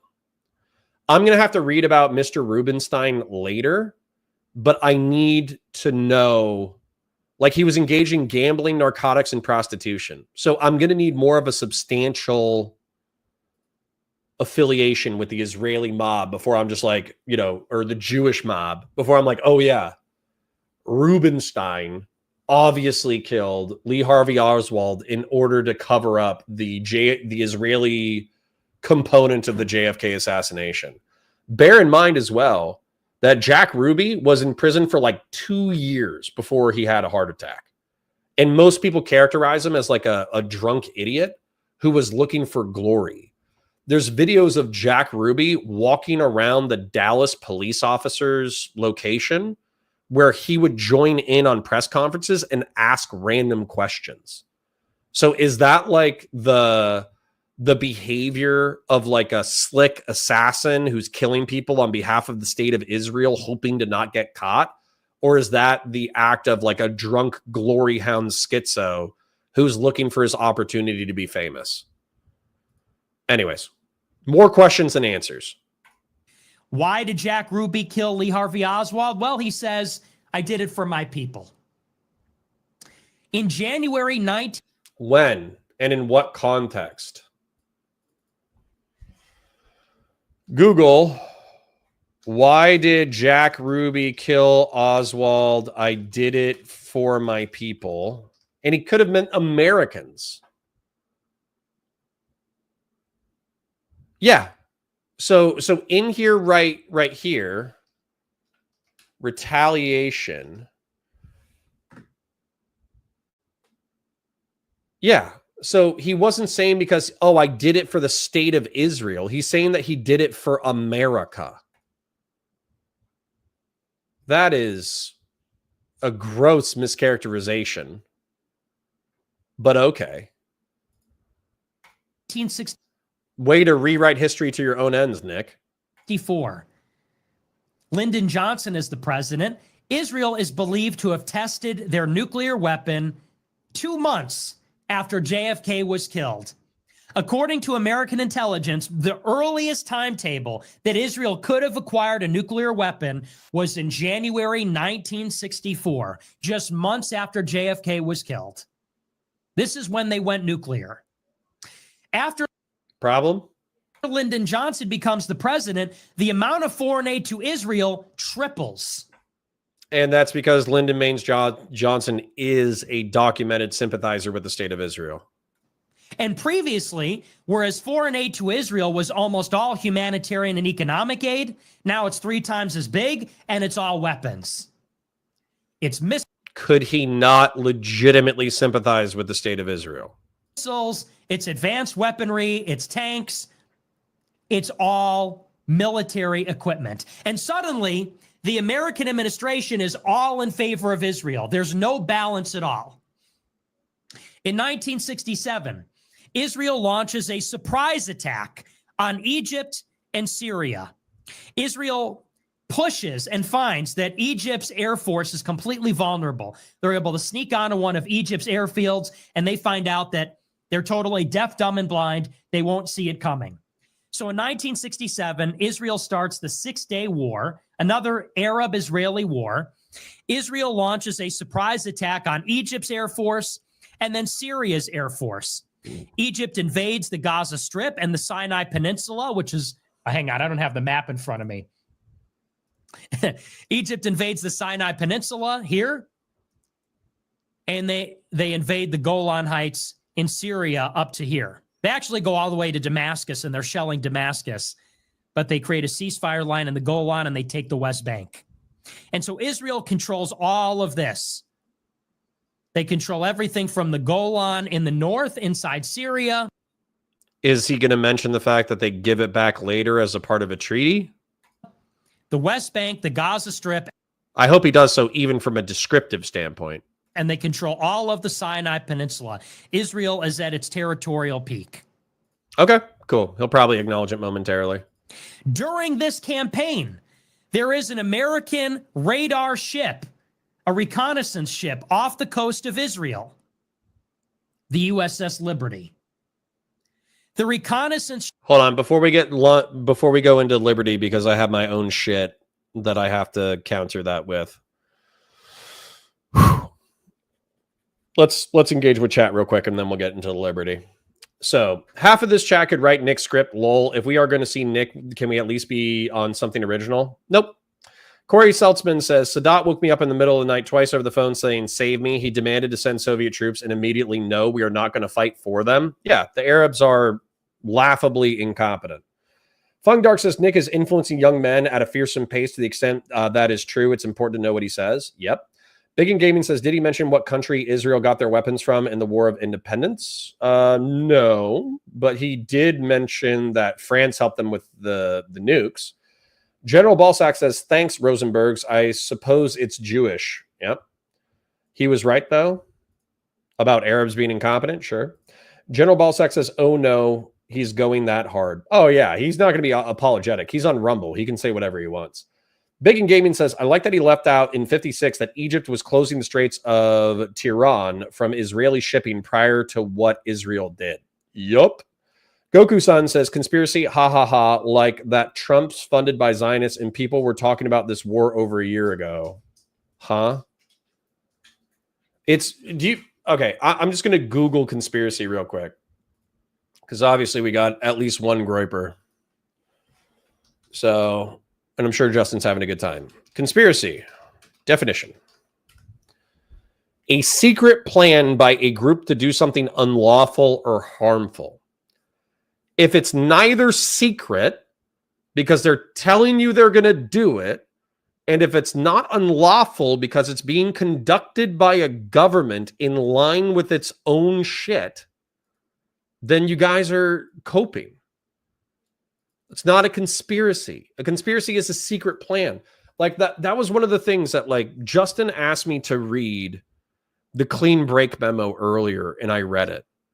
If a government says these are the countries that are hostile to us, and we want to depose their governments and or play them off of each other in order to improve our economic and military position, that's not a conspiracy.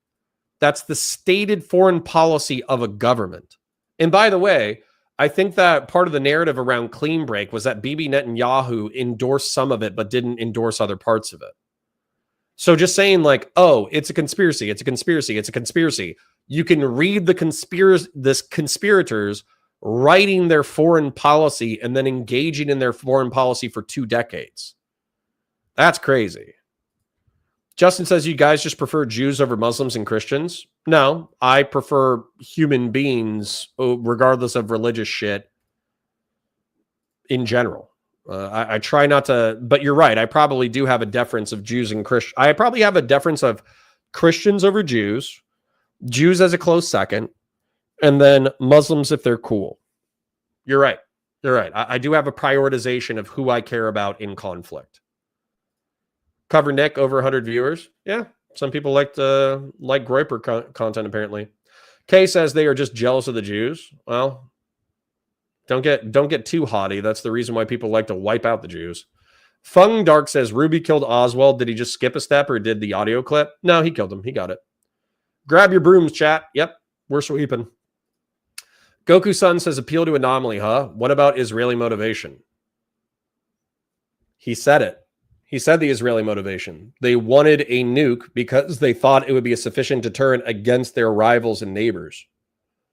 He said it. I didn't say I needed to check whether or not Rubinstein was Jewish because I needed to see whether or not he's Jewish. I'm saying I needed to check whether or not Rubinstein was Jewish to see if his affiliation was like, Jack Rubinstein is the son of the head of the Mossad, Avi Rubinstein. Like, you guys presume too much bad faith. Obviously, I'm biased against Nick. That's obvious. But you guys are biased against my bias. You assume that it just comes out of nowhere. Apollo Heights says there is zero evidence that Ruby was running guns for Israel.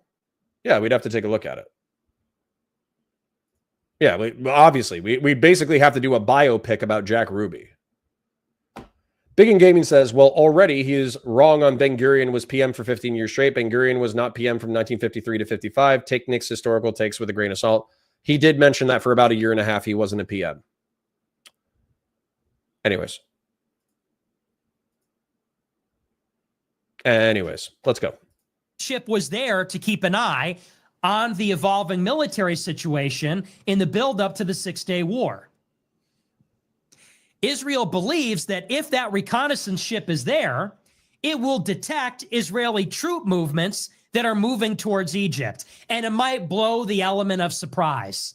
The United States might know the full extent of their military activities.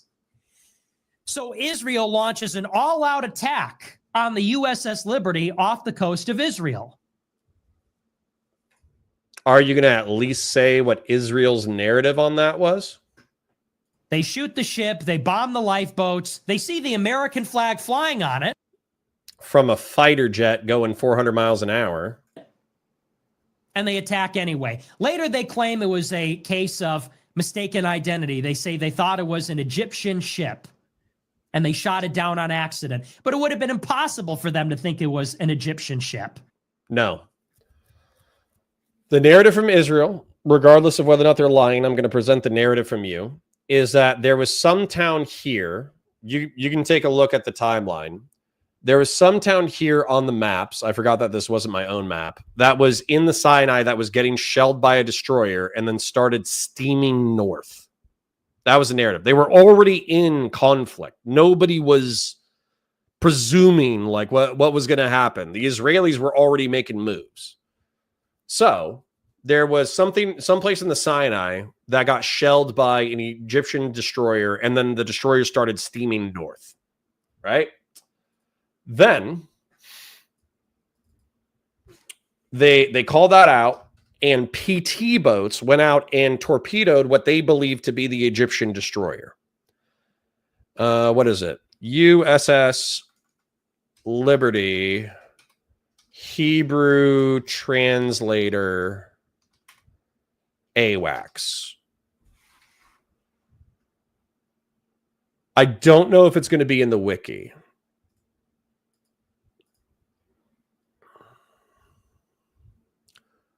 But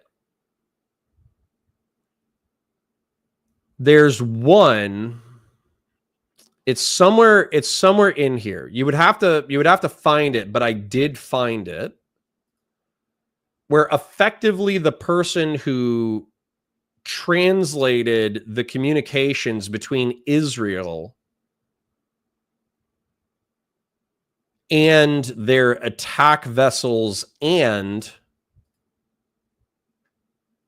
their whatever, like the attack vessels and the fighter jets, believed it to be a friendly fire incident, basically.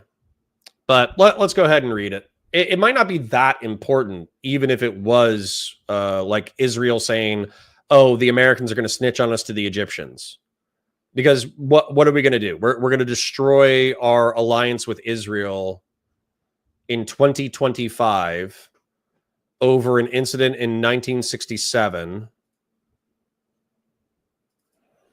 2025 minus 1967, 58 years ago. So we're going to torpedo modern relations because of what happened 58 years ago. I don't think so. But let's go ahead and read it anyways. The USS Liberty incident was an attack on the United States Navy technical research ship, a spy ship, the Liberty, by Israeli Air Force jet fighter craft and Israeli naval motor torpedo boats on 8th June 1967 during the Six-Day War. The combined air and sea attack killed 34 crew members, naval officers, seamen, 2 Marines, and 1 civilian NSA employee, wounding 171 crew members and severely damaging the ship. At the time, the ship was in international waters north of the Sinai Peninsula, about 25.5 nautical miles northwest from the Egyptian city of Arish. Israel apologized for the attack, saying the USS Liberty had been attacked in error after being mistaken for an Egyptian ship. Both the Israeli and United States governments conducted inquiries and issued reports that concluded the attack was a mistake due to Israeli confusion about the ship's identity. Others, including survivors of the attack, have rejected these conclusions and maintain that the attack was deliberate. Thomas Hinman Moorer, the 7th chairman of the Joint Chiefs of Staff, accused President Lyndon B. Johnson of having covered up the attack as a deliberate act. In May 1968, the Israeli government paid $3.3.2 million, equivalent to $30 million today, to the U.S. government in compensation for the families of the 34 men killed in the attack. In March 1969, Israel paid a further $3.57 million, $30 million in 2024, to the men who had been wounded. In December 1980, it was agreed to pay $6 million, $23 million in 2024, as a final settlement for material damage to the ship with 13 years of interest. I'm okay, so we don't get sidelined and bog it down content-wise. I'm okay with saying that simps for Israel and simps for the U.S. government, such as myself, are going to call it or sympathize with the narrative that it was a friendly fire incident. Whereas dissident right-wing folk are going to say that it was intentional and this is evidence of Israel being duplicitous and wanting to play us so they can use us in the Middle East and North Africa. I'm okay with describing those two positions and then moving forward. It was waving a giant flag. They shot the lifeboats. It was radioed to them. This is an American ship. They sunk it anyway. They tried to kill everybody on board because they did not want the U.S. government to know what they were doing in Egypt. Do you know who is a part of the... Justin, if he's saying he's actually referring to the Jewish people, then go ahead. Give me something to Google. You know, I'm moving through chat slowly. You should be able to find it. If there is a quote directly from Jack Ruby saying that I did this for the Jewish people, feel free to link it, man. Like, obviously, I don't think you can link in YouTube chat, but feel free to give me Google keywords, right?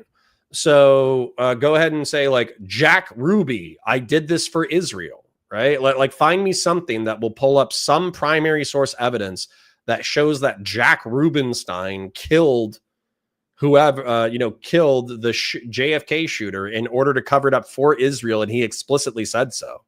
I'm happy to read it. Go ahead and link it. The cover up, who headed up the investigation on behalf of the Navy a few months later. E. Michael Jones, bro. Come on, man. I know who E. Michael Jones is. Give me something that I can actually read. McCain Sr. John McCain Sr. headed up the audit into Israel's attack on the Liberty. This is in 1967. That's the Six-Day War. 6 years later, in 1973, Egypt has been humiliated. Syria has been humiliated. These are two military powers in the region, thought to be on par with Israel. They're seeking revenge for what Israel did. Goku-sen says, what parts, what history is he leaving out? Well, I would say he left out...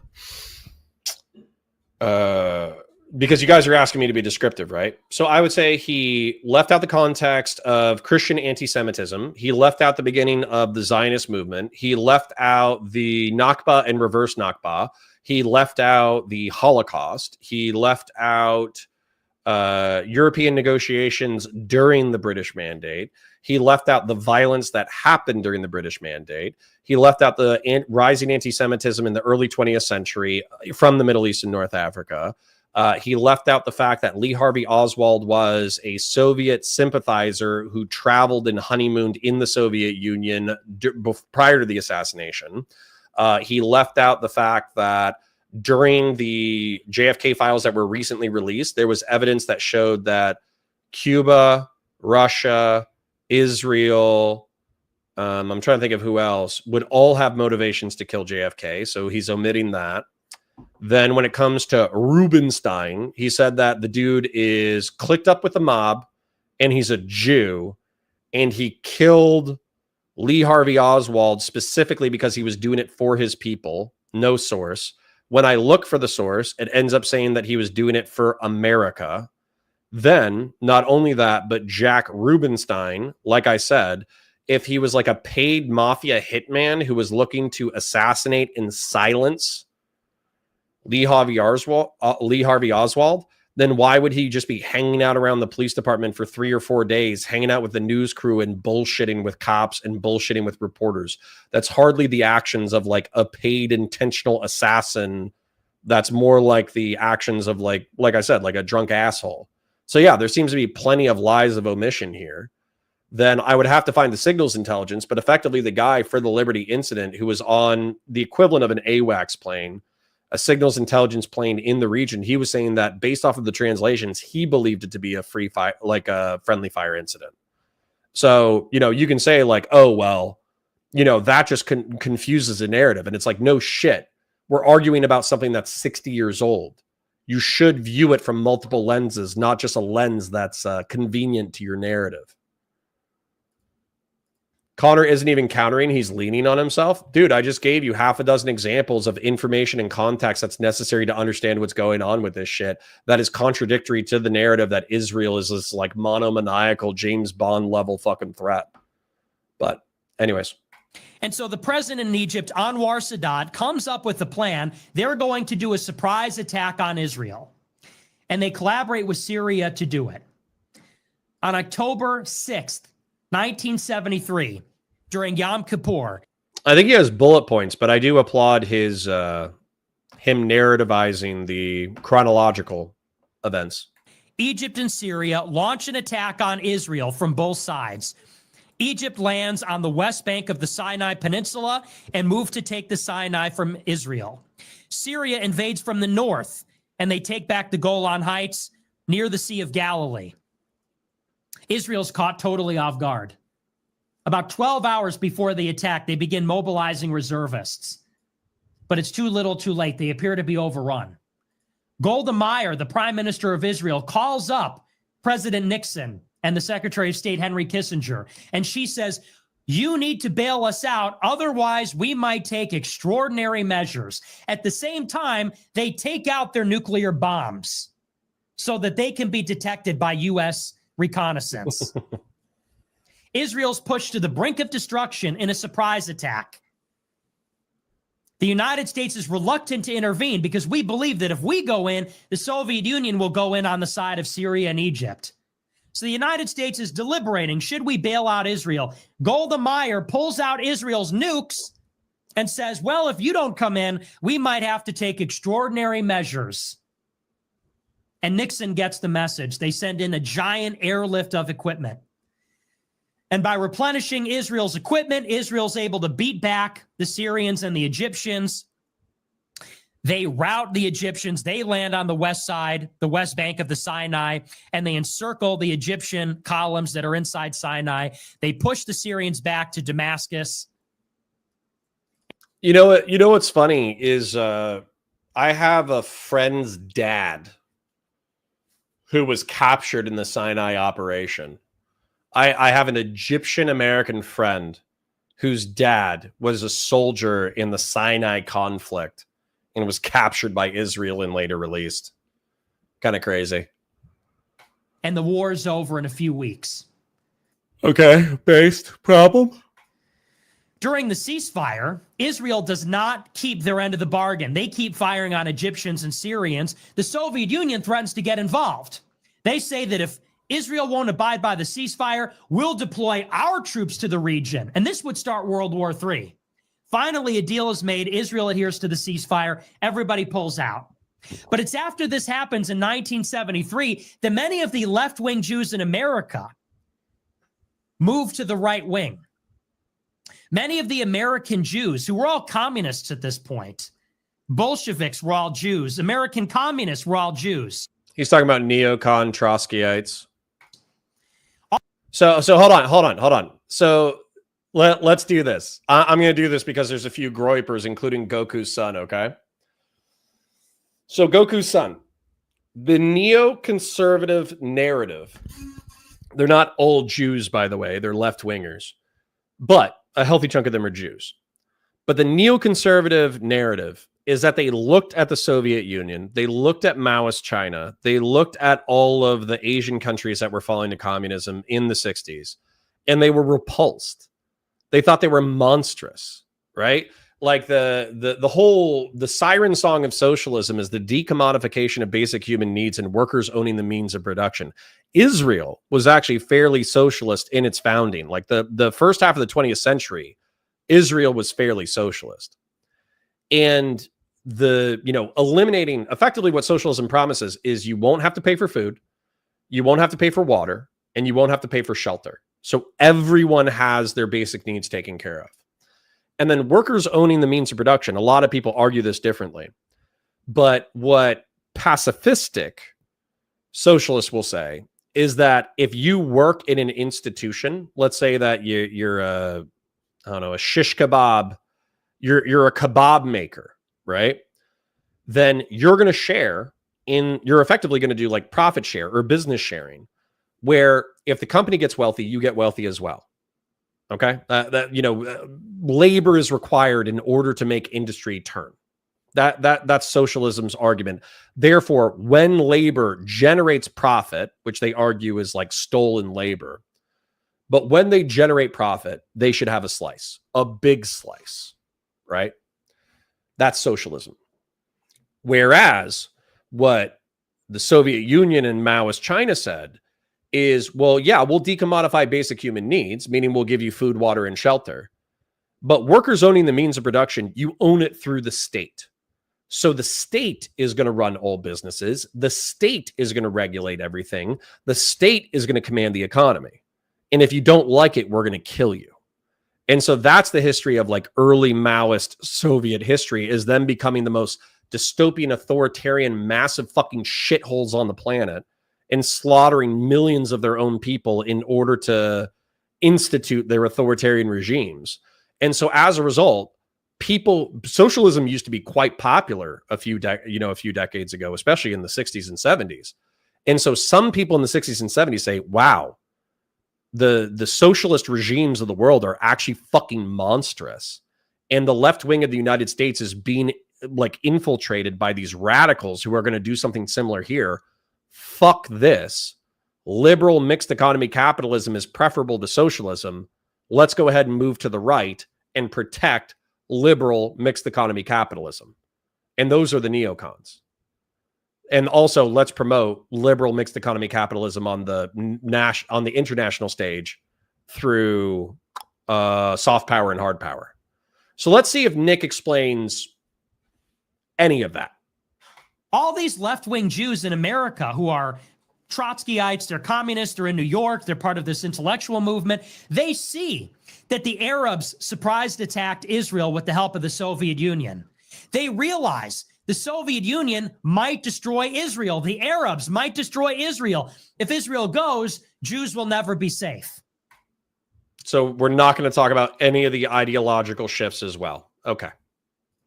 So in 1973, the neoconservative movement is born.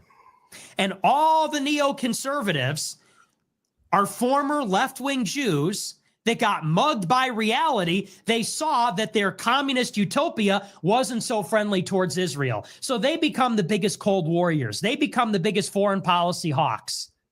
They say, now we need to destroy. So despite being socialists, they go to war with socialists with no shifts in ideology, just because they're allegiant to Israel. That's an incoherent historical argument. The Soviet Union, because the Soviet Union backed the surprise attack on Israel that this is an incoherent historical argument. There's no way. I get it that there's nobody who hates a socialist more than another socialist, a different kind of socialist, but there's no way that you can explain the actions of neoconservatives in the 70s, 80s, and 90s propping up and pushing for liberal democracy and mixed economy capitalism in that time without an actual ideological shift. Something that also happens in the state of Israel, by the way, is they abandon the socialism of the kibbutzim and they move to mixed economy capitalism. So again, this is ahistorical. Almost destroyed it. So all these guys like Irving Kristol and John Podhoretz and many others from Commentary Magazine, all these Jewish Bill Kristol publications, they all come aboard the right wing and they become the biggest Cold Warriors. God, that goes hard. I love Cold Warriors. That's a cool thing. In 1975 in Israel, there's a big commission that's meant to do an audit on how Israel was caught by surprise, how they didn't see it coming. Because even though they won the war, it's still a major victory morally for the Egyptians and Syrians that they were able to have these military victories and catch Israel off guard. In 1976, the Likud party comes to power in Israel. For the first time, even though Israel was dominated for many decades by the Labor Party, by left-wing parties, a right-wing party called Likud, which emerges from the revisionist Zionists that wanted all of Israel, that wanted Transjordan, they come to power. And they have a new doctrine. It's promulgated by Oded Yinon. They say the new doctrine of the state of Israel is we have to destroy all of our enemies. Oded Yinon's plan for the 1980s says the only way that Israel can be safe is if we destroy all of our neighbors. It says that even though our neighbors are strong militarily and our borders are under threat, he says our neighbors are actually weak because they're based on diversity. God, please find me the exact quote where there's an Israeli prime minister who says, diversity, equity, and inclusion is the downfall of Arab nations. Please, God, find me that quote. Oded Yinon says that Lebanon has 5 different nations inside of it. It has a Christian nation, a Shiite nation, a Druze nation, all kinds of different ethnicities living inside. It says Syria has Alawites in the west, Sunnis everywhere else, Druze in the south. It says that Egypt has a big Coptic Christian population, a big Muslim population. It says that Iraq has the Kurds and the Sunnis and the Shiites. Iran has a lot of Turks and Persians and other groups living inside of it. So in the late 1970s, when the Likud party comes to power after the failures of the left-wing party to anticipate the surprise attack, they say it's time to go on the offensive and blow up all these different countries. In 1978, Israel... I doubt that's an exact quote, but okay. ...brokers a peace agreement with Egypt. How is that a plan to blow up their neighbor? Israel gives them the Sinai Peninsula. Egypt signs a treaty with Israel. Egypt becomes the first country to normalize relations with Israel. Problem, question mark? And that is the year, by the way, that Egypt becomes one of the biggest recipients of U.S. foreign aid. Problem, question mark? And so does Israel. 1978 is the Camp David Accords. They make this treaty. It's ratified in 79. It's in that year that Israel becomes the... I'm sorry for yawning. I do find this content incredibly interesting. But number one, problem, question mark. Number two, like, am I supposed to weep? Am I supposed to weep for Israel and Egypt normalizing relations? Am I supposed to weep for, you know, like Saudi Arabia normalizing relations? Am I supposed to cry that the region is getting more stable over the ensuing decades, despite a massively controversial establishment of a Jewish state in the Middle East and North Africa? Am I supposed to be freaking out? Am I supposed to be calling for Israel's destruction? What the fuck? Anyways, I'm going to check in with chat real quick, just because I parasocially love you. Beerwater says, hi, Connor. Can you please bring Lauren Southern back from retirement? I can't, but I can message friends of friends and tell her, you know, hey, now's a good time. Goku-san says, I voted for him and he got undermined by the Jews. Well, it sounds like you guys are getting your asses kicked consistently. You keep getting undermined by the Untermensch, don't you? Jackie Daytona says, get ready for the draft and boots on the ground in Iran, fake patriots. Jackie Daytona, I'll make you $100 bet that there will not be boots on the ground in Iran. And if you want to do it for the end of Trump's term, let's do that. So you can come back in 2028. It's June 23rd, 2025. If you want to come back in 2028 and say, hey, Connor, we got boots in the ground in Iran, you owe me $100, I'll honor that bet. And if you want to give me $100 super chat in 2028, I won't complain. Big in Gaming says, I hope you all noticed the two Groypers asked what Nick was wrong about. I said two things and neither of them have responded to what I said. Classic move by dishonest hacks. Yeah. Can you guys admit that I just like, I added probably 10, 20 minutes of historical commentary that Nick has totally omitted. So Goku says he only wants to read way back so he can't have a back and forth with anyone. Well, yeah, but also because I like my chat, so I read my chat. Fung Dark says, executive can only carry out strikes without congressional approval, right? I have no idea, to be honest. I don't know how war powers works in the modern era, especially post-global war on terror. Justin says, Luther hated Jews because they wouldn't help him loot Catholic monasteries. Okay, now we're simping for medieval Catholicism. Right. Let's be biased on Trump, then right, even though I voted for him. Okay, good for you. Scrolling. Corey Peltzman says, USA and Israel both like liberty as a false flag to threaten to nuke Cairo. I think that's sarcastic. Mr. Bombastic says, lol, this Nick Fuentes guy is a retard who doesn't know what he's talking about. No. See, Mr. Bombastic, I think you go too far. What Nick is doing is he's narrativizing Middle Eastern and North African history into a compelling narrative to be hostile to American Jews who are in turn too favorable to the nation state of Israel. That's what he's doing. He's narrativizing Middle Eastern and North African history in order to say Israel's always been duplicitous. They've always been Machiavellian. They've always been manipulative. They manipulated the United States. They assassinated our president. They sucked in Lyndon Baines Johnson. They just tried to destroy the liberty in order to blame Egypt so they could suck us into their war, et cetera, et cetera, et cetera. He's building a compelling narrative if you're hostile to the state of Israel. But the thing is, I have a different narrative, which is effectively like the Jews got kicked out repeatedly from Israel throughout the medieval period. They spread out all over the world. As a result, they always wanted to return home, but couldn't. In the 19th century, Zionism, which is both secular and religious in nature, depending on who you talk to, they start returning to Palestine in order to try to reconstitute a Jewish state. The British Mandate happens. It's a fucking mess. There's the Nakba. There's the reverse Nakba. And then Israel basically fights for its existence for the past 75 years. And as a result, they've probably done bad things. I'm not saying they haven't done bad things. They've probably killed a shitload of people in order to maintain their existence. However, The options were fight or die. And so when I hear Gold in my ear or whatever her name is saying like, hey, listen, if you don't give us a resupply so we can fight against the countries that are on the verge of overrunning us, we're going to drop nukes in the Middle East. I don't hear gold in my ear, what a manipulative bitch to try to save Israel through nuclear power.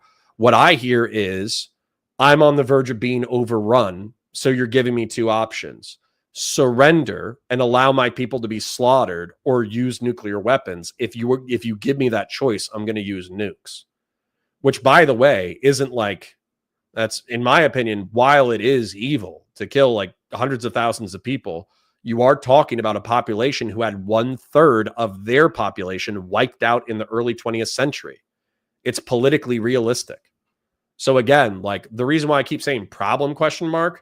Is because if you view this from a Jewish perspective or an Israeli perspective, it all makes sense. Jackie Daytona says, boy, it must be wacky to be a neo-Nazi. Then you have a POTUS get dog walked by Bibi. Yeah, it's gotta suck. Goku-san says, you're smart, buddy. Thanks. You're not smart, buddy? Oh, you guys are being rude to each other. You're not even talking to me. Short Stack Goblin says, Connor, I didn't watch the full panel, but didn't Lycan gaslight you that U-235 nukes don't require a complex trigger like PU-239. It blows up just by touching the two warhead halves. You could do it yourself. Yeah, well, that Short Stack Goblin, that's why I wasn't going to let that fly during that conversation. I know we're talking about a debate that happened on Friday, but he said, like he admitted, there's a complex civilian rocketry program that can probably turn into ballistic missiles. Then they have uranium enriched up to 60%, which they can in turn enrich up to 90%, not easily, but relatively easily. What's missing?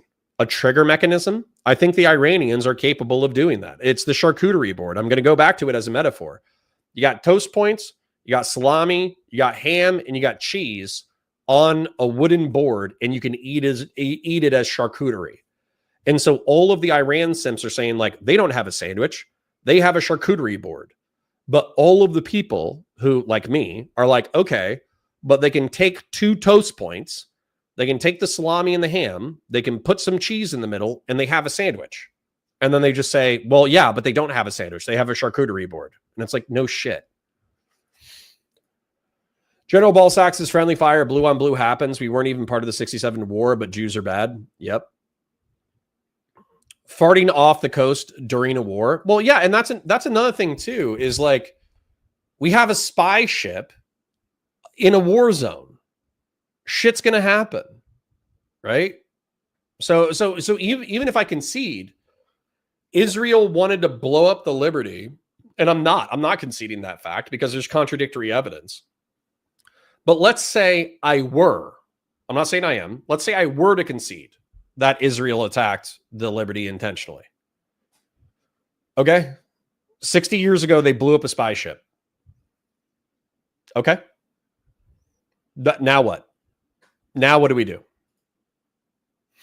Corey Peltzman says USS Liberty was in a no-go zone and does not understand how spies pretend to be other countries. Okay. Conservative liberalism says you can either be an Israel U.S. military simp or you're a right-wing dissident. Yeah, and I'm an Israel U.S. military simp. If you give me a choice, that's what I'm going to be. Kay says because it's not possible they thought the ship could be lying. Well, and that's another thing too. I think that was one of the things said by the PT boat guys. I think the PT boat captain said like, oh yeah, Egypt flies false flags all the time. That might be where false flag comes from. I have no idea.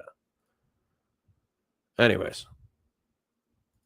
Apollo says Ruby was Jewish, so he could have never been a member of the Chicago outfit. He was probably only associated because anyone that owned a club would be because they were racketeering. Yeah. Yeah. You like saying the name Rubenstein, oh, he's a Jew, does not automatically tell me that he's clicked up Jewish mafia in the United States working for Mossad to funnel weapons back to Israel, right? That's not what that says. If you want to establish that, feel free to establish that, but that's not the facts that you've presented. Goku-san says, another thing, the Holocaust predates this, and him talking about the wars in Egypt and Syria would pertain to the anti-Semitism he left out. Okay. I appreciate that. Anyways, let's move on. number 1 recipient of foreign aid. Egypt becomes number 2. Based? And they both receive massive amounts Probably because they're willing to normalize their relations with both the United States and Israel. of money to make this deal. Based? Problem? In 1978, Israel goes to war in Lebanon. I'm sure for no reason whatsoever. There was probably nothing going on the southern border of Lebanon prior to them invading. In 1979, there is an Islamic revolution in Iran. The Ayatollah and the Green Revolution Knocks out the Shah. The Islamic Revolution overthrows the Shah. They hold the Americans hostage in the embassy, and they declare a revolutionary Shiite caliphate. Okay. The Israelis are perturbed by this. In 1982, they invade Lebanon because Palestinians keep doing cross-border raids in Israel. Okay. Israel invades Lebanon as part of their strategy to go on the offensive. Watch Waltz with Bashir, by the way. Excellent film. When they invade Lebanon, Iran comes all the way over and starts training up Lebanese militias, Shiite militias in the south. The Iranian Revolutionary Guard, the guarantor of the revolution, comes to Lebanon and starts training them up. That becomes Hezbollah. Yep. In 1981, Iraq is developing a nuclear weapon. They get a reactor from France. Thanks, France, you fucking dickheads. They start building up a nuclear weapons program. In 1981, Israel launches a strike on it. They bomb the reactor. Iraq and Iran begin a 10-year war in the 1980s. Israel and the United States back both sides. Israel predominantly backs Iran because they view Saddam Hussein in Iraq as the bigger threat. Okay. And I'm going to show you guys this meme because clearly you need to do it. Did it ever occur to you that I wanted both sides to lose? So, Lord of War is set in the 1980s, and it's about this guy named Yuri, who's actually based off of like the real Merchant of Death. But in this movie, he's an American citizen. And he starts as a freelance gun runner because he decides that it's exciting and fun, and he doesn't want to die, unknown in some suburb of New York or whatever. And so he starts like weapons trading. And so he starts small, and he's just an independent gun runner. But then throughout the course of the narrative, he becomes bigger and bigger and bigger and bigger and bigger. And he capitalizes on the fall of the Soviet Union in order to sell Soviet tech to mujahideen and African rebels and African despots all over the world. And then effectively, by the climax of the movie, he is working for the United States military as a freelance gun runner. When the CIA wants to supply weapons to people that they can't be seen providing weapons to, he works under contract for the CIA. And so all of his crimes get swept up despite a international policeman tracking him down and arresting him for arms trafficking. Through this movie, he meets like something Sinclair. I forget his name. But he's one of the most well-known gun runners who's like an icon within the industry. These people are fictional, but they're based off of real people. And so Yuri mentions the fact that this guy says, I'm not just an arms dealer. I pick sides.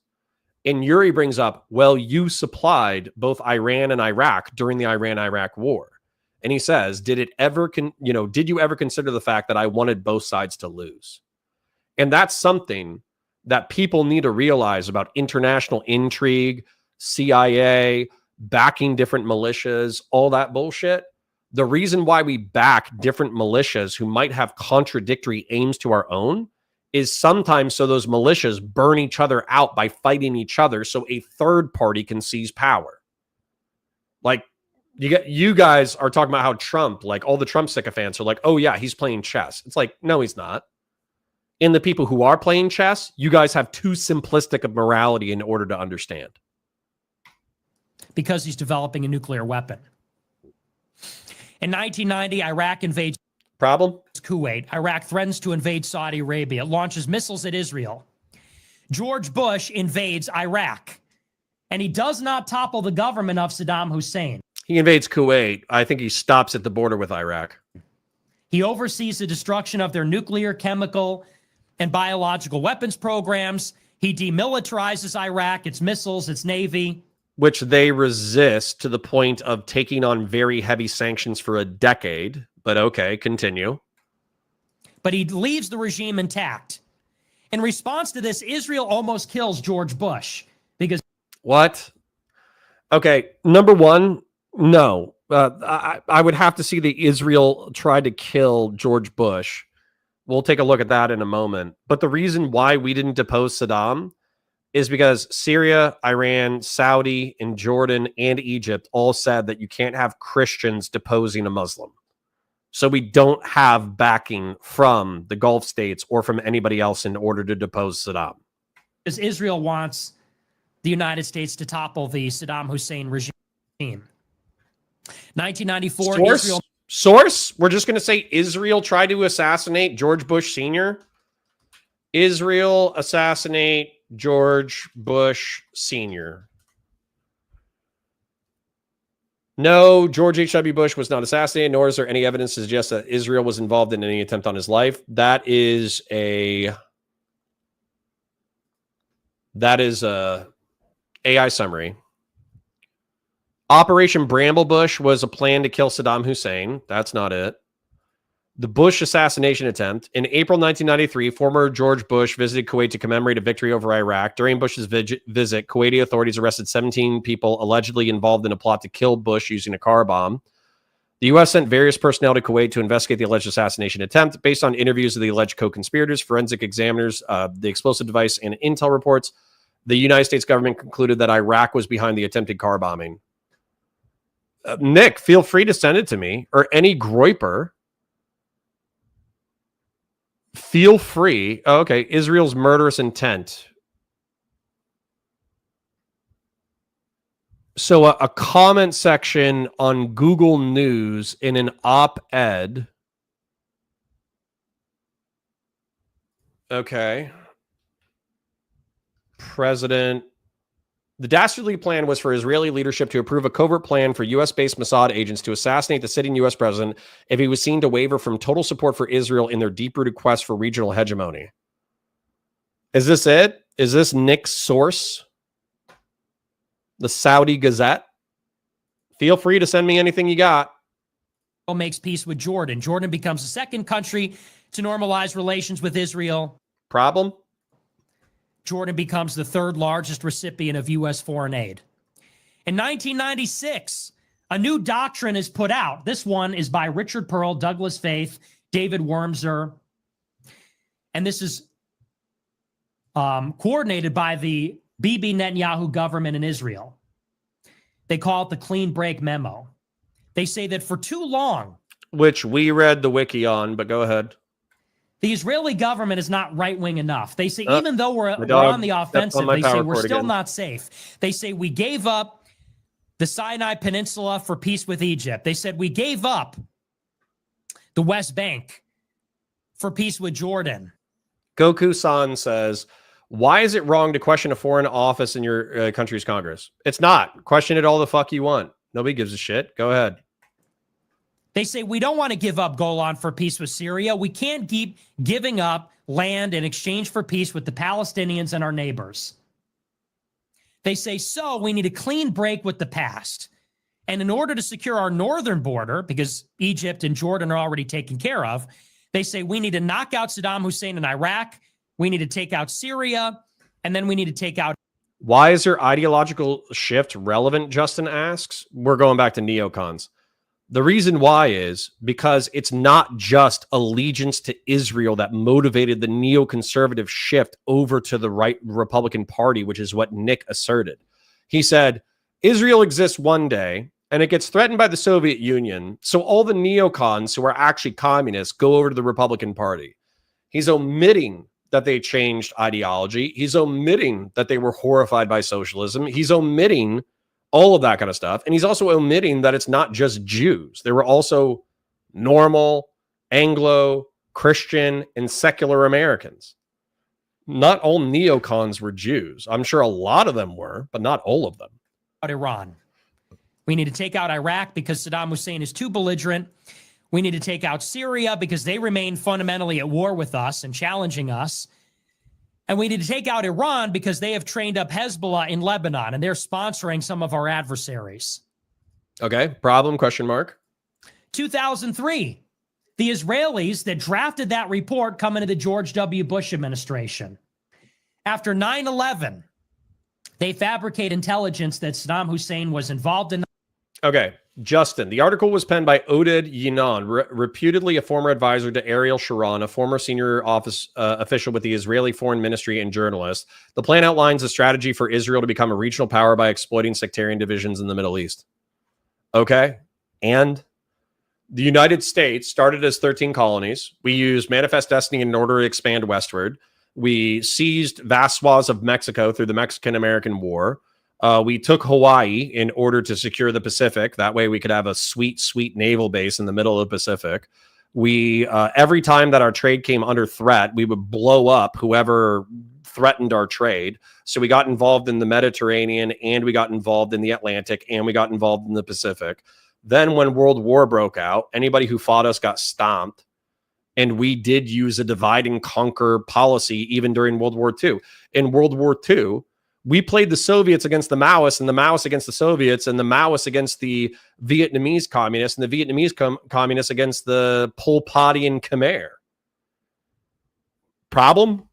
This is politics, baby. Like what are we talking about here? Why are you upset? What's the problem? Question mark. Goku says, call me a groyper because I don't worship Israel. That's fine, buddy. Your narrative is America serves Israel. That's the point. No, it's not. It's that we're allies and that we have overlapping goals, and we have some goals that don't overlap. And I don't worship Jews. I like mixed economy, capitalism, liberal democracy, and republicanism. I like the West. 9/11 and other terrorist plots. They say that Saddam Hussein is once again building up his nuclear arsenal like they did in 91. Their program, which was not fully destroyed in 1990, they claim. We need to go in. The United States invades Iraq and topples the government. Did he mentioned 9/11 though, right? 2003, the Israelis that drafted that report passed. And in order to secure our northern border, because because Saddam Hussein is too belligerent, we need to take out Iran. We're skipping 9/11. Interesting choice. We need to take out Iraq because Saddam Hussein is too belligerent. We need to take out Syria because they remain fundamentally at war with us and challenging us. I get that this is an extemporaneous rant, but honestly, omitting 9/11 is kind of big. And we need to take out Iran because they have trained up Hezbollah in Lebanon and they're sponsoring some of our adversaries. Problem? Question? 2003. The Israelis that drafted that report come into the George W. Bush administration. After 9/11, they fabricate intelligence that Saddam Hussein was involved in 9/11 and other terrorist plots.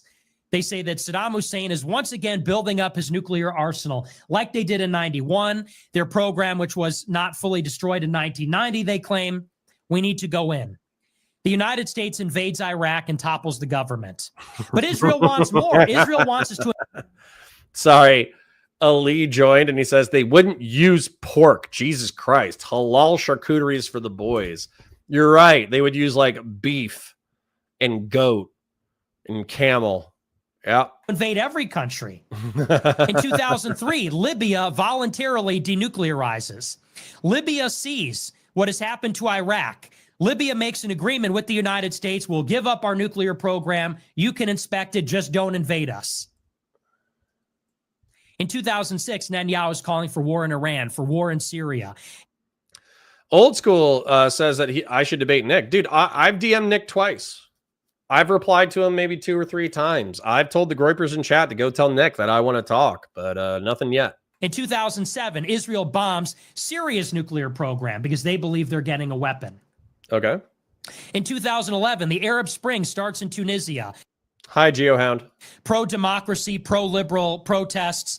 They spread all across northern Africa. They spread into Libya, to Egypt, then into Syria and elsewhere in the broader Middle East. They bring down Hosni Mubarak in Egypt. He's replaced by the Muslim Brotherhood. Which is bad, by the way, and is actually later reversed. Is he going to say that? So hold on. So Justin, but here's the thing. Here's what's missing.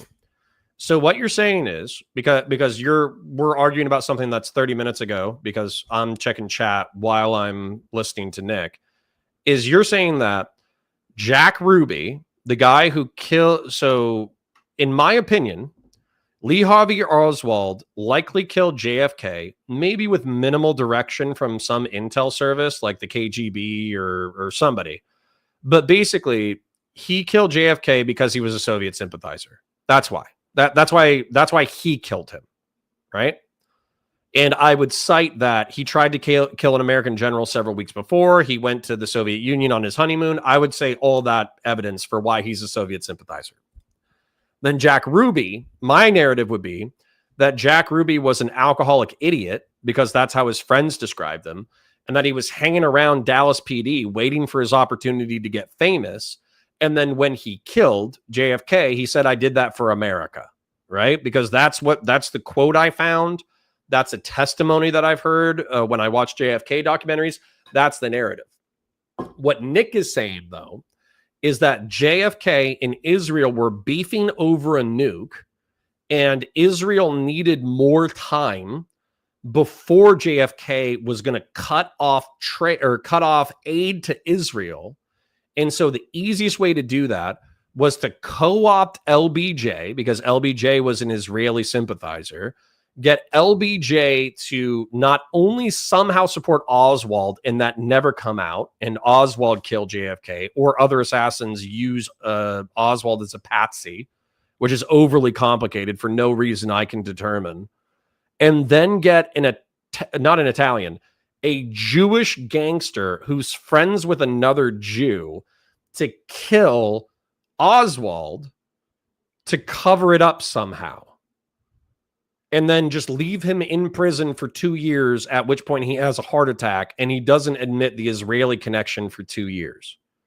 That seems like overly complicated and weird and doesn't make a whole lot of fucking sense compared to Lee Harvey Oswald is a Soviet sympathizer. So you're like overcomplicating the narrative, and Nick doesn't even bother explaining it. He just says Jack Ruby was Jewish and he was a gangster, similar to the gangsters from the 1920s who were running guns to early Israel. Like that's not much of a connection. You're missing quite a bit of evidence to tie Israeli Mossad to the JFK assassination. They threatened to topple Muammar Gaddafi in Libya. NATO airstrikes led by the United States finished the job. They topple Libya's government. Red Cordy says, lol, wasn't Saddam an atheist? He was an Arab socialist whose party was explicitly secular. Sure, but after he got kicked out of Kuwait, he had to shore up his base, and so he started pretending to be religious in order to gain Sunni support. And so did his generals. And a lot of his generals ended up being radicalized. Government, they kill Muammar Gaddafi. In Syria, protests lead to major opposition movements against the regime of Bashar al-Assad. In Syria. Wait, Justin, hold on. Meyer Lansky, Jew, worked with Mickey Cohen, Jew. Mickey Cohen was friends with Ruby, Jew. They smuggled guns to Israel. Just establish that for me. Like, Mickey Cohen and Meyer Lansky were gun runners for Israel, and that they were boys with Ruby. Go ahead. There's actually a really funny South Park clip where you almost verbatim said something that, sorry, I'm getting tired.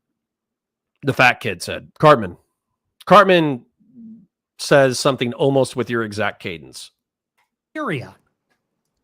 With the Syrian regime and the Iraqi regime weakened, and the United States withdrawing from Iraq in 2011, suddenly there's a radical Islamist group that spawns in the middle of Iraq and Syria. It's called ISIS.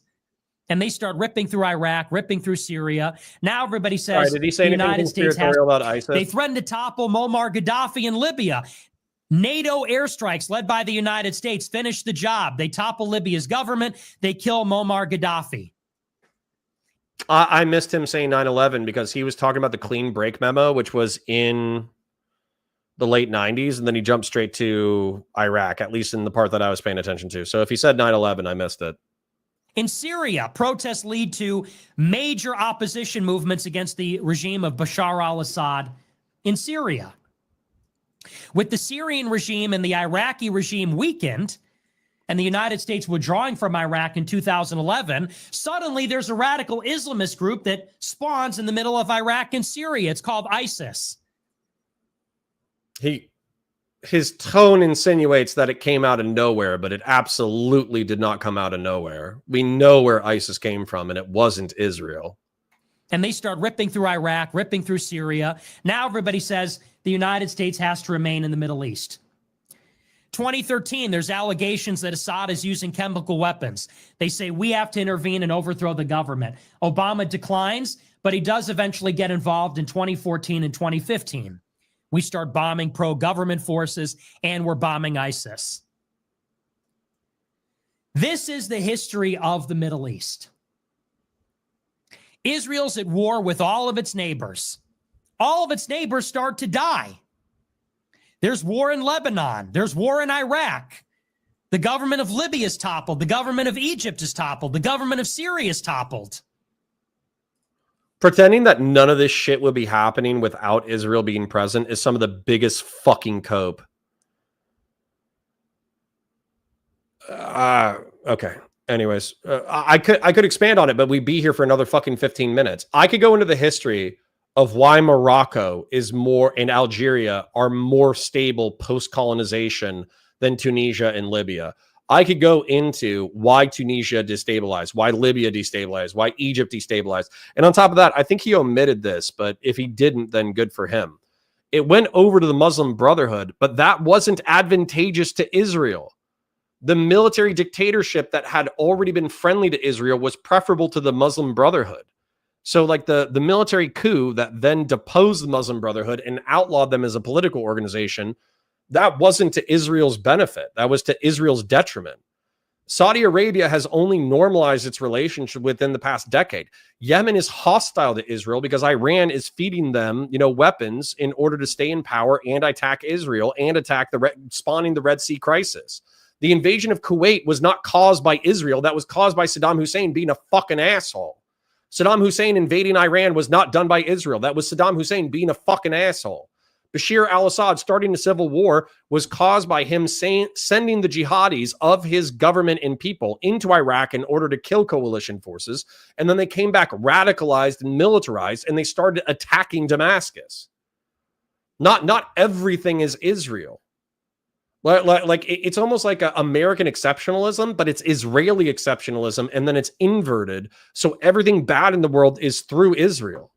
And it's like, no, dude, even if Israel was Muslim, you would still have these beefs between Iraq and Syria and Iran. Dude, the only evidence that I need to cite is history. Babylon fought Persia.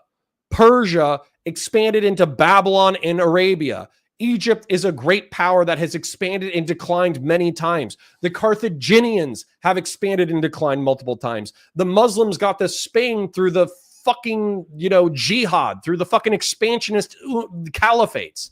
Turkey used to be Roman, but became Muslim through expansionist caliphate wars. Turkmenistan, Uzbekistan, Kyrgyzstan, Tajikistan, Afghanistan, Pakistan are only Muslim because of expansionist caliphate wars.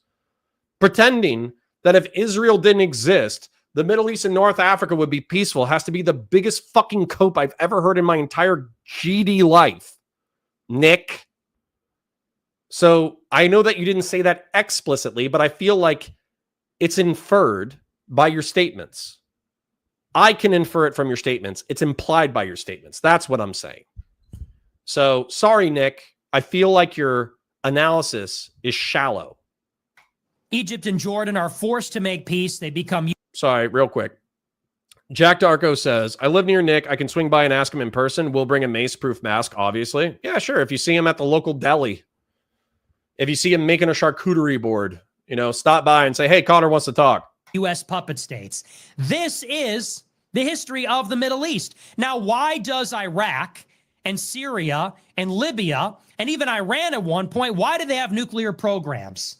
Because Israel, at the same time, is pursuing regime change against all these different... Be alive. So Nick did explain the Ruby connection in more depth in the JFK episode that he had earlier this year when the JFK files released. This 40-minute nutshell explanation won't go in depth. That's fair that he can't go into endless detail because we'll be here for 10 hours. However, I would like a too long didn't read for how Jack Ruby is not some alcoholic dickhead looking for glory. He's actually like a deep cover Mossad agent trying to cover up Lee Harvey Oswald, who Lee Harvey Oswald had a motive for actually killing JFK. Very curious. Countries. Israel's allied with the United States, and one after the other, the dominoes are falling. There's a civil war in Somalia. There's a civil war in Sudan. What the fuck does that have to do with Israel? I can't even remember the last time that the Sudanese were fucking with Israel. When's the last time the Sudanese were fucking with Israel? Splits them into two countries. Now there's a civil war in Sudan.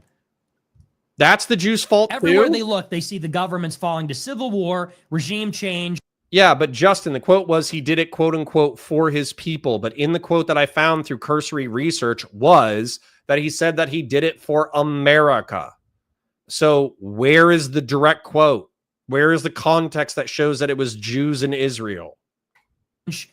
Or U.S. occupation. So they want to nuclearize.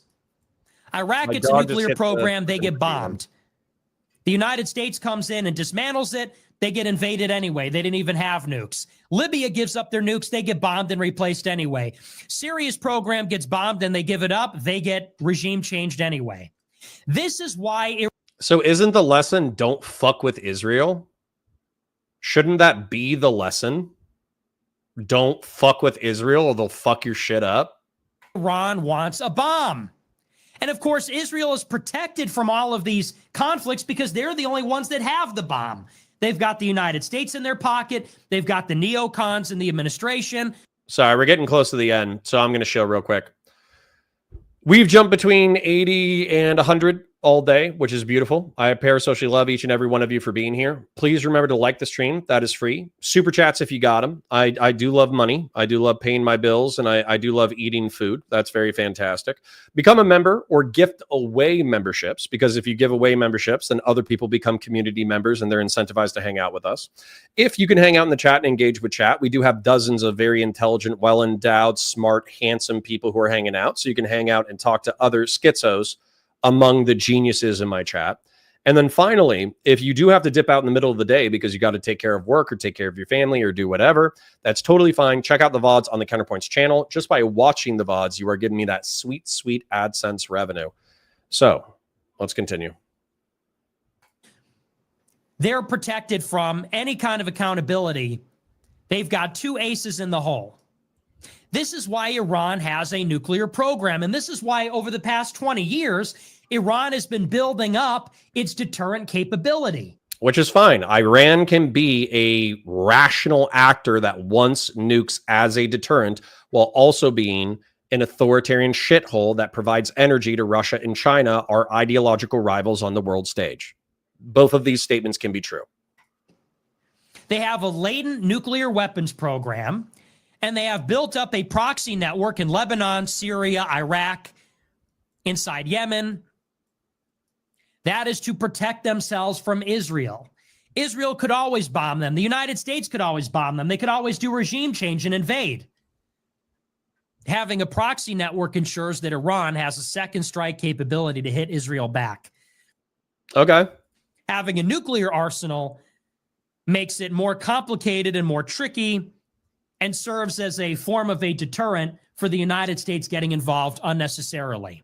Yeah, we don't want to invade Iran with boots on the ground, but if they had developed nuclear weapons, the chances of us doing a ground invasion dropped to almost zero. This is descriptively true. Then you have the October 7th attacks. That's in response to the new dynamic. Although he might not mention it, but I'm going to expand on his behalf. The Abraham Accords. We effectively have Saudi, Jordan, Egypt.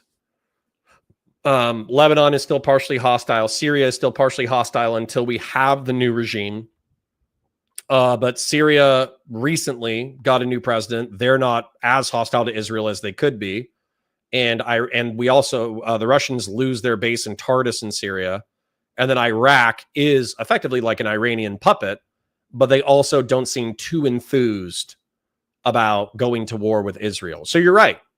Israel, through carrying out their foreign policy aggressively over the past 2 or 3 decades, has secured a better position in the Middle East and North Africa where their neighbors are not constantly attacking and killing them. So, yeah, that's cool. Based. Jack Darko says, Jack Ruby suffered from intense paranoid delusions near the end of his life. He's on the record saying he believed the second Holocaust was underway in the U.S. That sucks. Justin says, according to the AP source, his final statement was, there's nothing to hide. There was no one else in prison. He reportedly told Rabbi Silverman, I did it for the Jewish people. Who the fuck is Rabbi Silverman? After Israel. Jack Ruby, Rabbi Silverman. You're just inventing Jews for me to take out. Rabbi Hillel Silverman was a spiritual leader who knew Jack Ruby, the man who shot Lee Harvey Oswald. Rabbi Silverman, who led Congregation Shearith Israel in Dallas, first met Ruby in 1958 following the death of Ruby's father. He visited Ruby during his incarceration, both before and after his 1964 trial. The sixth floor museum at Dealey Plaza holds an oral history interview with Rabbi Silverman about his relationship with Ruby. In the interview, Rabbi Silverman discussed his interactions with Ruby, including visits during his imprisonment. Ruby born Jack Leon Rubenstein, blah, blah, blah, blah, blah. Jack Ruby's act of shooting Lee Harvey Oswald, the accused assassin of President JFK, took place on November, blah, blah, blah. The Warren Commission concluded that Ruby acted alone and out of impulse in response to the Kennedy assassination. Ruby's trial for murder with malice focused on whether the shooting was premeditated or an act of insanity. Okay. The Jack Ruby, the many faces. Okay, can you find it? I did it for the Jewish people.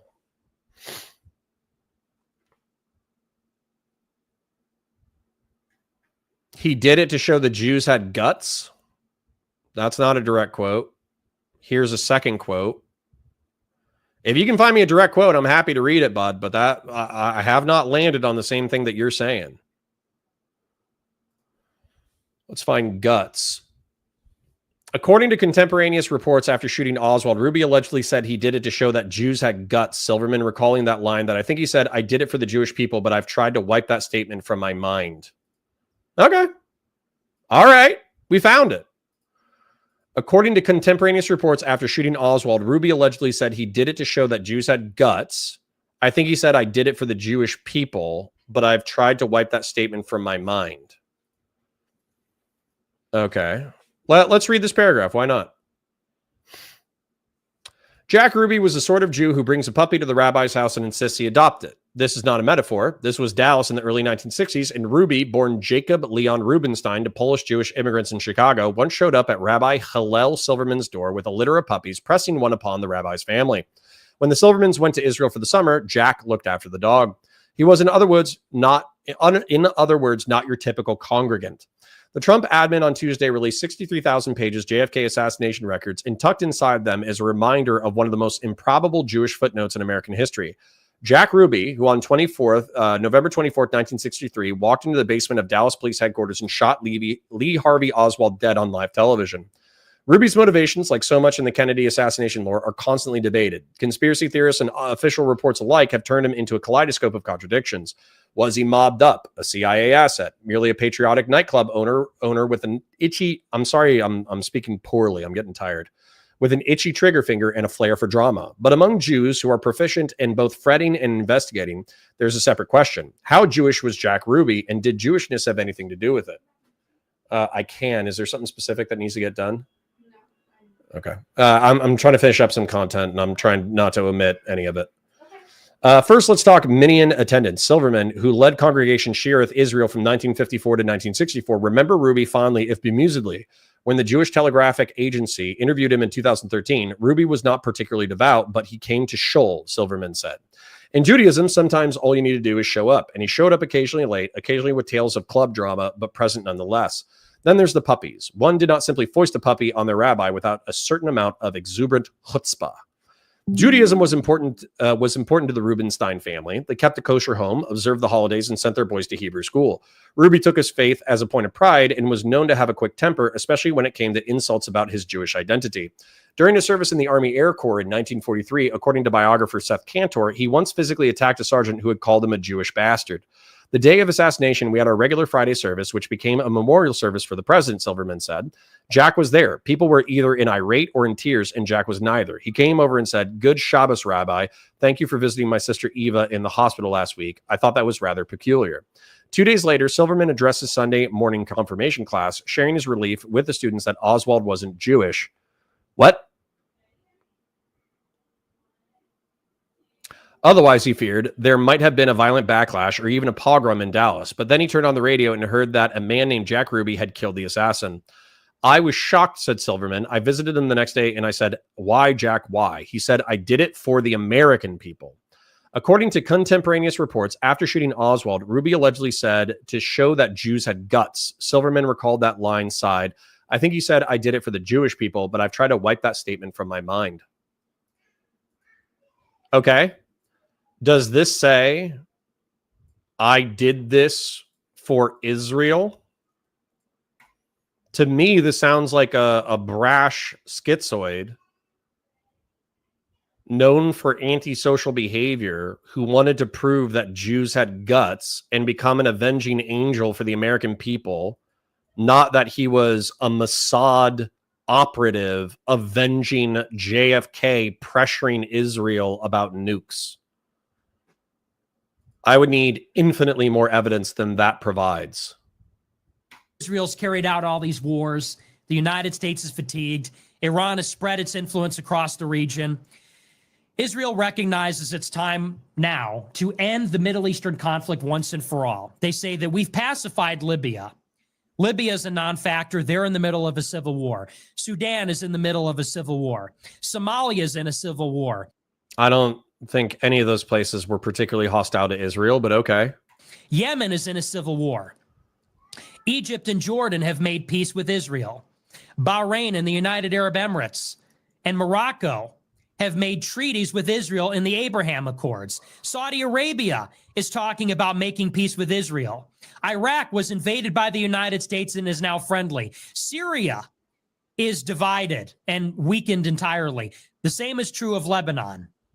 The only remaining adversary at the time of October 7th in 2023 is Iran and all of its proxies in southern Lebanon, in Yemen, in Iraq, and the Assad regime, which is not totally defeated in Syria.